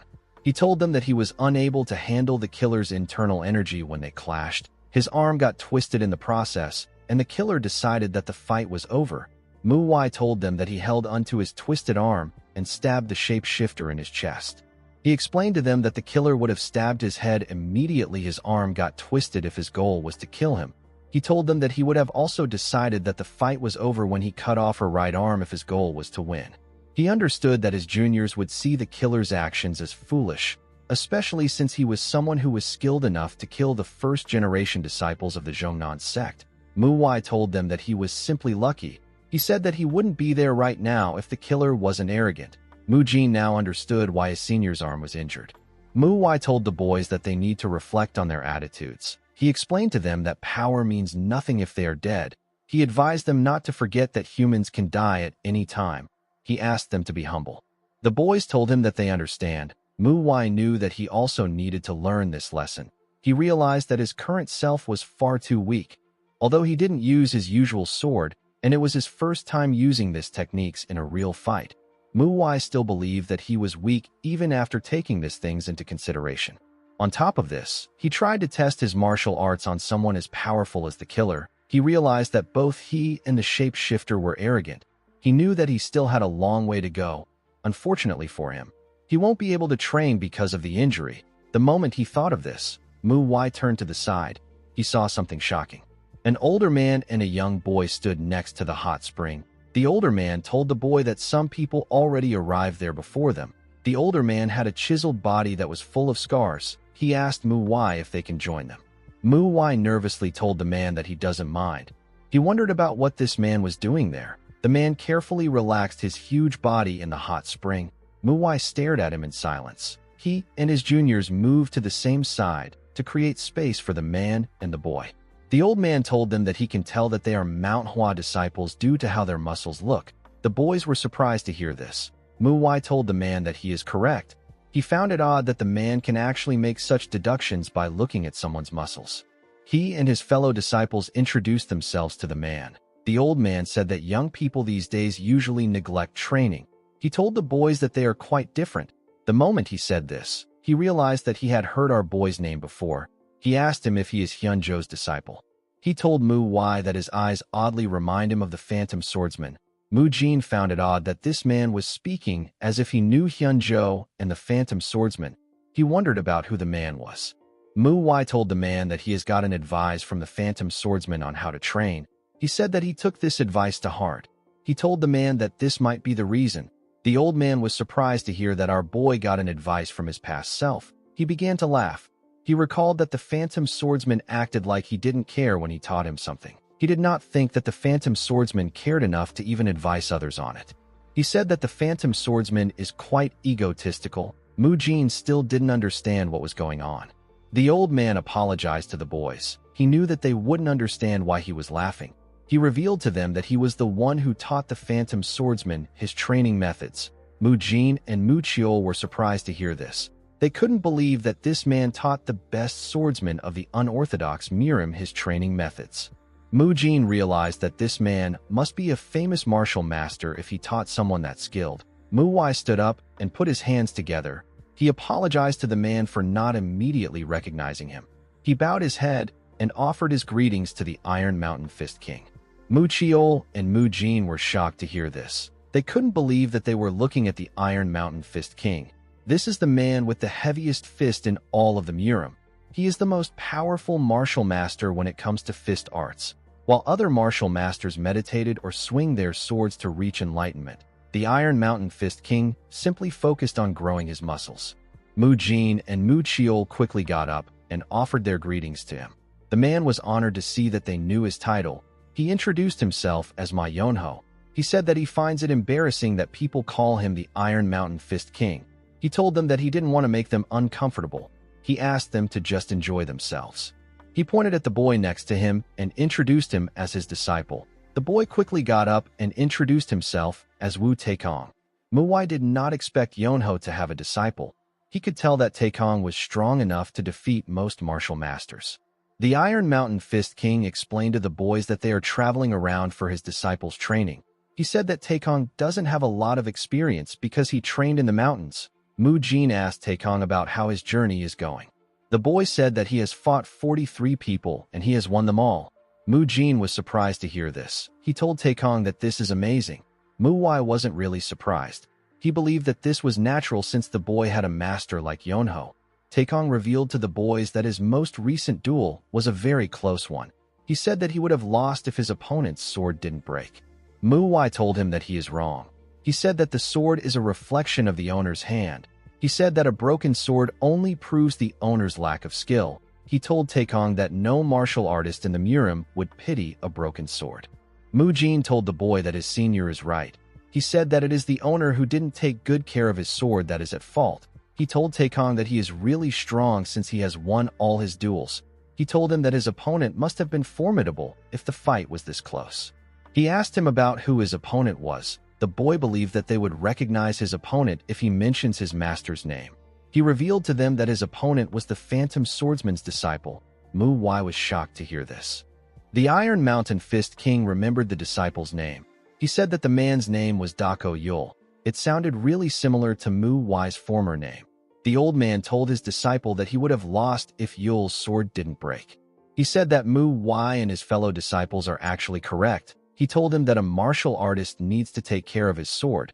He said that it is the responsibility of the swordsman. He asked Taekong not to think of it as an unfair win. Mu Wai forcefully smiled and told the boy that he looks like he wanted a perfect victory. He asked him if he can tell him how the duel went. Taekong accepted his request. Yul and Taekong had a simple duel. After 100 turns, Yul's sword could no longer handle Taekong's fist. It eventually broke. The fight ended when his sword broke. Mu Wai was annoyed to hear this. He couldn't believe that his disciple admitted defeat immediately his sword broke. He was more angry to see that Yul admitted defeat to the disciple of the Iron Mountain Fist King. Although he didn't know when he would meet his disciple again, Mu Wai told himself that he will work the man like a dog when they meet. The Iron Mountain Fist King said that he actually once told the other two that they should raise their disciples and have them fight each other. He said that the Phantom Swordsman told him that his disciple would beat their own disciples. He laughed and wondered about the kind of face the Phantom Swordsman would have made if he heard about what happened. Mu Jin realized that the two people Yonho was referring to was the Phantom Swordsman and Hyunjo. He and Mu Chiol couldn't believe that the Phantom Swordsman's disciple actually got defeated. They turned to their senior when they thought of this. They saw Mu Wai glaring at the old man with a face filled with anger. The Iron Mountain Fist King felt bad that he couldn't even make fun of them now. He said that the Phantom Swordsman and Hyunjo shouldn't have died like that. He turned to Mu Wai and told him that fate allowed them to meet. He asked him if he is interested in fighting his disciple. Our boy quickly accepted his offer. With a scary look on his face, he asked Yonho to tell him the time and the place. He said that he can even fight right here, right now. The Iron Mountain Fist King smiled when he heard this. He didn't expect MANHWA to be so confident. He asked his disciple about what he thinks. Taekong said that he is interested. He told his master that his body has been itching to do something. The Iron Mountain Fist King asked the boys to get ready. Some minutes later, we see the group in a different place. They were all fully dressed. Yonho apologized to MANHWA. He told him that this is not a perfect place to fight. Our boy assured him that the place is perfect. The Iron Mountain Fist King thanked him for his understanding. He told MANHWA that he wants to ask him for one more favor. Our boy asked him to go ahead. The old man told him that he wants to analyze his skills. He said that he is simply interested in him. He told him that he can decline his request if he bothers him. Our boy told him that it is fine. He asked the man to tell him what he means by analyze. The Iron Mountain Fist King raised his hand and told MANHWA that he simply needs to hit him in his palm as hard as possible. He asked him to do it when he is ready. Mujin and Muchiol became nervous when they heard this. They were well aware that their senior disciple's arm injury hasn't recovered. Mujin wondered about why he was pushing himself like this. With a look of anger on his face, MANHWA glared at Yonho. He didn't care if Taekong was strong or not. He just hated seeing the Iron Mountain Fist King acting arrogant.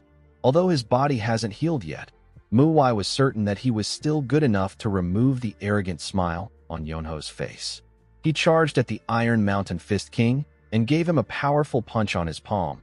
His punch created a gust of wind that blew away the things around them and allowed some dust to spread in the area. The old man told MANHWA that he is definitely the Sword Saint's disciple. He told him that his punch was good enough. He asked him to rest for now. He said that they will proceed with the duel once his breath is even again. He asked his disciple to get ready. MANHWA couldn't believe that this was all Yonho had to say. He thought that he would look shocked. He knew that the Iron Mountain Fist King was not the type of person who would give such a lame reaction. He called him a bastard in his head. As he walked forward, the Iron Mountain Fist King wondered about what just happened. He couldn't believe that Hyunjo was hiding a disciple as great as MANHWA. He called him an evil bastard. He realized that this duel will be good. Although MANHWA was strong, Yonho was certain that his disciple was as good as him. A while later, we see Taekong standing in front of MANHWA. The boy seemed determined. MANHWA noticed that the boy had a good spirit and a great pair of eyes. He was very happy to crush Taekong's determined eyes. He drew his sword and took a stance. He said that he is ready. Taekong went low and placed his hand on the ground. He looked like he was about to run. Mujin found his stance to be interesting. Taekong said that he will start the duel. Immediately he said this, he disappeared. Mujin and Muchiol were shocked to see how fast he moved. The boy clenched his fist with a skill known as the Heavenly Iron Fist. MANHWA felt like a great boulder was flying at him when he saw the boy coming. Our boy felt like he was looking at the Iron Mountain Fist King. Of course, Taekong still had a long way to go. MANHWA swung his sword and released the plum blossom energy with it. Taekong used his fist to break through the energy. He released a powerful attack on MANHWA. His attack covered the place with dust. When the dust cleared up, MANHWA was no longer in front of him. Our boy appeared behind him. Taekong quickly sensed his presence. MANHWA swung his sword at the boy from behind. Taekong managed to blow it away with his fist. Mujin was shocked to see that the boy deflected his senior's sword. Taekong turned around and gave our boy a punch. MANHWA used his sword to block the attack, but he got pushed back. Although the attack was good, it wasn't enough to defeat him. The moment he thought of this, MANHWA felt something odd. He took a look at his hand. The moment he did this, Taekong charged at him and swung his fist at him. MANHWA dodged his attack instead of blocking it. He was going to deflect all Taekong's attacks to humble Yonho, but the injury in his left hand was much more worse than he imagined. MANHWA knew that it was better if he didn't take any of these attacks head-on. Taekong noticed that MANHWA suddenly hit his left hand and dodged his attack. He wondered if our boy's left hand was not good. He decided to aim for this hand. He swung his fist at our boy from behind. MANHWA dodged the attack by bending his head. Taekong put his hands together and raised it when he saw our boy's back. He wanted to slam our boy to the ground. Before he could move his hand, MANHWA landed a cut on his chest. Taekong wasn't moved by the attack. He swung his fist at our boy. Fortunately, MANHWA was able to dodge the attack. Taekong's attack destroyed the ground and the things around him. It spread some dust in the area. Immediately the boy got up. MANHWA appeared behind him. Taekong was able to sense his presence. He quickly bent his head to dodge our boy's attack. He gave Mu Wai a punch on his left arm. Our boy was surprised to see this. He did not expect the boy to go for his left arm. He couldn't believe that Taekong was able to tell that he was hiding his left arm with just those few attacks. He had to admit that the boy was skilled. He gave him a kick to push him away. He originally planned to play along with Taekong for a bit, but he has now realized that this is impossible. The boy's skill and the state of his arm won't allow him to do this. Mu Wai decided to show Taekong something nice. He carefully raised his sword and changed his stance. Before he could even swing his sword, Taekong saw that he was going to die. He saw an attack that was going to take him out. Although the attack looked simple, it was still different. Taekong knew that there was no way to block or deflect Mu Wai's next attack. It was like a giant wall was coming down on him. He fell to his knees and said that he has lost. The Iron Mountain Fist King was not shocked to see that his disciple lost. He noticed that Mu Wai did not swing his sword, but he threatened to do it with his actions. His disciple got intimidated by this and lost his morale. As he watched Mu Wai help his disciple up, Yonho realized that our boy was skilled enough to make his opponent lose morale. He felt like this fight wasn't bad as his disciple's first loss. He knew that a person needs to fall in order to learn how to get back up. He was certain that Taekong is going to have a lot to think about after this. The Iron Mountain Fist King wondered if Hyunjo was watching. He wanted to tell him that his disciple got a perfect victory. Since Mu Wai taught his disciple what loss looks like, Yonho decided to do something for him as his martial senior. Taekong bowed his head and told our boy that he has learned from him. Mu Wai bowed his head and told him that it was a good duel. He asked him if he is not injured. The boy told him that he is fine. Yonho told Mu Wai that he is the one who is hurt. He asked him if he can take a look at his left arm. Later in the evening, we are taken to the Shining Radiance sect. We see Mu Jin and Mu Chiol informing Mu Wai about what happened. They told the girl that they watched a duel after leaving the hot spring and are now just returning to the sect. Mu Wai told them that this was 4 hours ago. She asked them about why they left her behind. Mu Chiol nervously told her that he forgot. Mu Jin told her that the duel was so fierce that he could only focus on it. The girl told them that they shouldn't have left without saying anything. She asked them if they know how worried she was. Mu Chiol apologized to her and told her that the duel was truly fierce. The girl asked him about how fierce it was. Mu Chiol revealed to her that the opponent was the Iron Mountain Fist King. He told her the story that led to the duel. While he was talking, we see Taekong doing a handstand with his thumb. He was doing it on a roof in the sect. The scene shifts, and we are taken to a room. We see the Iron Mountain Fist King talking to Mu Wai. He told our boy that his injury is worse than he thought. He couldn't believe that Mu Wai defeated his disciple in this state. He asked him about how he got his wound. Mu Wai screamed when the man said this. Yonho told him that it will hurt a lot. He was squeezing Mu Wai's left arm. He told him that he needs to endure it. He told him that his arm might have been paralyzed forever if he checked on it later. He told Mu Wai that he should be grateful that he can feel pain. He asked him about what happened to him. He knew that it would be difficult for our boy to find someone who can do something like this to him.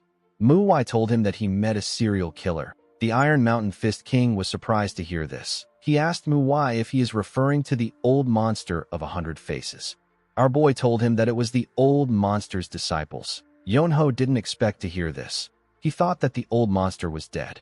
He couldn't believe that the old monster managed to hide from those chasing him, and he even raised some disciples. He asked Mu Wai if the disciples were strong. Our boy revealed to him that one of them was strong enough to kill first-generation disciples of the Zhongnan sect. The Iron Mountain Fist King was shocked to hear this. He asked Mu Wai if he is strong enough to kill someone who killed first-generation disciples of the Zhongnan sect. Mu Wai grit his teeth and said that he was just lucky. He said that he was only able to get the killer because he let his guard down. Yonho told him that he was able to do this because he was skilled. He told him that he is lucky to have gotten away with an injury like this. Since Mu Wai agreed to duel his disciple even though he was injured, the Iron Mountain Fist King told him that he wants to return the favor. He asked our boy if he would like to learn something from him. Mu Wai was shocked to hear this. A person cannot get far in martial arts with just knowledge alone. One needs to keep training until the knowledge is engraved in both their body and mind, and they need to amass experience. When it comes to experience, the most efficient type of experience is a near-death experience. The scene shifts, and we are taken outside. We see Mu Wai looking at his sword. Our boy was aware that he was only able to improve quickly in this life thanks to the experience he gained in his past life. He remembered the man that killed him in his past life and told himself that there is no limit to power. MANHWA knew that he needed to avoid being arrogant. He reminded himself that he is not yet used to the MANHWA sword.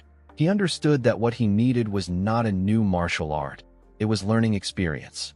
The quickest way to gain experience is to fight someone and overcome the threat of death. This is why the Iron Mountain Fist King is the perfect person for MANHWA to fight right now. Yonho asked our boy if he is certain. He revealed to him that the Phantom Swordsman also asked for this type of training, but he passed out after one round. He told MANHWA that he is throwing away a good opportunity. MANHWA assured him that it is fine. Yonho knew that our boy believed that he is going to learn a lot from a duel than an actual lesson. He told him that he won't question him any further if this is what he wants. The Iron Mountain Fist King took a stance and told MANHWA that he will only use the martial arts of his level. He asked our boy to come at him. MANHWA charged at Yonho when he heard this. He swung his sword at the man's arm. His sword was unable to cut Yonho's skin. The Iron Mountain Fist King grabbed our boy's hand. He raised MANHWA and slammed his body to the ground. He clenched his fist and swung it at our boy. MANHWA was able to push himself up and dodge the attack. He jumped back to create some distance between himself and Yonho. Before he could attack, the Iron Mountain Fist King appeared in front of him with his fist close to his face. Before Yonho could destroy his face, MANHWA gathered his energy in his palm and used it to block Yonho's attack. He wasn't able to completely stop the Iron Mountain Fist King's attack, but he was able to change the trajectory of his fist. Yonho was shocked to see this. He couldn't believe that MANHWA actually twisted the trajectory of his fist. Our boy thrust his sword at the man's head. Yonho was able to dodge the attack. He moved to the side and gave MANHWA a kick. Our boy was able to block the kick with his sword, but the attack pushed him back. His hand was shaking from taking the man's kick. MANHWA put himself together and created 3 afterimages of himself. The Iron Mountain Fist King charged at him and used his huge body to destroy the afterimages. He sent MANHWA flying. MANHWA grit his teeth to endure the pain. He remembered that Yonho said that he will control his strength.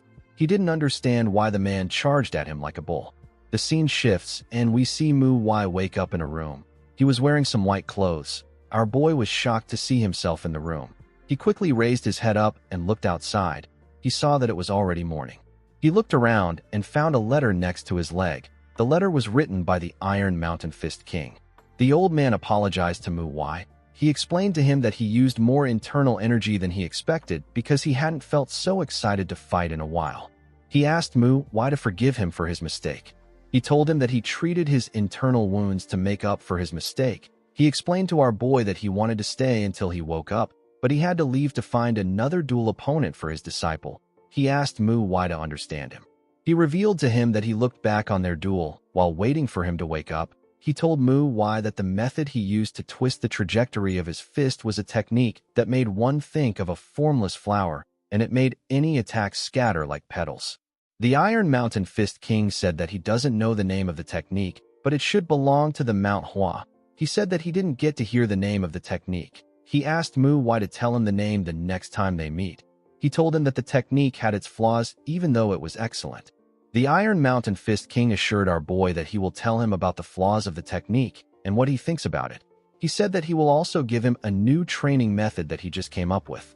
MANHWA saw that Yonho only used 1 page to discuss the flaws and used 9 pages to write about the training method. He found the old man's thoughts on the flaws to be quite interesting. He gently smiled.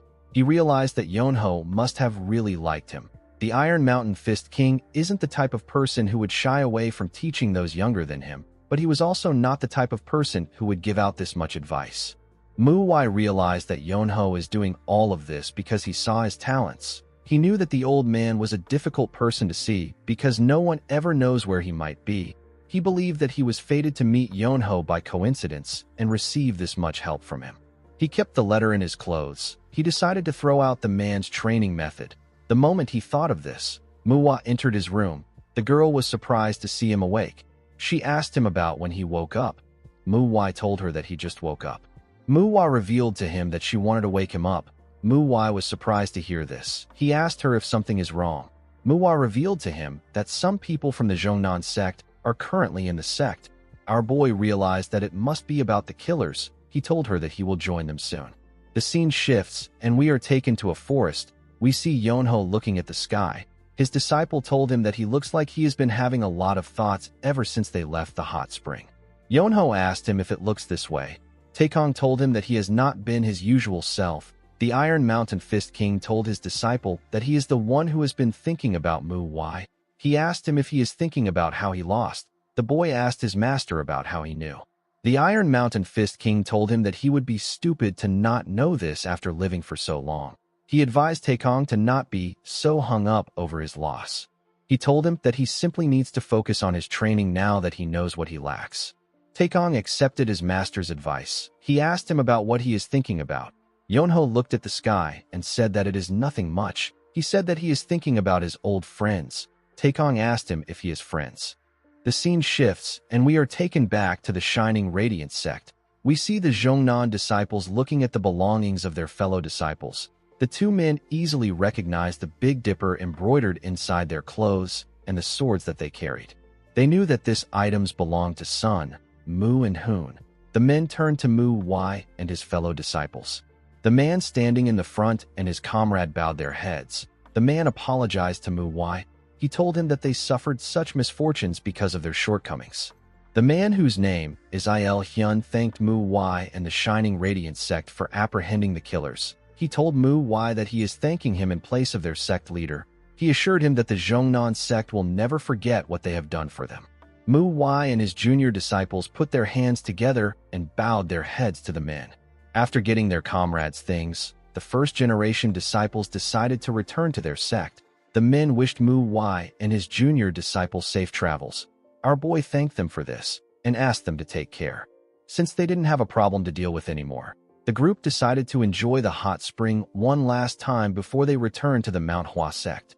Unfortunately, one of them told Mu Wai something that stopped them from going to the hot spring. Before he left, the man told Mu Wai that the six-fold combo sword competition will be held soon. He told him that he hopes that their second-generation disciples can learn from him. He told Mu Wai that he will be looking forward to the event. After saying this, the men left. Mu Wai was surprised to hear about the six-fold combo sword competition. Mu Wai called out to her senior. She said that everything has now been taken care of. She suggested that they should head to the hot spring. Mu Wai asked his juniors to get ready to leave. Mu Wai was shocked to hear this. She asked her senior about why they are leaving. She reminded him that he agreed to go to the hot spring earlier. She told him that she is worried that he might still be unwell. Mu Wai told the girl that she is correct. He reminded her that the man said that the six-fold combo sword competition will hold soon. He turned to her and told her that they need to prepare for the event. The six-fold combo sword competition is an event held to reinforce the friendship between the Zhongnan sect and the MANHWA sect. The reason it is called the six-fold combo sword competition is because the basic martial arts of both sects is the six-fold combo sword technique. Martial arts is more than just techniques. It embodies philosophy, values, and mindset. Due to this, the basic martial arts of each sect or clan is considered the essence of their values. People have always wondered about how the Zhongnan sect and the MANHWA sect share the six-fold combo sword technique. There was a lot of discourse over this matter. Some people said that the two sects were actually one in the beginning. Others say that two people who were taught by the same master founded two different sects. Unfortunately, it is not possible to know the truth because it is not recorded anywhere. However, there is no reason to search for the truth since the two sects are on good terms. It might have been because the world was so cruel, or because the two founders were kind-hearted people. Instead of competing with each other for sharing the basic martial arts, they chose to cooperate with each other. This led to the creation of the six-fold combo sword competition. Because the goal was cooperation and improvement, the six-fold combo sword competition was able to continue for a very long time. As a result, the two sects ended up expanding their influence. Naturally, the two sects do not care about who wins or loses. As they walked through the forest, Mu Wai asked her senior to tell her why he is doing this. She asked him to tell her why he is trying to prepare for the competition. She told him that they have a hot spring waiting for them. Mu Chiol and Mu Jin couldn't believe that the girl was still complaining. Mu Wai turned to her and told her that he is doing this because he likes to win. Mu Wai was surprised to hear this. She said that she no longer has anything to say.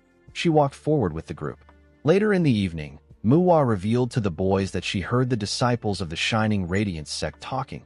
She said that there is a nickname for them. Mu-Jin asked her about what it is. The girl said that they called them the MANHWA Four Flowers. This means that there are 4 MANHWA disciples in the Jianghu. MANHWA said that it is quite nice to already have a nickname when it is just their first outing. Mu-Jin advised her not to get too excited. He explained to her that the nickname means that they have attracted more attention. The moment he said this, he and his fellow juniors saw something odd. They saw that Mu-Wai stopped walking. Mu-Chiol called out to his senior as if he wanted to know why he stopped. Mu-Wai carefully looked around. He found it odd that there was a path in front of them.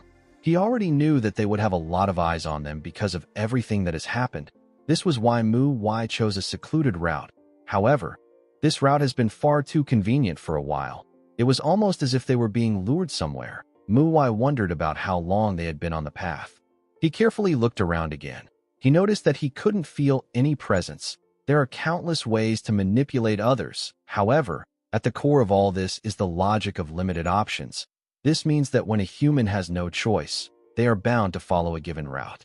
There are 2 possibilities in this situation. The first is that Mu-Wai is just being oversensitive, and the second is that the person after them has poor skills.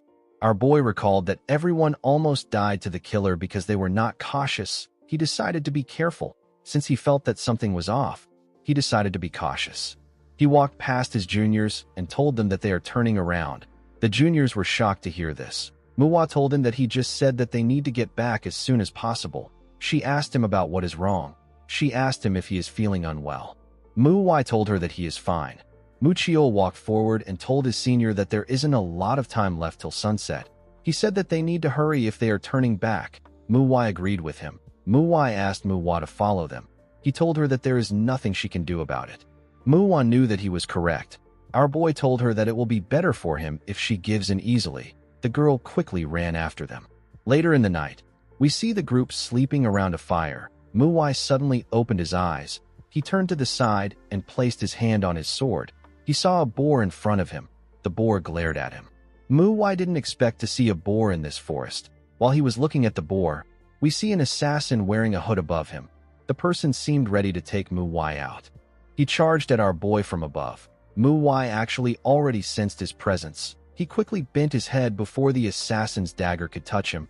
He grabbed one of the burning wood used for the fire and used it to hit the assassin in his head.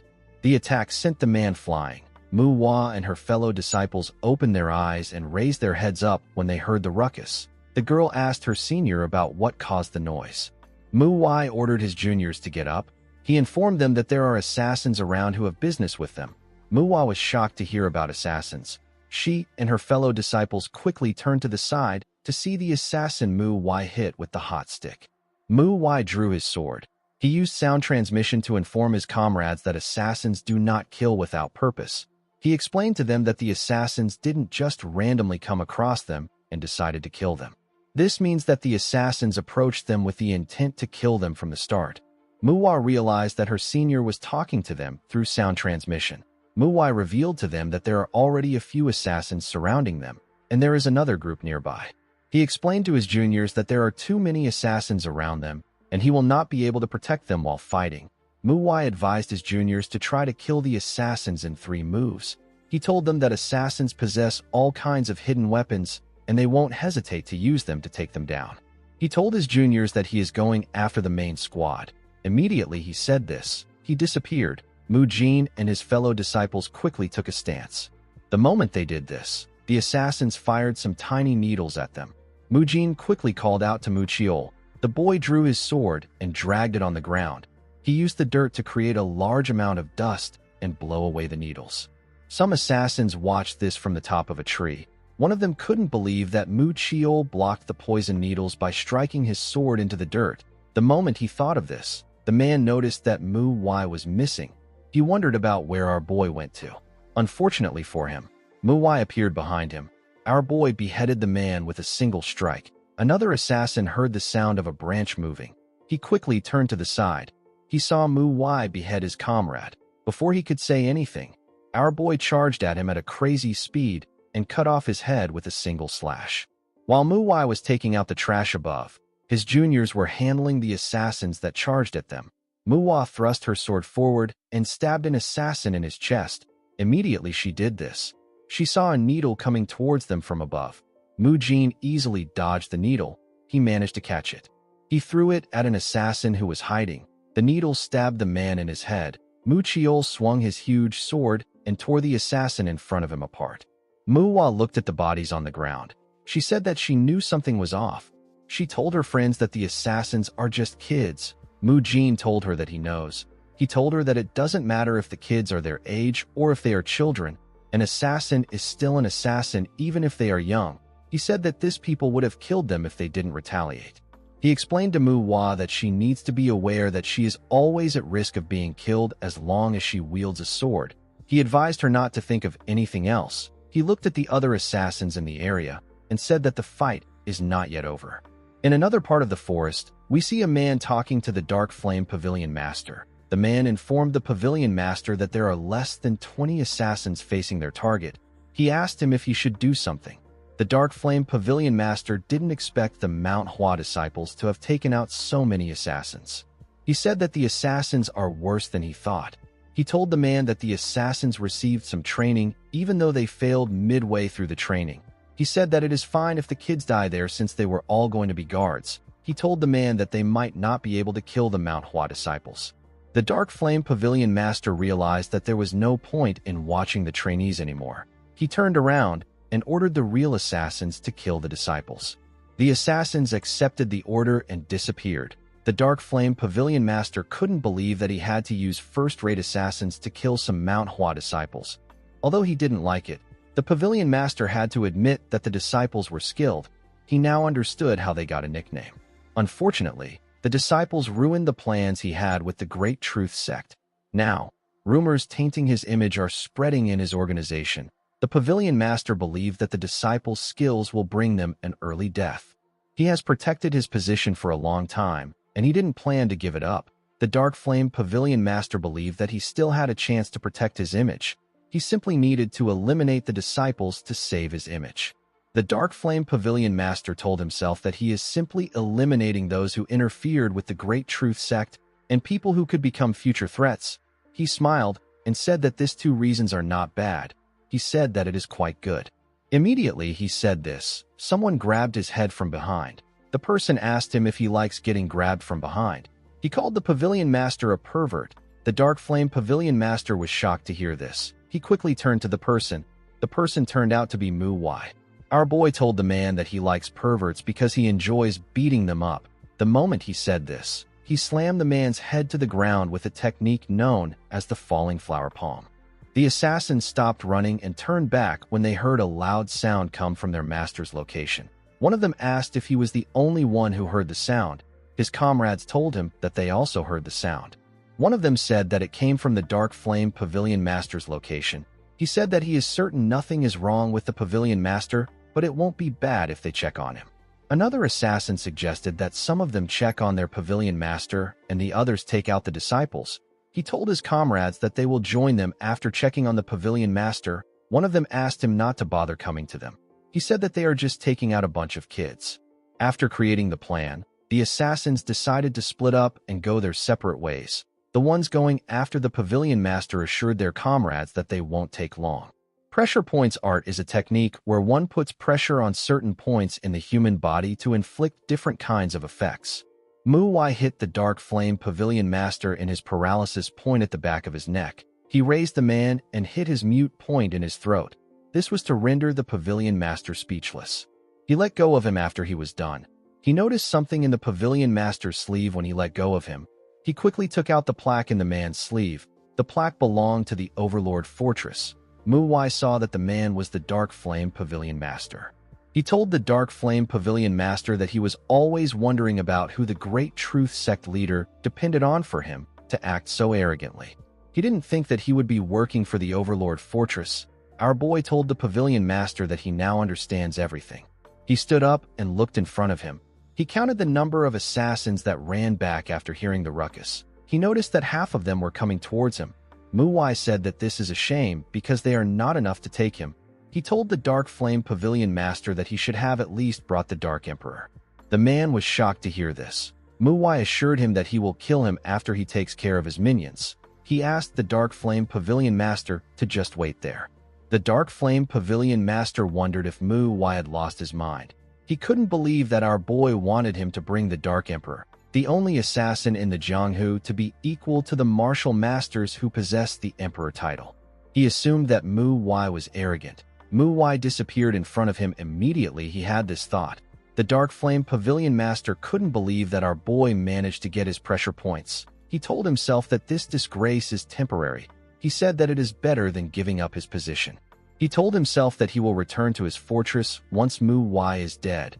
Immediately he thought of this. The man saw one of his assassins get thrown to a tree with a sword in his chest. The Dark Flame Pavilion Master was shocked to see this. He couldn't believe his eyes. He recalled that Mu Wai just left him. He wondered about how a first-rate assassin got skewered onto a tree. The moment he thought of this, the Pavilion Master realized that he could only hear the screams of his assassins. He wondered if they were really getting killed by Mu Wai. Some minutes later, everywhere became quiet. The Dark Flame Pavilion Master could only hear the sound of Mu Wai's footsteps. Our boy walked up to him and raised his sword. He stabbed the man in the head. On the other side of the forest, we see Mu Jin putting his sword away. He and his friends were done taking care of the assassins.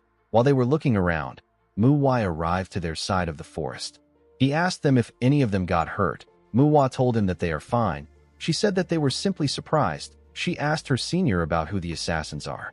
She found it odd that they faced young assassins first, and later, the experienced assassins joined the fight out of nowhere. Mu Wai revealed to his juniors that he saw the plaque of their leader. He said that the assassins came from the Overlord Fortress. Mu Wai and her friends were shocked to hear this. A prestigious sect usually refers to sects or clans with great influence. These organizations are sitting on a long history of traditions and excellent martial arts. They value justice and unity. The renowned sects of Sichuan are the Sichuan Tang clan, the Amei sect, and the Qingqing sect. These three were the most powerful in Sichuan until the Overlord Fortress came into the picture. Those who refused to take the side of either the orthodox or unorthodox factions and dreamed of unifying the Murim belonged to this organization. The organization surpassed the renowned sects of Sichuan and became the Overlord Fortress. The prestigious sects of Sichuan allied together to stop the fortress. This led to the creation of the Sichuan Alliance. Currently, the Sichuan Alliance and the Overlord Fortress are competing with one another for power.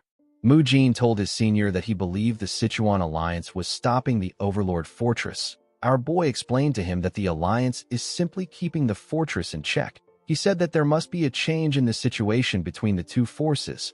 This is why the Overlord Fortress turned their attention to Shaanxi. Mu Wai explained to his juniors that the Overlord Fortress is quite thorough. This means that the attack was planned and well prepared for. He told his juniors that this conflict was unavoidable from the beginning since the Overlord Fortress targeted them. He said that it might have been worse if they found out later. He told them that it is a good thing that they learned about it now. Mu Wai nervously asked her senior about what they should do. Mu Wai told her that they will do nothing. He asked her about what they can actually do in this situation. He said that the only thing they can do is to let the sect know about everything. He told his juniors that there is nothing they can do. He told them that they will be returning to the sect right now.